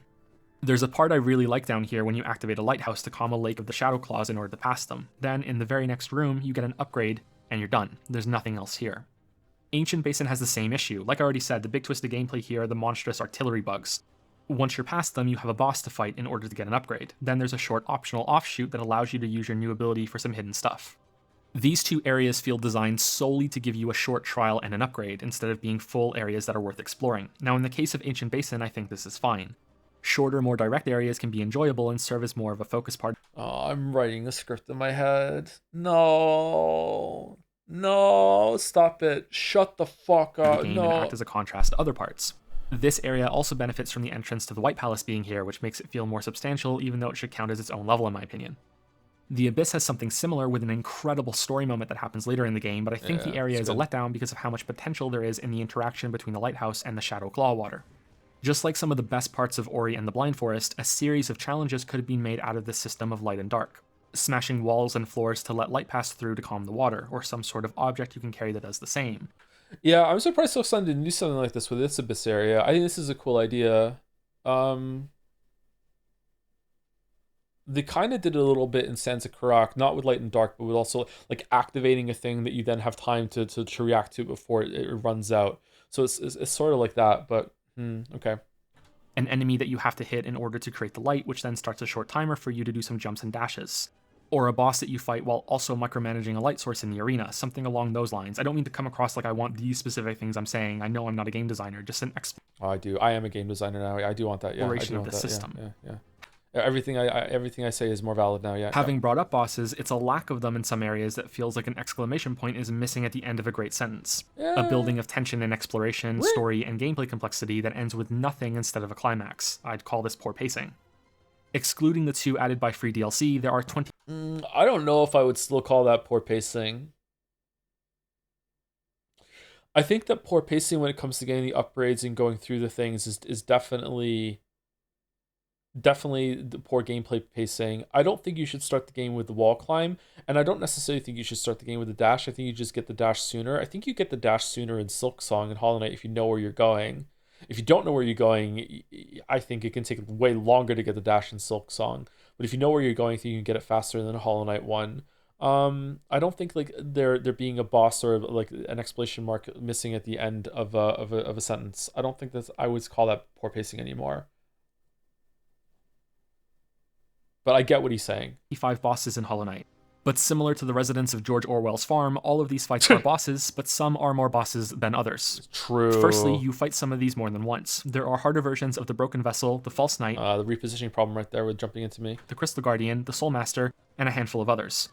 Some, like the Mother Bug in the Crossroads, feel closer to a mini-boss than full boss, but even here you have some judgment calls to make. The Fluke Marm looks a hell of a lot more like a boss, but it doesn't do much of anything really. Meanwhile, this fight against the Soul Warrior, which is a normal enemy in the Colosseum, feels like it's just one added move short of full boss status, a fancy introduction title, and his own series on Netflix.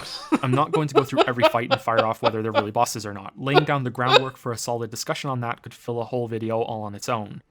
What I will say is that some of these fights are definitely more on the lore and atmosphere side of things. Umu, Nosk, and the Traitor Lord especially. That last one isn't even a boss if you complete an NPC's questline, and if you don't do that, it's simply a supersized Mantis fighter with the same moveset and does more health.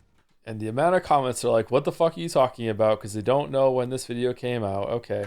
Please don't misunderstand me here. Some of the bosses in Hollow Knight are incredible. I had the chance to dig in and learn a lot about many of them during my 4th playthrough with no weapon or health upgrades. Oh shit, Even the man. ghost set of Why'd you bosses, do which that? have their own theme of being spectral targets that move around while I think that Silk Song could have had these again. I understand that Hollow Knight had these as like a backer reward or whatever, or just like optional content or side content that was really easy for them to make, that just had a pinata that did moves. I kind of like the pinata that just does moves. I feel like they're easy to develop. You could just throw them in and experiment with some. Sometimes they're hits, sometimes they're misses, like whatever. I kind of like these fights. These fights were fun. Like, I don't know why I'm becoming more Canadian as I say this, but like I feel like they could have done more of this. Fucking figure it out. a separate set of weapons and attacks are a lot of fun, and they feel like they were just bonus content that was thrown into the game. Yeah. There are patterns to learn and openings to recognize to deal a lot of damage. All of them are enjoyable because of this rhythm and flow, except for No Eyes and Marmu. This one's not enjoyable in the Coliseum in Godhome, but it's enjoyable here. No Eyes has the issue of spawning projectiles off screen, which if you're forced to use a dash to get to him or climb platforms, may end up colliding with you through no fault of your own as the screen shifts as you move. Now this is avoidable if you play very slowly and carefully, but I say that's a flaw on the fight since then it becomes boring. I disagree with this now. I think that you can actually, if your reaction time is fast enough, I think you can turn around. I think this is okay. I'm not sure. I think it's okay. This game does have this problem sometimes, but I don't agree with this about No Eyes. I think you can just get through No Eyes pretty quickly. Because you have to wait for him to teleport to a safer position. Yeah, I think you can find the safer position. I don't think I think you can make this happen yourself. I don't think you need to wait as much as Past Joe thought here. Fortunately, a trend I noticed with some of the teleporting enemies as well, even though I like them a lot, or those that can spawn Oh wow, the telefrag there. Holy from shit. the floor. Because dash has a set distance and cannot be cancelled after use, enemies can sometimes appear on top of you with no chance to avoid it. Marmu has a completely different problem. She's boring. She curls into a ball and flings herself at There was a voice change session recording change there. Did you notice? you over and over and over again. You hit her away like you're playing a game of tennis against the wall and then continue to do so until the fight is over. This fight would be fine if it was one of the earlier ones you can find. With some more creative teleporting safely away from where the player can dash, I can see it being much better too. But this fight is the simplest of all of the ghost bosses, and yet it's in one of the final areas. This is in the... Oh yeah, it's in Queen Gardens. Yeah, Marmu's fine. It's just like there should have been a better ghost boss there. Yeah, Queen's Gardens was really disappointing for like a capstone of its content. Yeah. Queen's Gardens, which requires more upgrades than most levels do in order to access it. Like imagine if Queen's Gardens had a boss on the level of Carmelita. I feel like that zone deserved a boss like that, and it just doesn't. Even Traitor Lord today, I don't think it functions like that. I think that would have been a really good placement for a boss like that, this level would have really suited that sort of thing. Making things far, far worse, this is the only real boss in this whole level. I don't think Traitor Lord should count for reasons I just went into. It's just a regular mantis with a big health bar.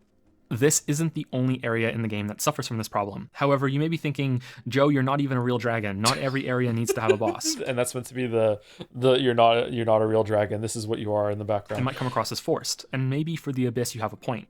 But for other areas, the issue isn't a lack. Were there fewer kind of like weird characters to find in Silksong like that too? I feel like that's true, isn't it? There weren't just hanging out. Some big guys to find and talk to? Maybe? I think there were more. Were there? I don't remember talking to very many people like that. I remember going into doors and talking to people in their homes, but I don't remember stumbling upon someone like that. So it sounds more weird dudes. It has more NPCs to talk to. I'm talking about like finding someone unexpectedly just chilling in the world doing their own thing. Treadmill guy, yeah, there's treadmill guy. Treadmill guy was pretty good. There are many hidden you haven't found. Oh, okay, fair enough. If I haven't found some of them, okay, that makes sense. Okay. Lack of content or the expectation that every area should automatically have a big fight at the end. It's that the game itself leads you to believe that it's building to one. Take the Hive. This is a secret level below the kingdom's edge. I found this during one of my escape attempts out of the Deep Nest on my first run when I got stuck. I accidentally blasted off a chunk of the Hive's wall and then ran away scared from it when I saw the giant bees. If anything was an area to go near the end of the game, it had to be this one. This level has many large chambers full of dangerous enemies, and what is more common knowledge than a hive having a giant queen bee that the smaller workers and drones serve? And sure enough, there is one. You enter a room at the end which reeks of an incoming boss. There's a ghost and this huge giant bee thing in the background, and you don't get to fight it. Oh, is that the bee that taught Hornet? That's not Hive Knight. That's a ghost. I think that's the one that taught Hornet, right? You just walk past and grab some treasure and leave. Unbelievable. Deep Nest is the same way. Hot take, Hive Knight's a good boss, but I still feel like there should have been a big bee boss in that hive. I think Hive Knight should be like the mid-area boss for that one, yeah. Once you know the game is about a desecrated kingdom of beetles and bugs, insects and arachnids, what could be a better fit than a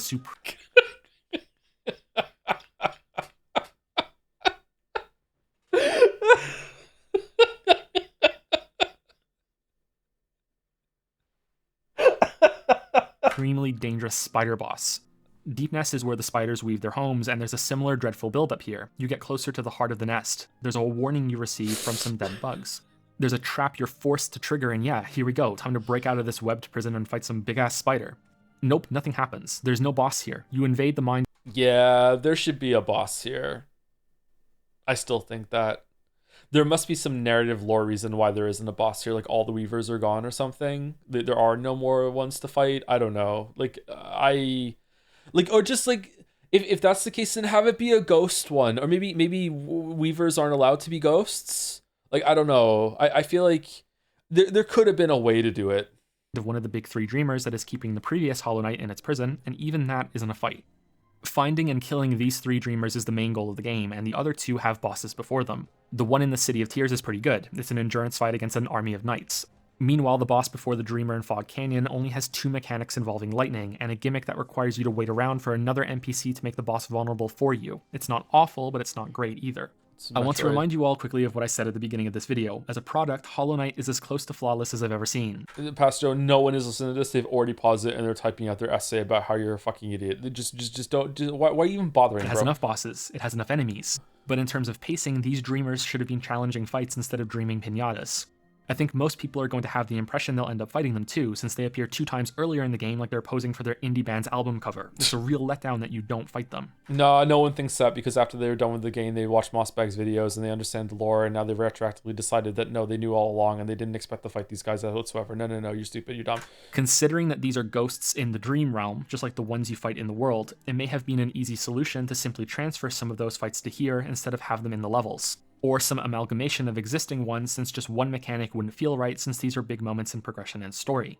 White Palace also feels like it's missing a boss as a big wow moment at the end of its They kind of did that in Silksong, because the way you enter the boss fights with the hearts are similar to entering the places with the dreamers, and they are fights that time.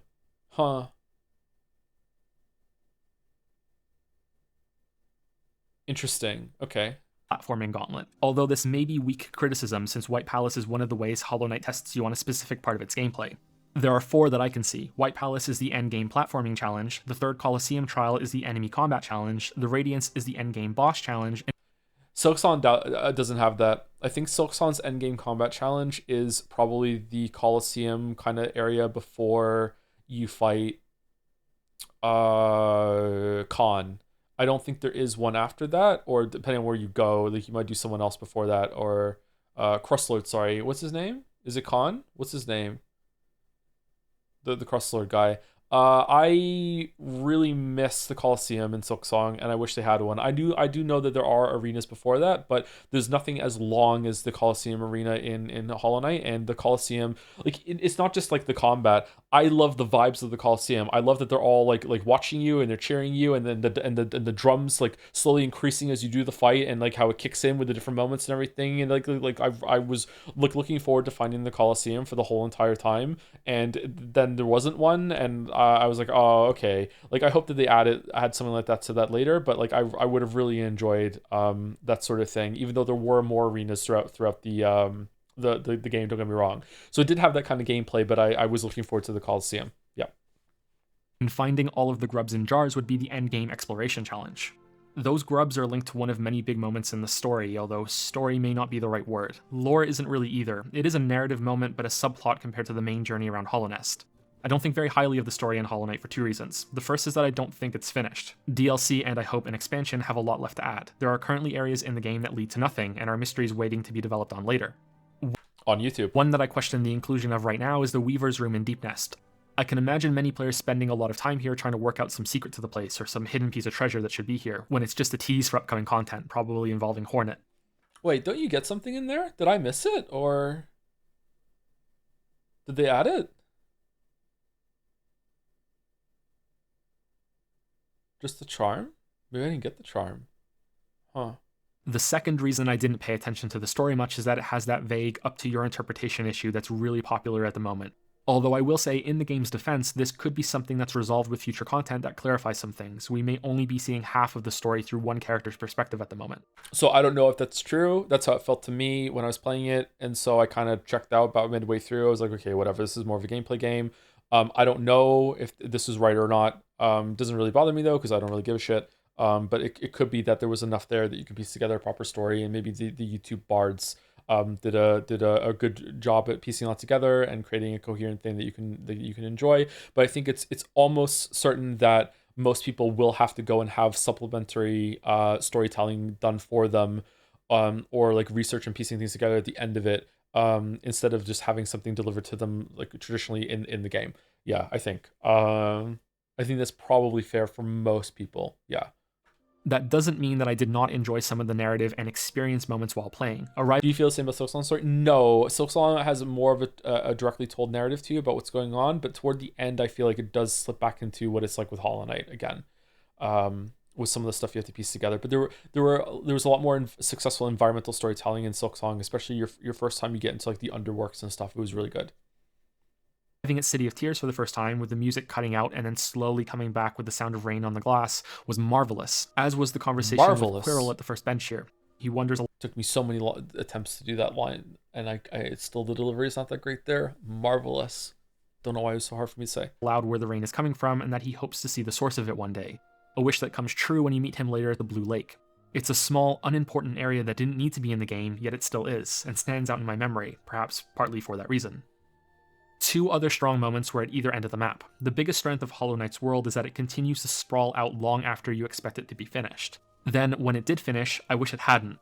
Not many games have made me want so strongly to break out of bounds and to continue exploring. What's beyond the edge of the Howling Cliffs? What's the wasteland really like? Oh, there was that platform like on the left part of Silksong's map in Blasted Steps. I didn't go up with double jump. I didn't go up there. What's up there? I need to go back and check that out. Shit. Out there. What's outside of this tent at the Kingdom's Edge? They may just be more clever versions of invisible walls and an arbitrary limit, but they still manage to capture my imagination while also being a firm boundary. For something that I didn't enjoy as much, we have to go back to the crossroads at the beginning of the game. There are two important NPCs here. The first is the Grub Father, who showers you with geo and occasionally higher rewards for every grub you free from captivity. The other is Mila, one of the friendliest bugs in the game. Mila's story is very contained. She's cheerfully mining and singing near Crystal Peak. She's pleased to have some company when you're around, and she'll sing for you if you talk to her. Since this is a game where the Sharma of Hollow Knight, where you regularly explore prior areas with new upgrades, you speak to NPCs more than once. So when I was passing through, I would speak to this character. Over the course of the game, her dialogue changed. I don't know when the exact trigger point is. It seems to be when the corruption begins to leak from the black egg nearby, but at some point Mila goes hollow, for lack of a better term, and attacks you on sight, just like any other enemy. This small story is fine. It's on the bitter side since she was so nice, but it's a clear demonstration of what the corrupting force can do in the game, and what it has already done to many of the bugs you've been killing since the start. This may be the first point that you realize what the corruption even does, and raises the stakes by showing you how important it is that you succeed. The Grub Father, on the other hand, feels shocking just for the sake of it. There's no foreshadowing or anything that is being shown to you by this reveal. It's just the revelation that this character is a monster, and that you can't do anything about it. Is he though? I don't know. A lot of people pushed back against this and said no, this is their reproduction cycle. And then someone that came in and said, actually, maybe not. I don't know. Is it up to interpretation or what?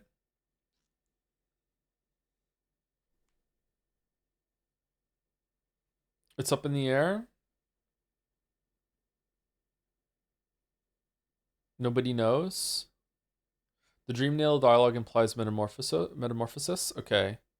But they seem to, like, they all seem to have individual, like, sentience or whatever. So I don't know. Like, but it's hard to understand how that works. Because, like, a lot of them operate, they're like people that are bugs, but then sometimes they still are bugs. Does that make sense? Like, and they just accept it. I don't know. Probable that this is something many people are going to really like about this twist.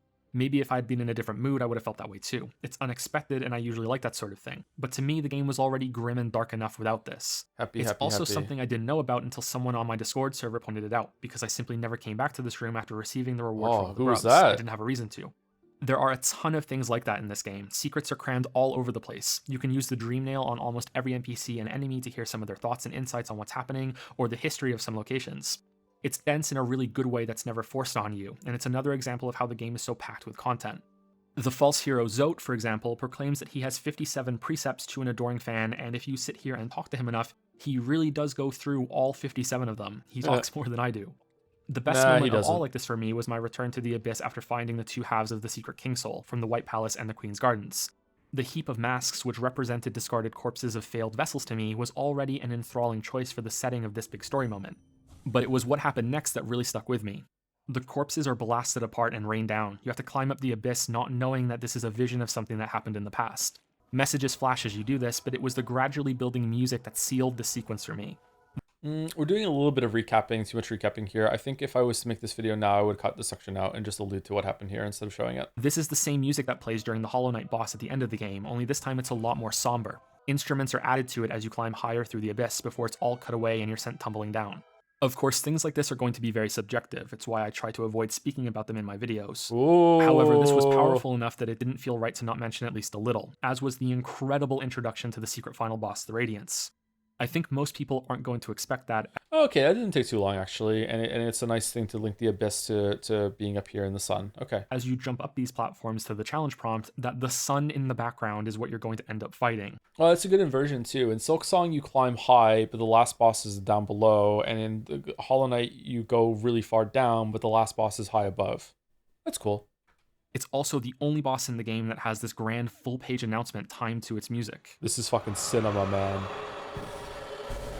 Cinema. Boss fights are one of my favorite things in video games. Hollow Knight delivers with at least 10 really solid fights, with the top 2 for me being the rematch against Lost Kin and the Radiance. That's not strictly true, however, because I enjoyed some fights more than others on different runs, which is where I have to call the game's balance of progression into question. The core principle of many action games is this: you avoid enemy damage while dealing enough damage back to kill them. Pretty simple. Yep. The higher the damage output you have, the sooner the fight is over. Your health can be seen as an allotted mistakes meter that depletes after so many errors are made on your part. All right, so some people disagree with this.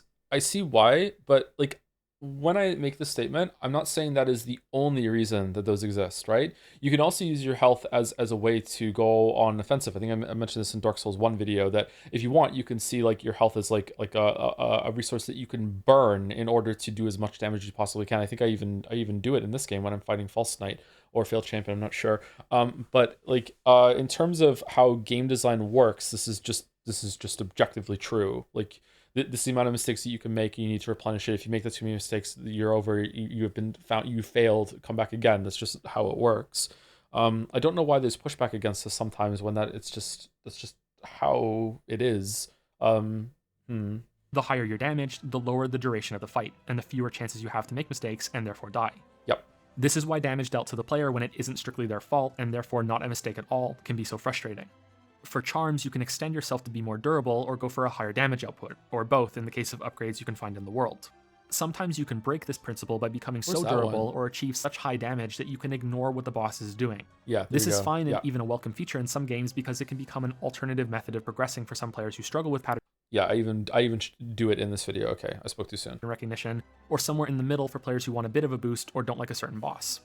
The issue arises when it ceases to be a choice, when you upgrade yourself without understanding what you've just done, that you've broken fights for yourself in your favor, and have no way of It's not true in most turn-based games. Well, turn-based games aren't skill-based, right? So the mistakes there aren't the same way. Sometimes in those games, it's randomness that can get you, right? And that can be fun. Randomness is really interesting. Like you can, I don't know, some games like Slay the Spire and Balatro, you can get so good at that it becomes skill-based in a different way, but for most people playing those games, you can lose a run just from randomness. Oh, that's kind of out my area though, because I've never fully mastered one of those games. But definitely early on, like when you don't know all the possibilities and rules and outcomes, you can lose from bad luck. Whereas I guess a similar thing would be in a skill-based game like this is that you die from a move that you haven't seen yet, so you don't know what they can do. Is there a through line there that we can draw? Yeah, I think that's fair enough, right? So it can present like bad luck, but really you're just learning. Reverting back to a lower amount of health or damage so that the encounter once again adheres to this principle. Hollow Knight crosses this line with sword upgrades in my opinion. I don't know where I'd nail down this exact point, but I know for certain that the final weapon upgrade is too much.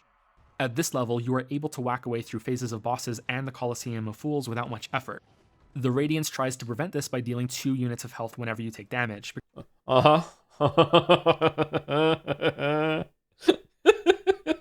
Even this endgame boss was something I found shockingly flimsy with a fully upgraded weapon, especially in Phase 2. The solutions here could be a hard mode, a new game plus mode, the removal of the last weapon upgrade, or tying the upgraded nail to an option you can toggle. This may sound elitist of me, and I do apologize for that. Even that apology may sound elitist, but I feel strongly about this after beating the game without magic, without weapon upgrades, and without any health or soul boosts. This is definitely not the ideal way to play, as it turned many of these fights into very long struggles. The last challenge in the Colosseum became a 30-minute fight with this low damage number. Holy shit. But I also learned how well designed these bosses were by having to fully commit to the time and effort of beating them in such a weakened state. More than anything, it gave me a deeper appreciation for the Radiance battle, how all of the moves it has available weave and follow each other, and when to exploit openings for a lot of hits since every hit that I did land dealt so little damage. I had to maximize that uptime. This ties closely to the healing system and why the health upgrades don't break the game's... That's probably why I'm very aggressive when I play these games, is because I have to go through an ordeal of being like, my damage is so low, I have to hit it as much as I possibly can, and it was really fun to do that, but sometimes the fights did become kind of a slog, yeah. Balance nearly as much as the weapon ones do. Attacks come quick in Hollow Knight, especially from bosses and groups of enemies. I love so much about the healing system in this game because it requires you to be active in a fight to use it, and has That looks like Long Nail and Mark of Pride there, damn. the trade-off with your magic spells if you decide to use them. You can spend the same resource you have for healing on extra damage, sometimes a lot of extra damage, to the point that I'm really hoping there's a new game plus mode that encourages it since magic is so powerful. Nope. The only way to get soul in the middle of a fight is to land a hit on an enemy. You can bank this ahead of time for when things go wrong, or find yourself in a clutch moment trying to sneak in some hits without dying so you can scurry away and heal up from one hit from death. But things aren't that simple. This is another trade-off moment. Does it matter how much damage you do against False Knight when you knock him down? Is it just to get soul back? Because after 3 he's done, right? Can you do so little damage to him that it takes 4 rounds to kill him? Oh no. Nobody knows. Thank you, Enavert Moose, for the resub too. 37 minutes ago. Sorry, we're busy doing this. I didn't see it. Got lost in the plot. Thank you very much. With a hi, Joe. Hey, how's it going? Let's look at the Radiance, who has some gaps between certain attacks that you can slip in free hits on her. You can also use these to heal, trading the opportunity for damage with recovery instead. But the more you see this fight, the more you learn that there are moments within other attacks that you can begin to heal too. When the line of daggers comes in a specific pattern and provides a few seconds of downtime, or when the third and final laser volley is telegraphed, you can heal at least once if you're prepared for this and know what you're doing. For fights against regular enemies, this is a lot simpler. You just run away and heal. I don't know if Silksong is better or worse than that. I haven't fought did the fights enough to know. But I know you need more of a commitment, I think, than sneaking in one heal than in Hollow Knight. During locked rooms in the Colosseum that you need to be smarter and know when it's a good time to heal. This is a skill that you need to develop as you play, not... Yeah, you do. Yeah, a lot of people don't want to develop this skill. Someone's saying they want a mode in Silksong for when they start with different crests. I also would like that. Yeah, I think that's something they should definitely do. And when they do their God Home, there should be like a different crest version of all the fights too, so you can prove that you did them on with each crest. I think that would add a lot of replayability. Yeah, it sucks that you might that you might have a favorite crest that you don't get until much later in the game when you've already beaten like a quarter, a third, maybe and a half of the bosses, right? So I think that you definitely want that. Yeah, mods could do it though. Just a button you press to heal, and when you run out, tough luck, you have no more healing. It allows players who are struggling to play a bit smarter to give them more time to learn, or players who take risks and are aggressive to have potentially unlimited sustain if they don't get too greedy and take the time to heal. Having so much damage meant I didn't have to do any of this, which is a shame because it was a really satisfying part of combat for me, and I think it's a core system in Hollow Knight that you can just ignore. Instead, I could tank hits and burn enemies down. I highly recommend playing the game with only the first 2 or 3 weapon upgrades to get a much more rewarding combat experience. See, he's not insane. He's not saying don't use any nailing upgrades at all. Like, he's, just hold 1 or 2 back. Yeah, it's fine. Yeah. I think you'll be surprised. Witch crest being locked in Act 2 and the Shaman crest only being Act 3 is so ass. Yeah, I agree. Yeah. To discover how much there is to learn about some fights, moments that you can attack when the enemy is also being aggressive, or when you can heal when you didn't think you had time before. Many bosses also have this really cool feature early in their encounters. They become periodically stunned after you hit them enough times. This means that, for the first half of the fight, you get more structured, guaranteed moments of reprieve in order to heal before continuing. Or, if you know the fight already, you can slip in some free hits and knock them out of the stun early. Also As used the very fight well goes in on, Silksong. these stuns stop happening, which I take to mean that they were deliberately included. Does Hornet let the Knight win here? Is it like a test of skill, or is the Knight stronger than she is? I wonder. To smooth out the learning curve that struggling players will go through for each attempt of the fight. Bosses actually get more difficult as they go on because of this, while still being accessible at the beginning without sacrificing that difficulty for the whole fight. I adore this feature, and I would love to see it in other games. Swinging this to the negative side of things, though, we have the death system in Hollow Knight. This isn't a good fit at all except for the setback to the checkpoint. That's a decent enough punishment for death. The potential loss of all of your Geo if you don't kill your Ghostain would also be a good inclusion, except that it's only truly punishing in the early game. In fact, in the early game, it can be tremendous. And Team Cherry took that personally.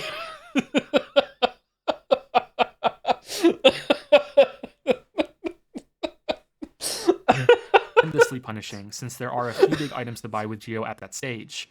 Geo isn't that easy to get in the first few areas, yet by the end of the game, Geo is so common and has so few things to purchase that the death mechanic loses its bite. This seems backwards to me. It should be easier at the start and harder toward the end. The safety net for Geo are the relics you find throughout the world. You do not lose these upon death, and they sell for a high amount of Geo to a trader in the City of Tears. I strongly dislike how long it takes to sell each relic to this guy, and I'm hoping that this is something that I just missed, some quick sell menu or something. No. Otherwise, it takes way too much time to sell each individual piece that you have.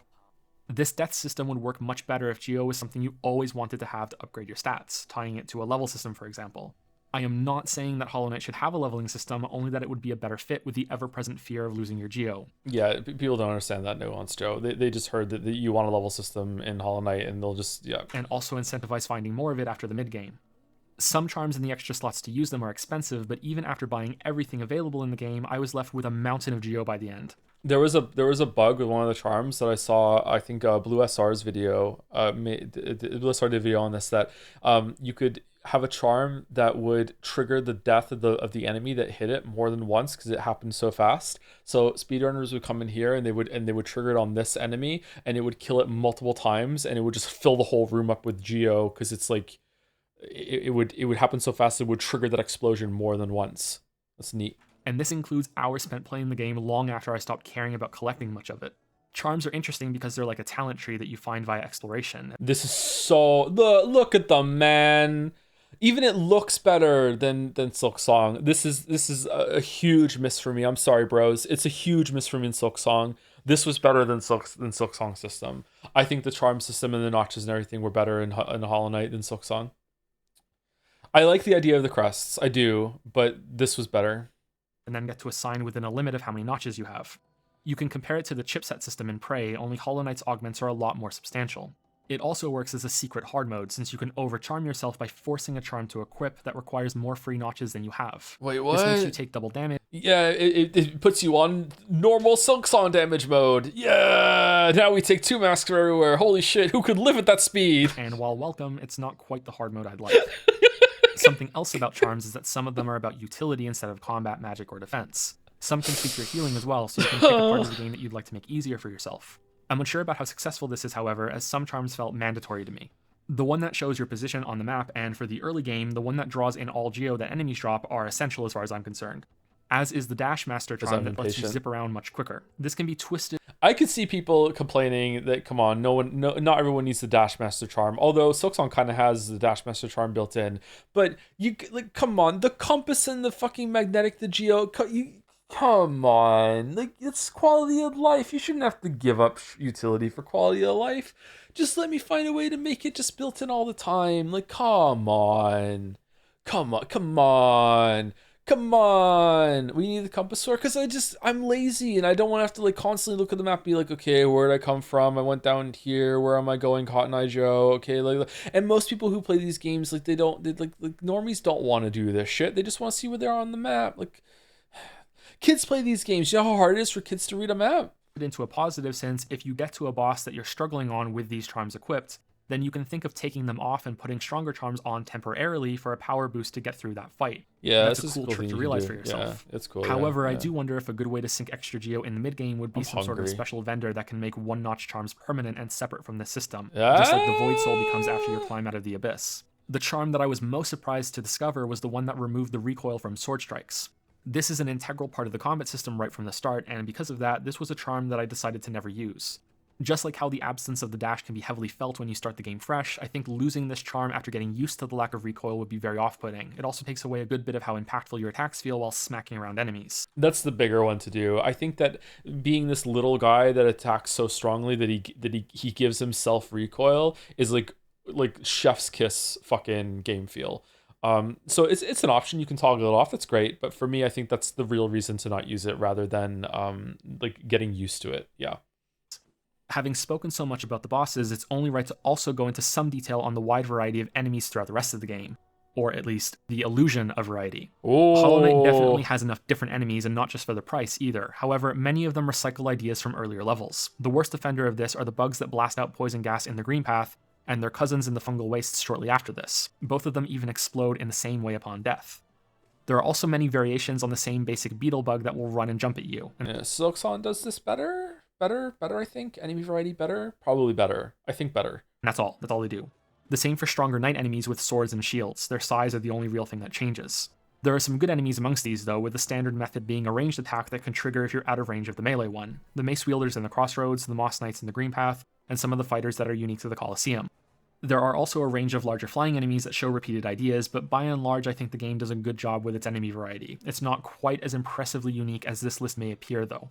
Fighting in that Colosseum was my favorite part of the game overall, the third trial especially. Just like the rest of the game and my videos, it goes on for far longer than you expect. It's here that the combat system gets its chance to fully shine and shows how much potential the rest of the game could have if this level of complexity was reached sooner. So again, this is the base game, so it was my favorite part of the game in the base game, but now that the DLC is out, I prefer the boss fights and going through Godhome versus the Colosseum. But when it was here, it was the base game. Yeah, the Colosseum was the best part. Something I am clearly hoping is achieved in an expansion considering how many times I brought it up now. Despite my gripes I brought up earlier, it was the teleporting enemies that I enjoyed most of all. When they don't materialize right on top of you, it makes fighting so frantic. The game is at its best when you have to combine all of your movement options to both attack and evade at the same time. There are some stumbles and questionable decisions here and there. The rematch against Soul Tyrant, for example, is something I think really requires the double jump in order to be fair. He can cancel his dive bomb at the very last second, right before he hits the floor when his nose is touching it even, and teleport into a second one, which was the only attack in the entire game that I felt could be a regular unavoidable hit without the double jump. The Radiance also has an issue of spawning projectiles. If you hold your dash in the air, maybe you can play around it, but it's a pretty hard skill check. And telegraphs that are the same color as the background, making them hard to see. Now, this is meant to be some sort of shimmering embodiment of light, like look at its... Sorry, do you think if those mages were in Silksong, they'd spawn right in your face? No, I think the enemy spawning in your face like that in Silksong is a glitch. I don't think they're meant to do it. Sometimes some enemies do weaponize their contact damage in Silksong for sure, but when you get telefragged in Silksong, there's no fucking way that's on purpose. There's no fucking way. Name. So hey, maybe that's intentional, but since it depends on what part of the background she's on, I doubt it. Yeah, the preceding Hollow Knight fight is also these overshadowed by this one in more ways than one. It couldn't be that challenging or complex because it would be frustrating to get through it over and over in order to get more attempts on the Radiance. It's a weird thing to think about really. A checkpoint between Hollow Knight and the Radiance would of course make the latter of the two much easier, but it would also allow the freedom to make Hollow Knight harder. On my no upgrade run, I enjoyed this fight a lot more since I didn't burst my way through it so quickly. It was also the one I used the Shade Cloak the most on to dodge through attacks, which makes me think it's another part of the game that has untapped potential. Actually, thinking about it now, even your vessel uses really well. Yeah, platforming and challenges in the environment, this could be used in really creative ways in other areas. I've said it too many times throughout this video because I really am hopeful that Team Cherry is nowhere near finished with this game.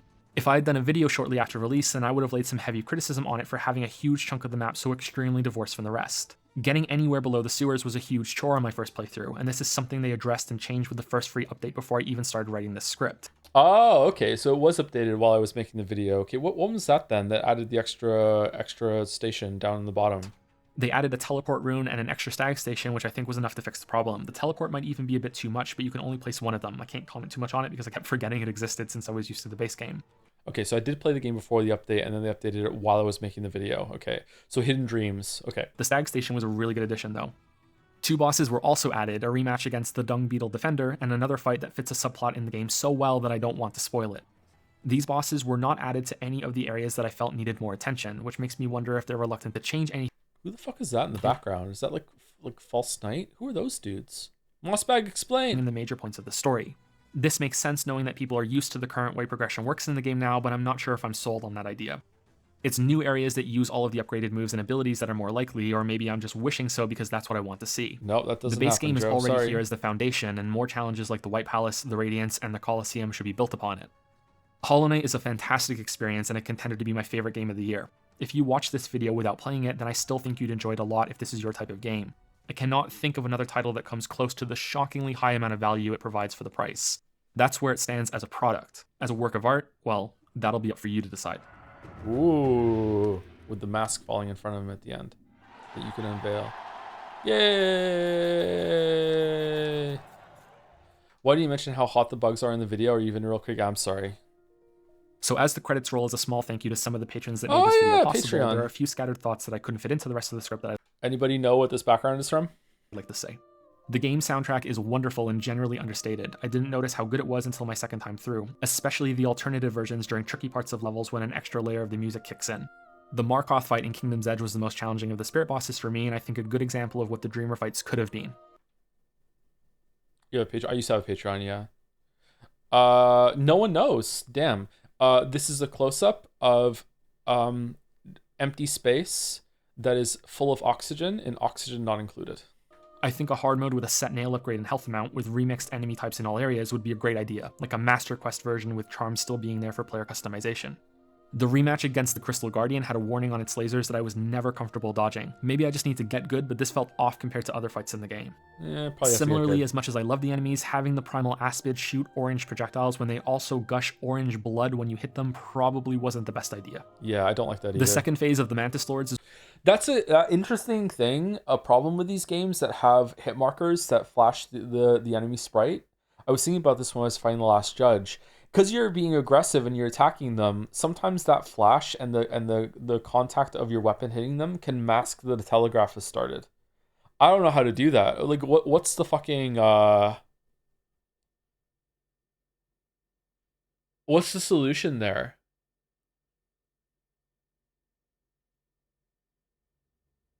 I felt them lost. I did too. Yeah, some of the attacks are lost because I was hitting her. Some telegraphs just didn't come out properly. Like delay the telegraph maybe. Like when you hit it, it makes the boss kind of like hold a couple frames for the duration of the flash or something. I don't know.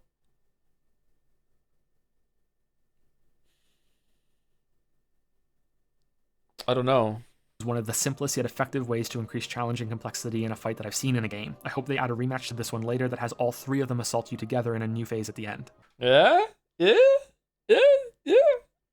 did. They did do that. It was good too. The Nosk fight was really disappointing after its cool introduction. In general, any boss that primarily attacks by recklessly running in your direction feels lame. The Brooding Malek was far better, and that was in the first level. Yeah, that's a good The fight. Hunter's transformation and intentional boss fake-out after completing the bestiary was a massive tease. It was funny, but looking back at some of the other pacing issues in the game, I wish this had been a fight after all. He looks really intimidating too, and I think he would make a fun boss. Kind of looks like a Weaver a little bit. Knocking the falling debris into the failed champion to damage him is a really cool touch and something I didn't realize you could do until my second time through. It's also a really neat way of combining defense and offense since you can knock them away from dealing damage to you at the same time. And I think that's everything. Thanks for watching. I might do something on Hellblade or Cuphead next before Nier Automata. Oh, that didn't happen. Automata. Wow, that's going to be a real fun video to do, having to say that name over and over again. That was hard to do. Oh, the witch is there! Yay! Liar. You can blame Twitch for that. Twitch chat for that.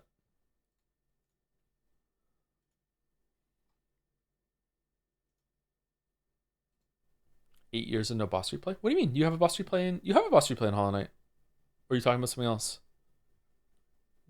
Liza P video is almost at 900,000 views. Ah, damn. Did that get like an uptick with the DLC that came out? I don't know it was that high.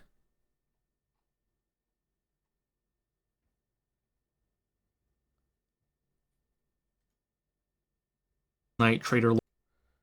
Okay. That video actually held up quite well. Okay. Sometimes the older videos don't hold up that well.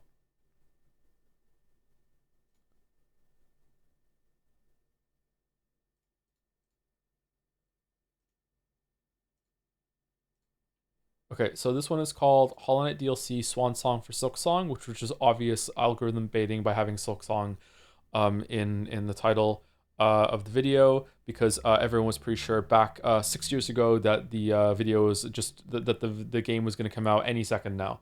And we were right. Yeah, we were right. Oh, hold on. The music. We're going to put it back on 1 speed for the music.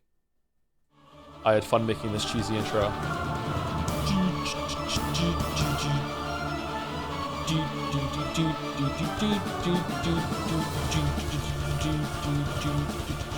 Hollow Knight was my favorite game that released in 2017. Whoa, how is the audio worse, Joe? What the fuck? What is this echo? Oh no. Okay, 1 point tied into 17. Returning to it now with all the shiny updates and polish has reminded me that it stood out in a similar way to the new God of War. Hollow Knight does not have the best combat, boss battles, or exploration that I've played in a game, but it does everything so well that it stands out by hitting such a high level across its major features. And the game's presentation is a contender for the best of its type. I still listen to the soundtrack now and then, and I can't believe how good the game looks from a team this small. Yet despite it being 2 years since the game was first released and 19 months since my first critique, I find myself in the same predicament I was in the opening to that video. Back then, it was how to differentiate judging something as a product versus judging it as art.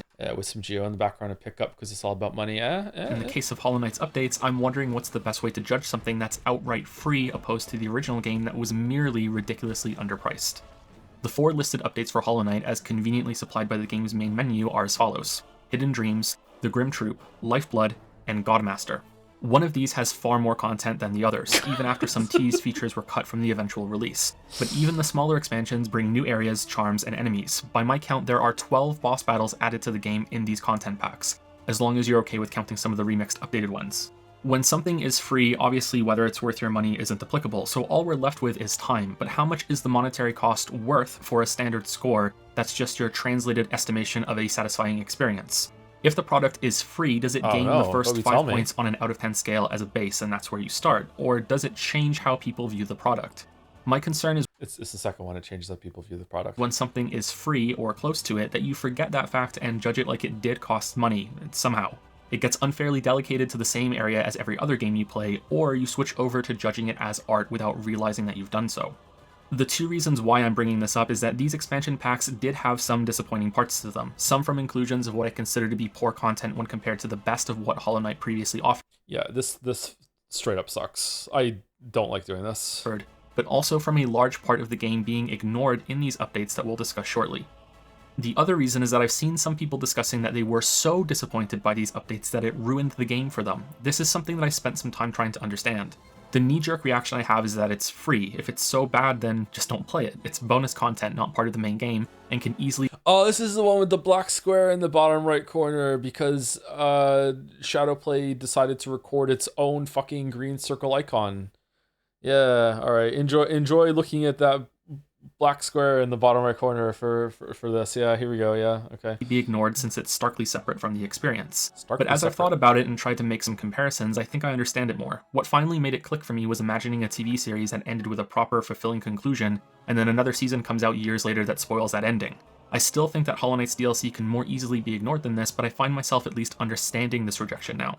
If anyone's curious as to why some people are upset, it's because the new endings and tidbits of Hollow Knight's ongoing lore were locked behind the completion of its most brutally difficult content. Many players were unable to reach it and had to resort to viewing it online instead of experiencing it in-game themselves. Again, sorry for doing this so much, but we'll get to that a little later. Why doesn't Hornet immediately just like do nothing personal kid and hit the knight 15 times after she does a parry? Is she stupid? Let's be positive, and also have a spoiler warning just in case the video title was... Spoiler warning for all of Hollow Knight and the 4 DLC packs. Enough. I'll be showing most of the base game of Hollow Knight and all of its DLC. So if that was good placement of the text there, so you can still see the fight going on in the bottom. If you haven't played it yet, you should probably go do that before you watch this video. Yeah, they won't though. Returning to the game was surreal because many of the updates address things I criticized in the first video. I want to be clear that I do not think these changes are in response to that video. It instead confirms what I've long said about most of the criticism that is contained in videos like mine being shut the fuck up, dude. Things that the developers are already aware of. These aren't things they never realized, but are instead problems caused by running out of funding or hitting a deadline. Still, it was affirming to see that at least some of the points I brought up were valid and that the game is better off having fixed them.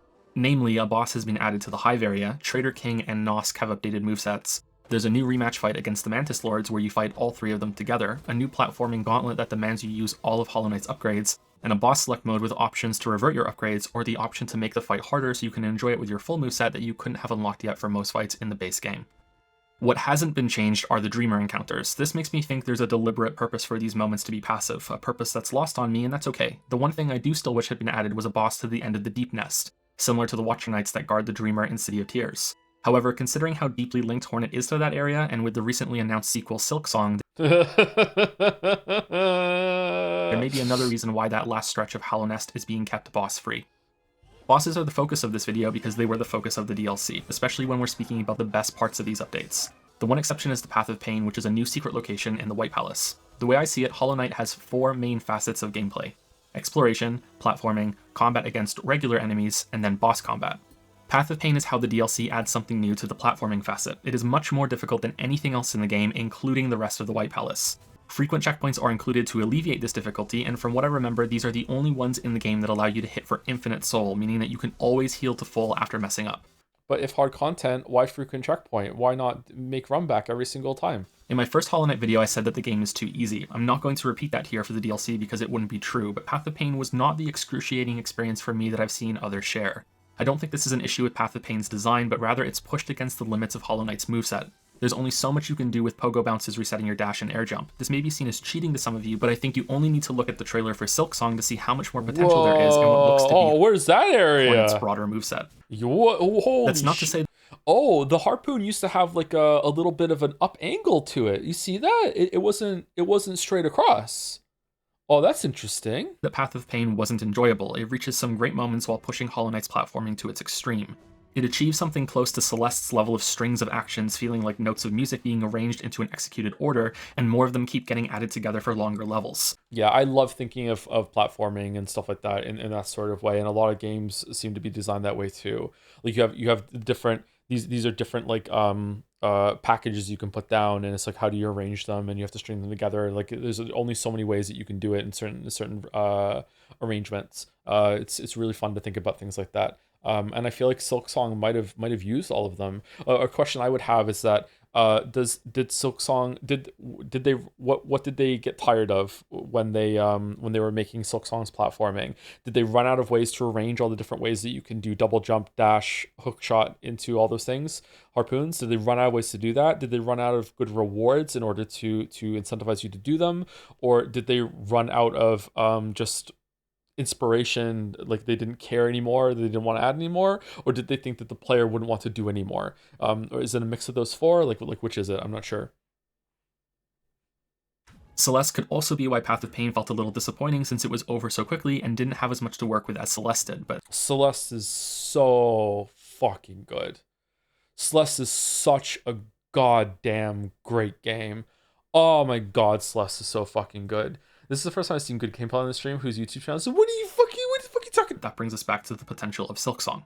What Path of Pain does excel at is evoking a feeling of desperation. Even if you are comfortable making most of the jumps, they still feel like you're climbing somewhere you're not supposed to be. Yeah. Lightly breaking the rules, which starts when you break a wall that acts differently than most other breakable boundaries in the game. The layout of danger zones and buzzsaws feels claustrophobic, and then right before the end you can feel like you've swam too far out to sea and are stranded bouncing along these pikes and saws with no safe place to land. And then when you finally do break through, when you should feel a rush of relief, you have to fight 2 enemies after landing instead of reaching a checkpoint like the other parts of the White Palace and Path of Pain. Man, if Team Cherry made this, you would have had to fight a pure vessel here, and you would have to do the whole entire Path of Pain to do the run back. Man, we're so lucky that they didn't. These enemies are not difficult, but the shock and panic can make the fight a memorable experience since it comes out of nowhere and you're afraid of being pushed back to the checkpoint if you fail. This is one of 3 times that the DLC flirts with another facet of Hollow Knight's gameplay, combat against regular enemies. I almost died here. The other 2 are similarly minor moments. You may not even want to count them as you journey through the rest of the DLC. A fight against a jumping ninja bug through a newly breakable wall at the Colosseum of Fools, and collecting flames by killing Spectre-type enemies for the Grim Troop. For the sake of being thorough, I also want to mention the new giant pipe enemies on your way to Godhome's entrance and a special ordeal event hidden in the boss select area. I think it's fair to say that this is more like a facet of Hollow Knight's gameplay that wasn't being explored. Unfortunately, there's another that was similarly neglected, but let's instead link these Spectre enemies to the DLC's boss content. Grim and his harder version Nightmare King Grim are not the first bosses added to the game via DLC. Those go to Zote's incredibly presented Dream... Good music transition there. Good job. Fight, and a rematch against a more difficult version of the Dung Beetle Defender. Grim is, however, the first wholly new boss fight and was also one of the most exciting parts of the DLC, so we'll be starting with him. The clever trick the Grim troop pulls is that you fight Grim before you fight Grim. His specters have similar moves and the exact same sort of flow to their battles. They appear, unload whatever attack they have selected to use, and then you get a chance to get in some counterattacks before they vanish and reappear to go through the cycle again. This is how every enemy you fight for the quest works. It's also how Grim works, much to the fight's detriment. Grim could be seen as setting the stage for the... There's a jump cut there with a shade dash ahead into the next clip. I feel like a lot of this is lost on people. It doesn't really add as much as I thought it was. It is fun to make it to assemble it in the video editor though. Proper fight against Nightmare King. That's also the only other fight in the game that gets a full title card introduction, as long as you don't count the rematch against the Radiance as a different fight. And at first this battle was worthy of that same grandiose introduction. For most players, I'd wager that feeling will never go away, but after seeing this fight so many times in the boss rush There was another cut there. That one worked better. land of Godhome, Nightmare King is now one of my least favorite fights in the game. This is the best track in both games, I think. Grim's fucking song is so fucking good. Because it's so boring. This reaction is not from a lack of challenge. In fact, I think I made a mistake in my first Hollow Knight video and that I could have made it more clear that I wanted difficulty options and not for the entire game to be retuned to my preferences. I think I didn't communicate well enough that Nah, you're an elitist fuck and you want it to be tuned to your preferences, just like how you're going to enjoy Silk Song when it's too hard for most people later on. I wanted the nail upgrade to be something you could Shut the fuck undo up. for a higher challenge, something that the DLC has sort of done in Drink your Godhome. orange juice. Nightmare King is definitely a challenging fight. He has 6 highly damaging moves that he cycles through with brief telegraphs, and when you are first learning the fight, you can easily be knocked off rhythm and start taking multiple 2-mask hits in succession. But when you get past that, the fight becomes a monotonous game of tennis. Nightmare King takes his turn, you take yours. There's little room for expressing yourself by being aggressive during and between attacks. Does hitting him when he's in bat mode even do damage to him, or is it just about or is it just about getting soul back? Yeah, he does 2 masks of damage. Whoa, who could live at that speed? Have not finished Silk Song, but it was worth the hype. Top 3 best games you've played this year, Mr. Streams. Yep, it's probably gonna be my game of the year. Yep, it's gonna be that or Expedition 33. Blueprints. It's gonna be that or Blueprints. The best you can do is slip in some sneaky hits as you're avoiding some of his moves. I view this as an intentional decision on the part of Team Cherry. I guess it's to make the fight a long endurance dance, one that you are partnered for with Nightmare King as he leads you through each step to the music, and are responding in the only way that is allowed, going along with the theme of the fight being on a stage in front of an audience. The best evidence I can point to in order to support this is that Grim will remain when he summons his cloak spikes from below the stage. You can either get next to him during this, or shade dash through a spike after they've emerged to get in some damage as a reward for truly understanding how this attack works. Nightmare King does not remain Yeah, why did they change that? for this move, and you simply stick around and wait. Couple this with how quick Nightmare King is to teleport away if you get close to him for some attacks, and how quickly he vanishes after finishing each move, and I think the intent for this being a drawn-out fight is plain to see. And I do understand that this is criticism that isn't applicable for when you fight this boss in its natural location. It's only when you're trying to... Why are you watching your own video? Oh, this is just my regular Friday night. It's just I'm sorry. We're doing...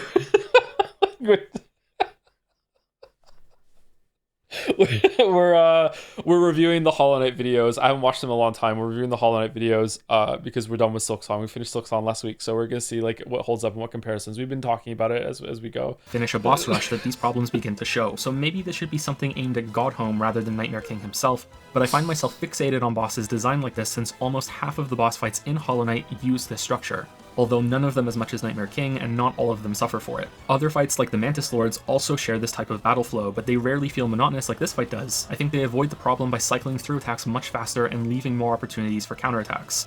A solution for fights like Nightmare King, which can't be that fast at first because then it would be unfair when you're still learning each move, would be a way to indicate that you would like him to dance faster since you are comfortable with the fight, perhaps by not returning his bow at the beginning and instead hitting him to make him angry. Whoa, how did I do that? Did I match all the soul and everything for that in order to make it so there was those are 2 attempts spliced together there with one being an attack. That's some pretty good good editing there from me from 6 years ago.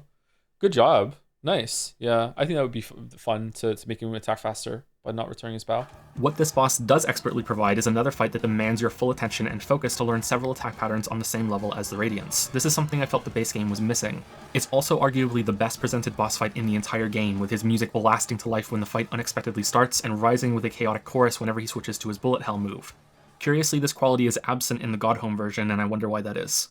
As I said, the quest to unlock the fights with Grim involve fighting some enemies that match his fighting style. What I didn't say was that Oh, there you go, Sarah. The best track and the best track. Now we're in City of Tears after the drums. finding these enemies involves traveling around Hallow Nest to quest markers before you can kill them to collect their flames. The minor criticism I have here is that this part of the I think I might like Hollow Knight's OST better than Silk Songs. Oh no. Oh no.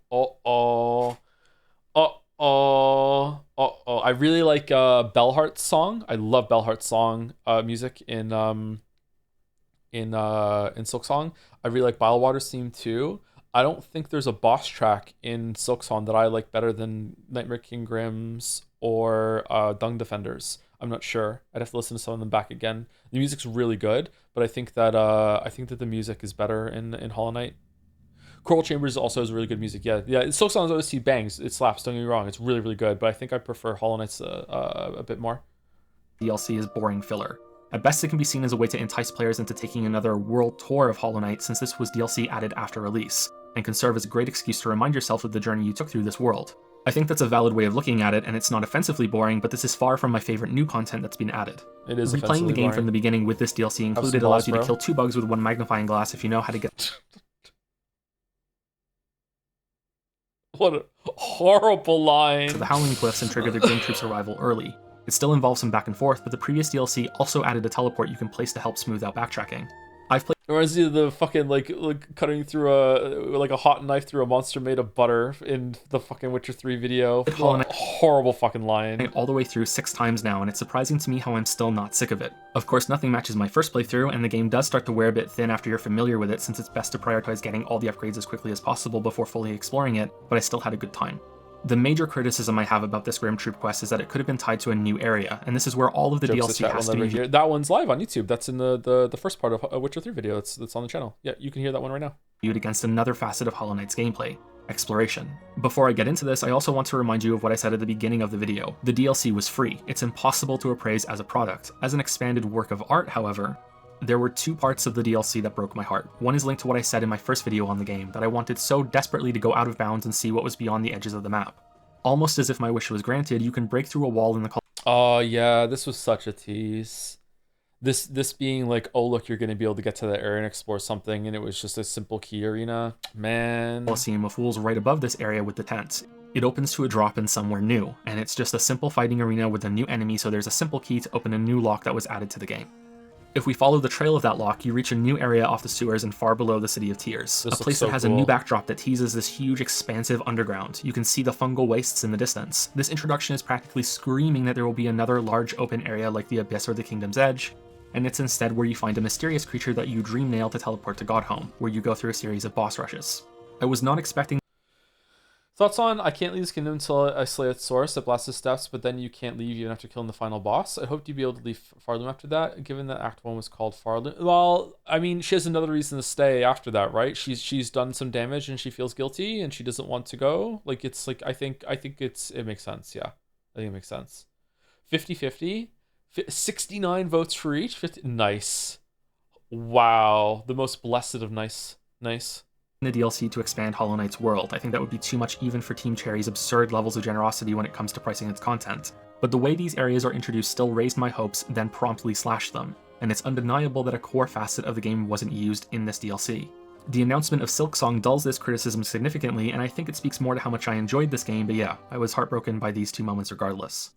Godhome, in my experience, is something unique. It is a boss rush mode that is contextualized within the game's world. Anyone got another example of that? Like a boss rush mode that isn't just like a location that exists in the world, but is actually like lore appropriate. An entity has collected the bosses you killed so you can refight them. I guess some of the ones at the end of Mega Man, are those the droids? They've been remade for you to fight them, or is it just like a challenge that doesn't really quite make sense? Sekiro? How does Sekiro's boss rush mode work? Sekiro kind of not really. Okay. Path of Exile? Ooh. Does Path of Exile have a boss rush mode?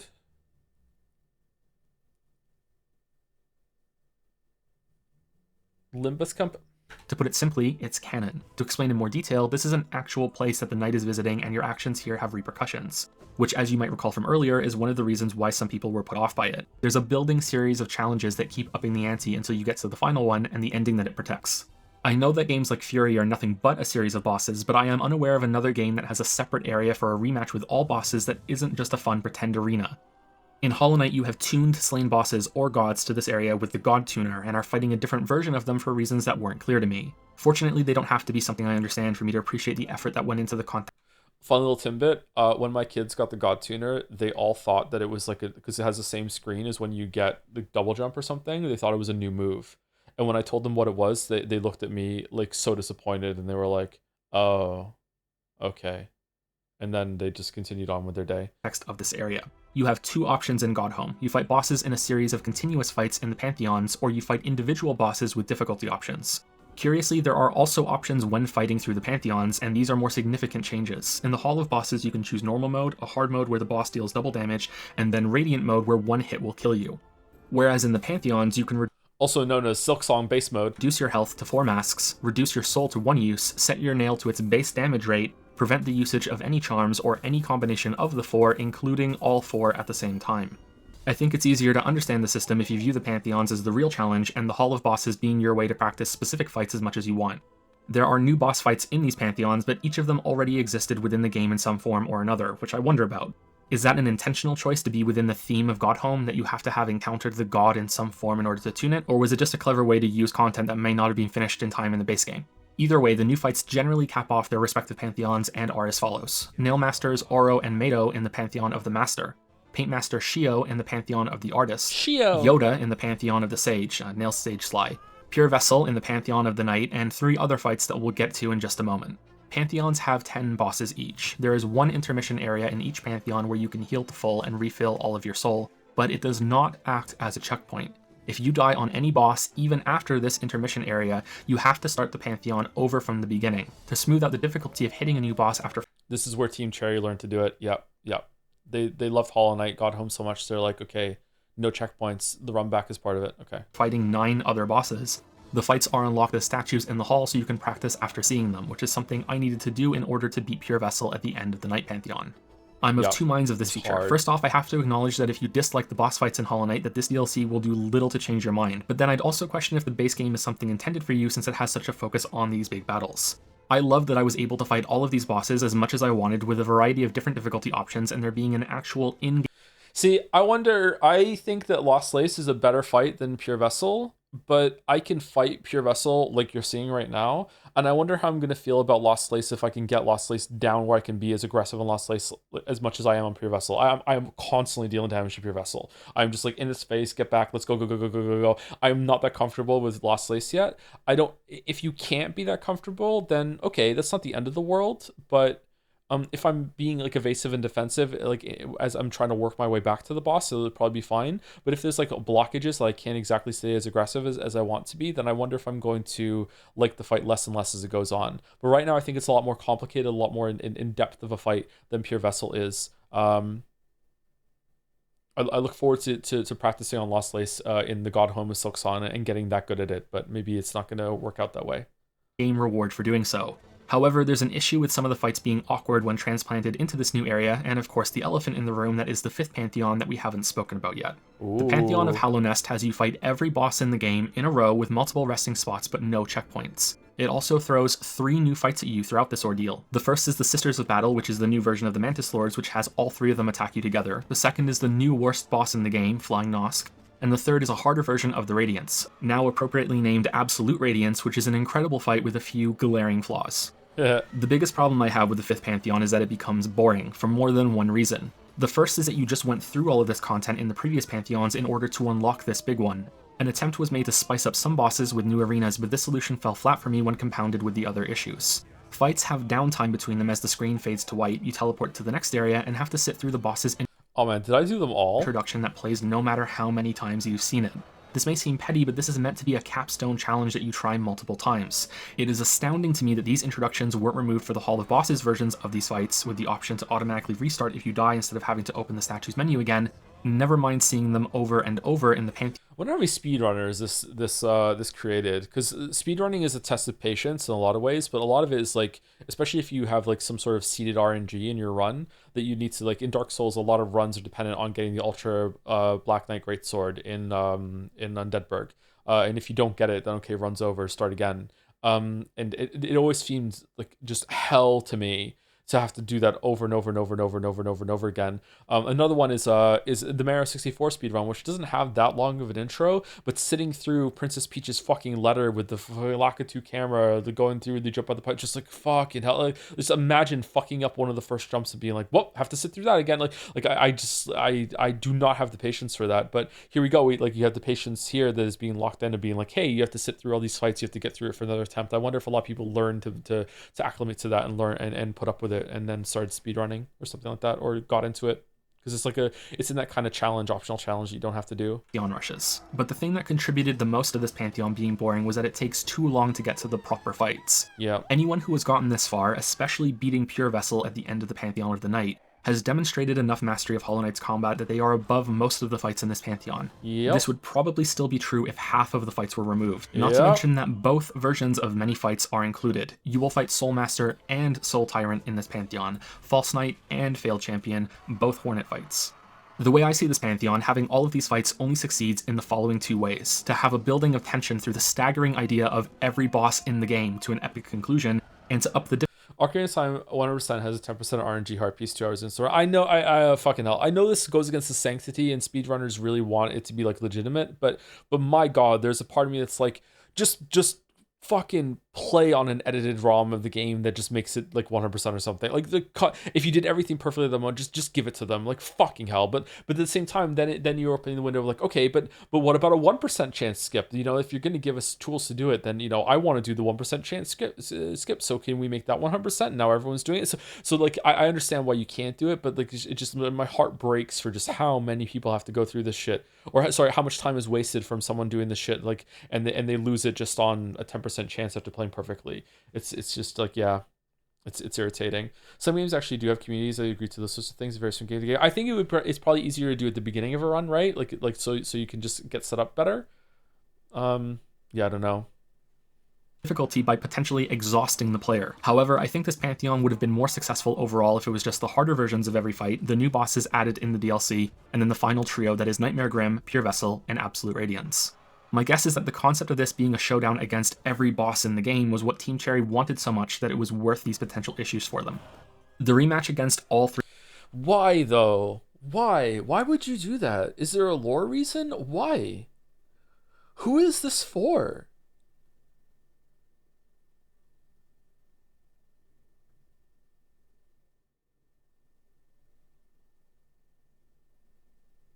Huh. Mantis Lords is a work of art as far as I'm concerned. Yeah, it's not perfect. There are the rare moments where a mantis can spawn on top of you, or their attack patterns get so out of sync that there's some awkward downtime, but when they hit a sequence that flows naturally together for what feels like a full minute, it's incredible. Each attack prompts a quick flash of decision making while you also counterattack. I have never fought a boss in a game before that made me feel like I was perfectly weaving through an actual onslaught from multiple enemies instead of responding to the same patterns over and over. Of course, the reality is that this fight is exactly that, but it hides it by being so well paced. The only significant issue I have with it is that I wish the three lords shared a health pool so that there wasn't this release intention before the fight is over. Occasionally the remaining two Mantis Lords wouldn't attack properly after. Allbind's no-hit speedrun for Pantheon 5 took a speedrun or something like 54 minutes of non-stop fighting. It was done for the first time after 4 years of DLC's release. Damn, that's impressive. Holy shit. I did a lot of Allbind's runs, but I couldn't do the collector. I couldn't do it. And I didn't want to learn how to do it. The collector was too frustrating for me. I just couldn't fucking do it. Skill issue. For that either. Like they were still acting as if all three were still alive and using their moves together. You think it would be Nightmare King Grim or Pure Vessel or Absolute Radiance or one of the harder bosses that would kill it? But no, it was the fucking collector. I couldn't do it. We can use the Sisters of Battle as an example of the tennis match boss structure done in a good way. They have a turn where they use a move and then you react to that. It works because the attacks come so quickly and have a wide variety of possible responses. Pure Vessel and Absolute Radiance are my other favorite fights in the game for the same reason. I think that Silksong did this really, really well. I think Silksong has a lot of has this tennis match structure, but has a lot of it's very fast. I feel like there wasn't many fights, at least there's not sticking in my head right now, that had a fight like that was like Nightmare King Grim, that you have to wait around for your turn to attack. Although some of the fights, if you want to not take damage properly, you might have to do that. I watched On Ball. It was linked on. I hope I'm saying his name right. I watched On Ball, a video that was linked in the Silksong chat on Discord, and he had a no hit win against Carmelita, and I'm really surprised how passive he played that. And I wonder if there are some strings or some moves that she can do that if you're too close to her, too risky, or you can take unavoidable damage. So I'm not sure if maybe he was just playing a different style. He wanted to do some parries, but like he's usually like hyper aggressive like I am in a lot of fights. He's way better than me, don't get me wrong. Sorry to compare myself to On Ball, I shouldn't do that, but like our play styles are similar in respect that we wanted to be always doing something in the fights. And the fact that he wasn't doing that in that fight makes me think that maybe there's a reason. Maybe there are some unsafe moments that look like safe moments that you have to respect for that fight. In the space of a few seconds, you may have to dash, jump, sidestep, counterattack, and possibly pogo bounce depending on how comfortable you are with the fight. In the same amount of time, a lesser fight will only ask you to do one type of response and have little room for creative play. In the worst cases of all, it may ask for the same response again and again. So I kind of got sidetracked with one point there, but in general, that fight's really good. By the way, Carmelita's like probably the second best boss in the game in Silksong. But in my experience, from my memory, I feel like the Nightmare King Grim problem that I have, where it takes too long to respond to some attacks sometimes, I feel like that is mostly absent in Silksong. Or if you can't get to the boss, at least you're given something to do when it comes to avoidance or pogoing off of certain things, like with the Cross Lord or whatever. So I think they did a better job with it overall. Which brings us to Flying Nosk and the rest of the boss fights that I feel bring the Pantheons down. Which favorite fight? Sorry, I keep interrupting. My favorite fight is probably Lost Lace, then Carmelita, then First Sinner, then probably Phantom Widow. Last Judge is pretty good. I just don't like the run back with a boss that can kill you that quickly. What are the other good ones? I like the boss where you can't touch the floor. That was a pretty fun boss. Crust Lord was pretty fun too.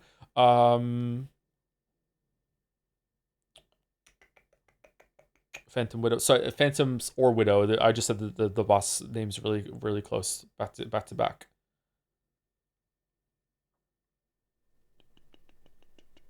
The Last Judge run back is super quick. Takes about 20 to 30 seconds, and it's 23 seconds you have to stay engaged, and that's only if you find the shortcut. And then Last Judge can kill you in about 5 seconds. So I don't like the run back because of that. Not really fun. Not really fond of that. I still really love Fourth Course. Fourth Course is pretty fun. I think there's going to be a faster version of him in a DLC somewhere, I think. Flying Nosk feels like a super version of the Vengeflies. It will stay out of your reach, and you will potentially be punished for trying to slip in extra attacks, or have to deal with the awkwardness of pogo bouncing above the screen. The fight instead is waiting for Flying Nosk to take jousting swoops at you. You jump, attack once or twice in return, and then wait. Sometimes it will drop or spray some goo at you, and you step into a safe position before continuing to wait. I understand that yeah, there's nothing in Silksong that's as bad as this. This fight fucking sucks. At least nothing in my memory that's as bad as this. Yeah, I didn't like Seth very much. I think Seth probably does have more openings. I just couldn't find, by the way. But Seth felt like fighting Nosk to me. But even then, Seth was nowhere near as bad as Flying Nosk. So that's good to see and good to realize, yeah. Not every fight in the game should be as intense as the Sisters of Battle or Pure Vessel, but it's still incredible to me that... Oh, Savage Beastfly. I really liked the rematch against Savage Beastfly. I thought that was a good fight. So that might be up there too, maybe in the top 15 or so. Savage Beastfly round 2 was really good. Savage Beastfly number 1 was, I could probably leave that fight, but Savage Beastfly 2 was really good. The same team made both of these fights when it would have been better if Flying Nosk didn't exist. Period. It's like negative content.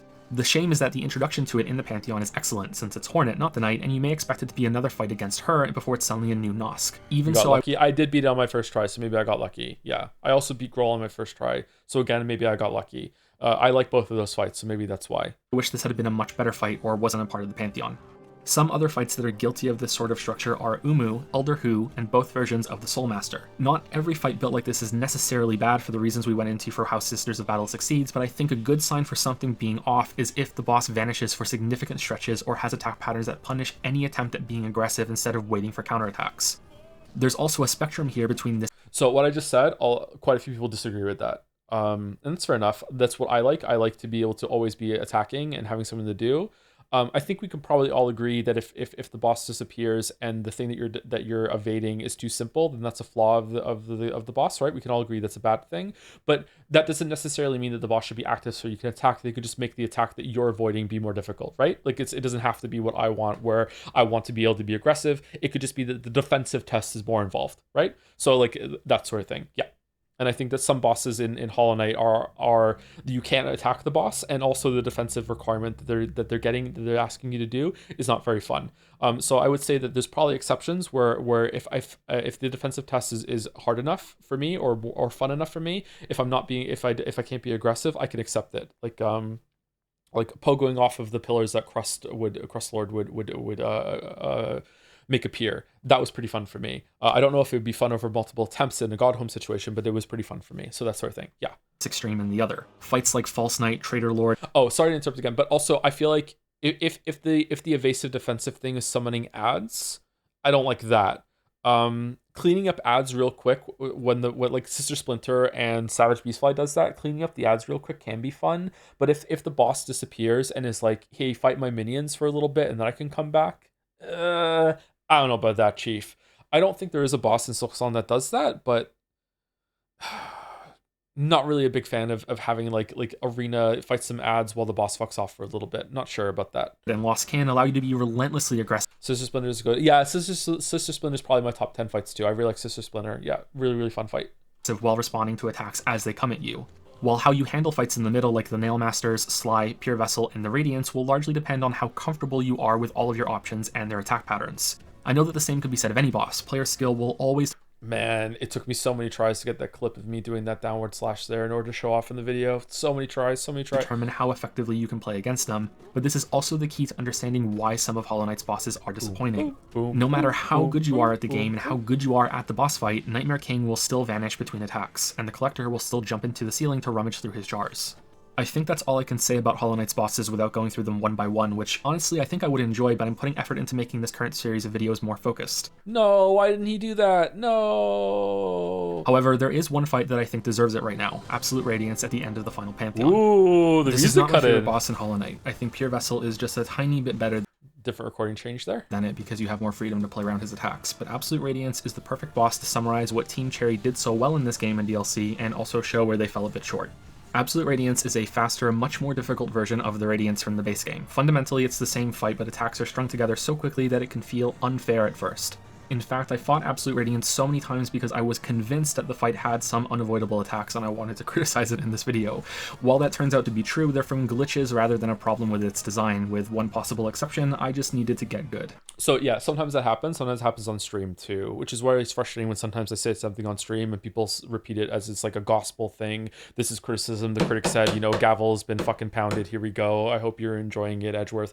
Like it's like sometimes I will say on stream like that doesn't feel fair to me. I feel like that was like checkmated there. I feel like that was unavoidable. And then later on I'll play it and I'll do a lot more rounds and I'll be like, oh, actually, no, there's this opening. There's this thing I didn't realize. Like, oh, I can do this instead. So that's what happened here with this fight for sure. Yeah. Grandmother Silk feels like an approachable version of the Radiance fight. Is Grandmother Silk? Grandmother Silk is definitely, you can kill her faster than base mode Radiance. Is Grandmother Silk... Is it? Hold on. Sorry, not the base. Then Absolute Radiance. Is Grandmother Silk easier than normal Radiance? I feel like Grandmother Silk has some moves that are harder to read in a good way than normal Radiance. Really? Wait, do you think so? She's much easier than Radiance? Huh. I beat her first try. I did not beat Grandma first try, but I didn't have double jump, and I had, what was my nail upgrades at that point? Did I have 2 or 3? I think it was at 2. I can't remember. Maybe the double jump makes it easier. I thought it was a pretty good fight the first time I did it. It took me, I think, 6 or 7 tries. I was disappointed by how she. Okay, fair enough. Then maybe I was getting caught out then, or I got unlucky, or maybe the jump is makes it better. Not sure. I also took a while to beat the rematch against Lace. Again, didn't have double jump for that one. Yeah. Okay. All right. Fair enough. The thing that every player needs to realize about Absolute Radiance is her attacks can sometimes overlap. This is where the feeling of there's no possible way I could have avoided that comes from. since these attacks can layer over each other in ways that make them hard to see and understand, never mind intentionally avoid. The solution that has to click with you is that you must play proactively when it comes to dodging. When the horizontal spikes or pillars of light sweep across the battle platform, you have to dodge through them and be safely ready for the next attack as soon as possible. Specifically, in the case of the pillars of light, you have to have dealt with them before they reach the halfway point across the platform. I'm surprised that what I say right now in this video has resulted in quite a few people like contacting me and being like, once I heard you say that, I was able to beat the fight. I'm really surprised how much this helped people. Where they're like, oh, that was like the click moment that made it so I could beat Absolute Radiance. Thank you. If you don't do this, then you are risking taking an unavoidable hit when you dodge through it at a bad time and into the path of the next attack. Like, yeah, you can definitely have probably like banked right after this dodge, maybe, but maybe you would have banked into the pillar passing. I'm not sure, but that's maybe avoidable, but like a very hard skill test there. Once I got this, Absolute Radiance became consistent with only one rare exception. I felt like the appearance of the floor spikes and a pillar of light at the same time could lead to situations where my only response was a risky one, and I had to hope the following attack missed me. So apparently you can Descending Darkness, whatever the fuck it's called, to destroy the spikes. I didn't know that. I didn't learn that until recently, like when we streamed it the other week. Can you destroy the spikes before they even come out with Descending Darkness, or does it have to be they have to be out first? This sort of thing can be acceptable for bosses that you can die to and retry, but it's terrible for a fight that is at the end of a long endurance boss rush pantheon that makes you do the whole thing again if you die. Fortunately, like I said, it was a rare problem. Tragically, this is far from the worst problem that Absolute Radiance has. I think a great way of testing the balance Ooh, the transition there with the music. Oh, a little spicy, a little dramatic. All right, here we go. and quality of a combat system is to play it with damage cranked as high as possible. This is rarely the best way to play a game, but it's a fantastic method to see if fights have fair telegraphs. This is very true. If you want to make gameplay videos, like gameplay critiques like I do on YouTube, and you're looking for some advice from me, first of all, don't. Second of all, do this. But please understand, and you have to make sure your audience understands it too, which sometimes my audience doesn't understand. Like, you are not playing for fun at this point. Sometimes when you're playing a game to make criticism or critique on it, your enjoyment is secondary. You're trying to do like investigating thing. You know, you're almost playing like a playtester where sometimes you have to recreate a bug. You are playing to see if something is fair. And one of the ways to do it is to make it so you die in one hit. So if you die in one hit, you'll be damn sure. Like, you might just gloss over and you might be like, oh, I just took some incidental damage there. Wonder what that was about. If you die in one hit, my God, if it's not fair, your brain will tell you. Your brain will go bullshit. You will understand. You'll look at it. You look at the frame data. You'll be like, okay, what the fuck happened here? Like, you don't have to play with damage tuned so highly if you're very sensitive to it and you're making sure that you're looking you're like really keened in on seeing the damage is fair. But a cheat code for doing this is definitely being like, okay, like, I died in one hit, that was bullshit, and you will like feel it and you'll be able to dig through and see.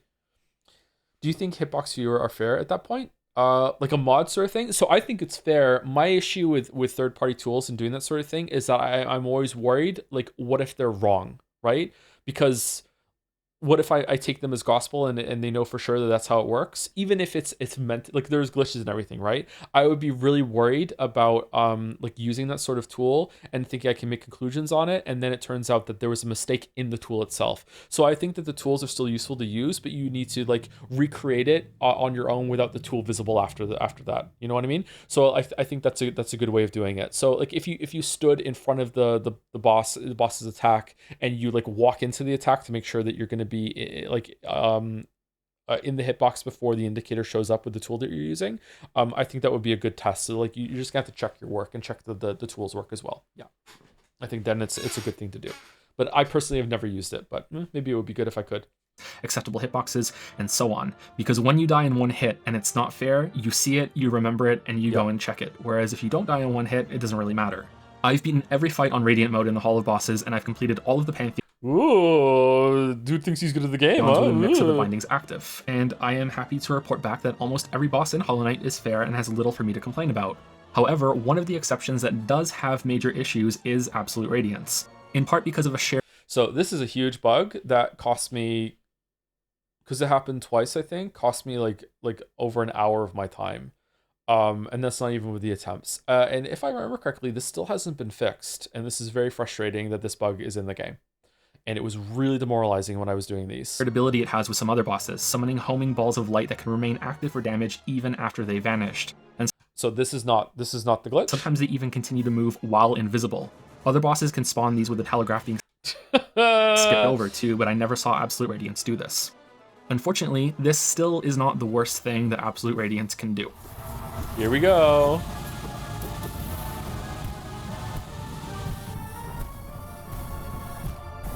So, if you pogo off the boss and you get too high, you will break the transition screen of the third phase happening. So the game thinks that you have broken up into the third phase part of the ceiling, so it makes the abyss grow higher up to you and will take away the platform because it thinks you're doing the platforming for phase 3, when in reality you haven't done it yet. So yeah, I don't know if this is fixed. This happened to me twice, and it happened on one of my Pantheon runs.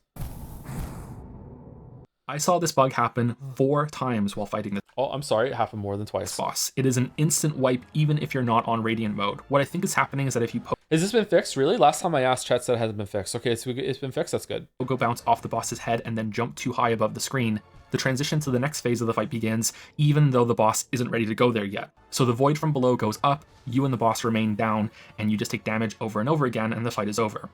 This can happen in the Pantheon version of this fight. In fact, it happened to me during one of my binding runs, and it cost me all of that time. See, I didn't even go that high there. I didn't even go off the screen, and it still happened. This was a binding run, man. I was salty as fuck.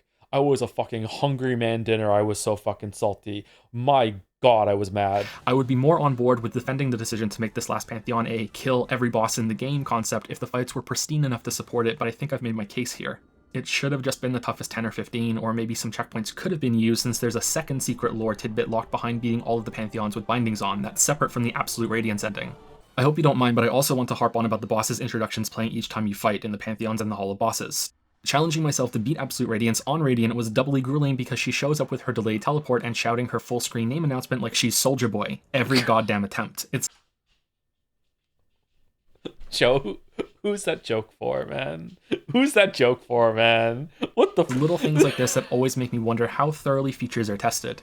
It makes sense that extreme difficulty modes may be included just for a small percentage of players, but quality of life improvements go a long way. Soldier Boy, to reiterate, not enough testing on these modes isn't a huge Wow, that was a fucking amazing dodge there. Holy shit, I see why that one made it in the video. problem, but I still wish it had been done. I think that Hollow Knight received enough testing to find and fix most problems, but it could have used just a little bit more to wring out the last bit of refinement. Here are some final examples. Pure Vessel can sometimes teleport on top of you for an unavoidable Holy shit, that is awful. Oh my God, that was terrible. What? How is that allowed? Damn, I forgot he did that. That's way worse than anything in Silk Song. Rewind it? Okay, sure. I can show you. Oh, I'm gonna have to refresh now. Here we go. Vessel can sometimes teleport on top of you Holy fuck! for an unavoidable hit if you happen to be in the wrong place. The game does seem to have a check to make sure enemies don't teleport near you, but this sometimes fails. I believe the same check also fails in the Markoth fight, where his daggers can sometimes appear in your path or below you while you're still in midair. Yeah, that's terrible. So you fall into them or dash right on top of them with no way to avoid it. But you also have to keep moving here, so you're screwed either way. These daggers can also spawn off-screen, so you have no way of knowing where they're coming from. And by that I mean on the other side of the arena's wall, which you can never see. Markoth's shields can also change their rotation direction with no warning as you go in for an attack while dodging these daggers. This was the toughest fight for me on Radiant mode because of these problems, even more than Absolute Radiance. Conversely, on Ascended mode, it's one of my favorite fights, so I think that goes to show you that the really extreme balance modes aren't always the best way to play. The new fight against Nosk is That was an amazing downward dash there. Holy shit, yeah. Like, that's a fun fight, just not when you're doing... Actually, you know what? That fight is so fun, and doing a Radiant mode was so bad that I think my brain has made it a bad fight in my memory. Like, no, that's a good fight. It's just that doing it hitless fucking sucks. an improvement, but can still punish you for trying to be aggressive by stopping abruptly in place with no warning. If your game has contact damage, then that means the act of enemies simply changing their movement also counts as an attack, so it needs a telegraph. When I fight Nosk, I have to always remember that he can stop in the middle of the room with no warning, and I have to stop myself from fighting because of a coin flip instead of reading a telegraph. So some people don't agree with that, and that's fair enough. I do think that one clarification I can make here is that if the movement is always the same thing, let's say for example, I don't think this would make the fight better, but let's just say for an example that Nosk always stopped in the middle of the room when he was moving toward, it doesn't need a telegraph there for it to stop. Okay, that's fine. But the fact that he only sometimes does, I don't like that. The fact that I have to play around the potential of him sometimes without any telegraph or visual indicator of him stopping in the middle of the room, I don't like that at all. Trader Lord has a similar issue with the ability to step forward with no warning whatsoever before he does one of his attacks. He does this so rarely that I think it's a glitch rather than an intentional part of the fight. Regardless, it's frustrating when it does happen. Wow, that's bad. I don't think that should be... He shouldn't be able to do that. That's really bad. Last Judge can do that. For what I'm not sure about, Zote the Mighty, despite being another of my favorite fights for its presentation and frantic feeling, has some moves that feel impossible to dodge under some circumstances. This may be similar to what I spoke about earlier with reacting to Absolute Radiance's attacks as quickly as possible, but I fought this boss many times and I haven't seen that solution yet. His mid-air corrected altered jumps and attacks made when his blimp bombs appear in some arrangements have had me feeling like there was nothing I could have done before I got hit. The collector spawning primal aspids is incredibly harsh. This isn't really the same as the other things I'm pointing out here, I just feel like venting. This boss is the reason why I refuse to grind out the 2 Pantheons that I'm missing full binding clears on. It's too frustrating to lose that much progress to. The fragile strength charm breaks the balance of many fights in Godhome. Dying in the boss rush area doesn't count as a death, and so the charm never breaks, nor do you need to farm all the geo required to make it unbreakable to... So I don't agree with this anymore. I don't think that it breaks the balance. I think it does make it too easy, but I think I should make it clear that this is part of the difficulty selection that you can do, and you need to know that you are making it very easy for yourself if you do this. I think this is a good thing that games do, but for whatever reason, when I wrote the script, I think I went too hard on it here and made it like, a problem. It's not a problem. You could just not use the charm. So yeah, I don't really agree with this anymore. Safely use either. I didn't realize how powerful it was until I had already cleared all of the Pantheons and most of the fights on Radiant mode. When I tried out this charm, I felt like bosses were dying so much faster that they were melting underneath the nail. If this is an intended easy mode for the fights, then I think that's great, but this felt like using I played lip service to it here, but it sounds like elitism and it doesn't sound like I really mean it. Like, no, I don't agree with this anymore. I would change this now. a soft cheat mode to me, or that I was taking off a secret binding that I never knew I had all along. I believe it ups your damage by 50%, that's a lot of damage. That's a lot of damage. Okay, never mind. That's a lot of damage. I agree with Pastor. And related to that, my final gripe is that I think the charm binding, removing all of your charm slots instead of just the unlocked ones from new notches, was a mistake.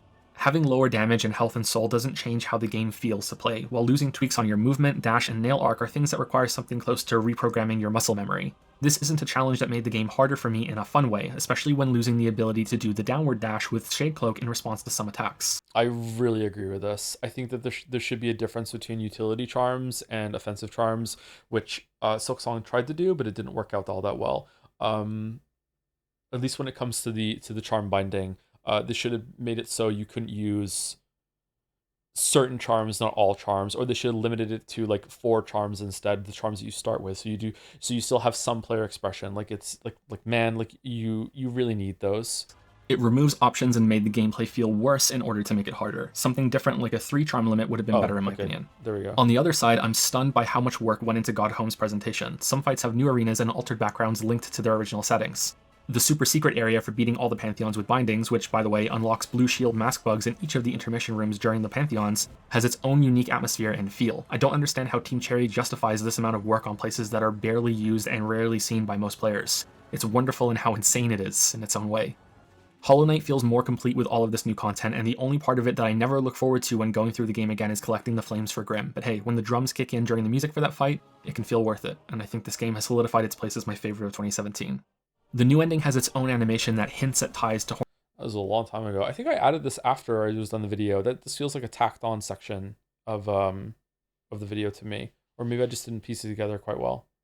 What I just said feels like the ending, and then it just keeps going for another minute or so. I don't know what that's all about. Hornet's campaign. The trailer has me excited, and I actively try not to get my hopes up for games anymore. It's always better to be pleasantly surprised than have your hype be dashed to pieces, and yet here I am, cautiously thrilled to explore some new Hollow Knight content with what looks to be a perfectly translated boss moveset into one a player can control. My one hope is... Oh, that's true. Her boss moveset does come across. There's some moves that she doesn't have. Or she doesn't say Shaw.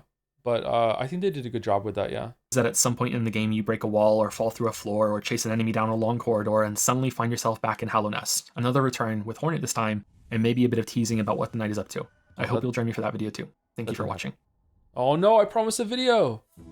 No! Is there like a epilogue thing here too, or no?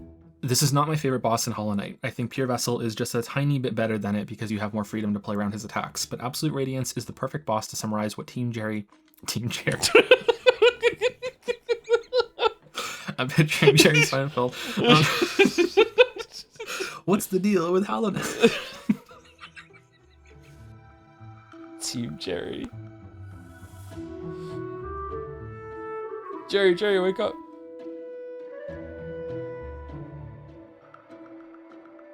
Do you ever do streams like this for The Witcher 3 when it comes out? That might be too long, but maybe. Okay, well, this was cool to revisit these and compare them to Silksong. Even though I just played Hollow Knight before, it's kind of overshadowed by Silksong because it was such a lengthy experience. Can we have the narrow videos? I'm not reacting to someone else's content unless they give me permission. Please do not go ask Neural for permission. I'm not gonna in general. I don't think it would be a good time, but yeah, not going to. Once we get into October, can we watch why horror games don't scare me? Suggest videos implied to get into spooky season. Yeah, this is the videos that scare people the most. So yeah, it definitely fits. Yeah. You went back and checked the 2019 Skong reveal trailer. It's wild how much of the final content was already there. No, I haven't. I saw a couple clips here, and yeah, it is kind of wild. Yeah, looks kind of washed out though. They made the game more vibrant, but all the pieces were there. I wonder if they made the game sequentially. I wonder if Bone Bottom and whatever the fuck the first two areas. I wonder if they've been done for a long ass time. Are the marble races happening this year? I thought you said something about it earlier. Yep, the marble races are going to be happening around the same time as Jet Say. I need to talk to the people making Jet Say. Fuck. Oh my god, the fucking DMs. I'm sorry. There's a lot of things I have to do. I have so many DMs I need to answer. But anyway, I think that's it for me for now. This was cool. Thank you for watching Metal Gear 2 and these streams. Is Mouse live? I think Mouse is streaming tonight, right? Thank you to Zephyrix. Before we go, thank you Zephyrix for the resub. Nice poll. Nice. 69. Thank you very much. Thank you Megabuns516 for the resub too. Start digging in yo butt, twin. What? Whoa. Lewd. Thank you. Thank you, Mythos000 for the resub too. Hey Joe, love the streams. Quick question. Will you play the Metal Gears up to Phantom Pain? If so, will you play Snake Eater original or the remake? I've been playing the remake as the first Snake Eater playthrough, and it's pretty good. We might do both. We might have a comprehensive playthrough. We might try and do some of the remakes. We're definitely playing Metal Gear Solid 1 and Twin Snakes. And we're also doing Phantom Pain. We're doing Phantom Pain and Ground Zeroes. We're going to be doing that too. Yeah. Okay, I might be live tomorrow today's Friday, right? I might be live tomorrow for more Pentiment. We'll see. I don't think I'm gonna be able to finish Pentiment tomorrow. I don't know. We'll see. I might have to sleep. I woke up today to do the stream, so I might have to sleep instead. So we'll see how that goes. But I am live on Mouse to Stream on Sunday. We are going to be streaming 428 Shibuya Scramble, which is a VN. I think it's a mystery VN. It's a mystery VN that has a much lighthearted tone compared to some of the other ones that we've done. This is a VN that people have been trying to get me to read for years. So. Some people should be pretty excited about it. So that's happening on Sunday, and it'll be a Sunday feature until we're done.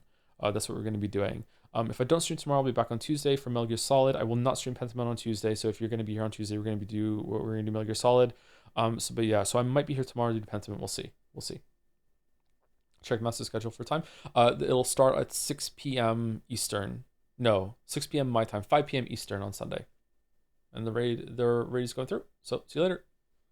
Have a good rest of your weekend, or a good weekend, rest of your night. Have a good weekend. And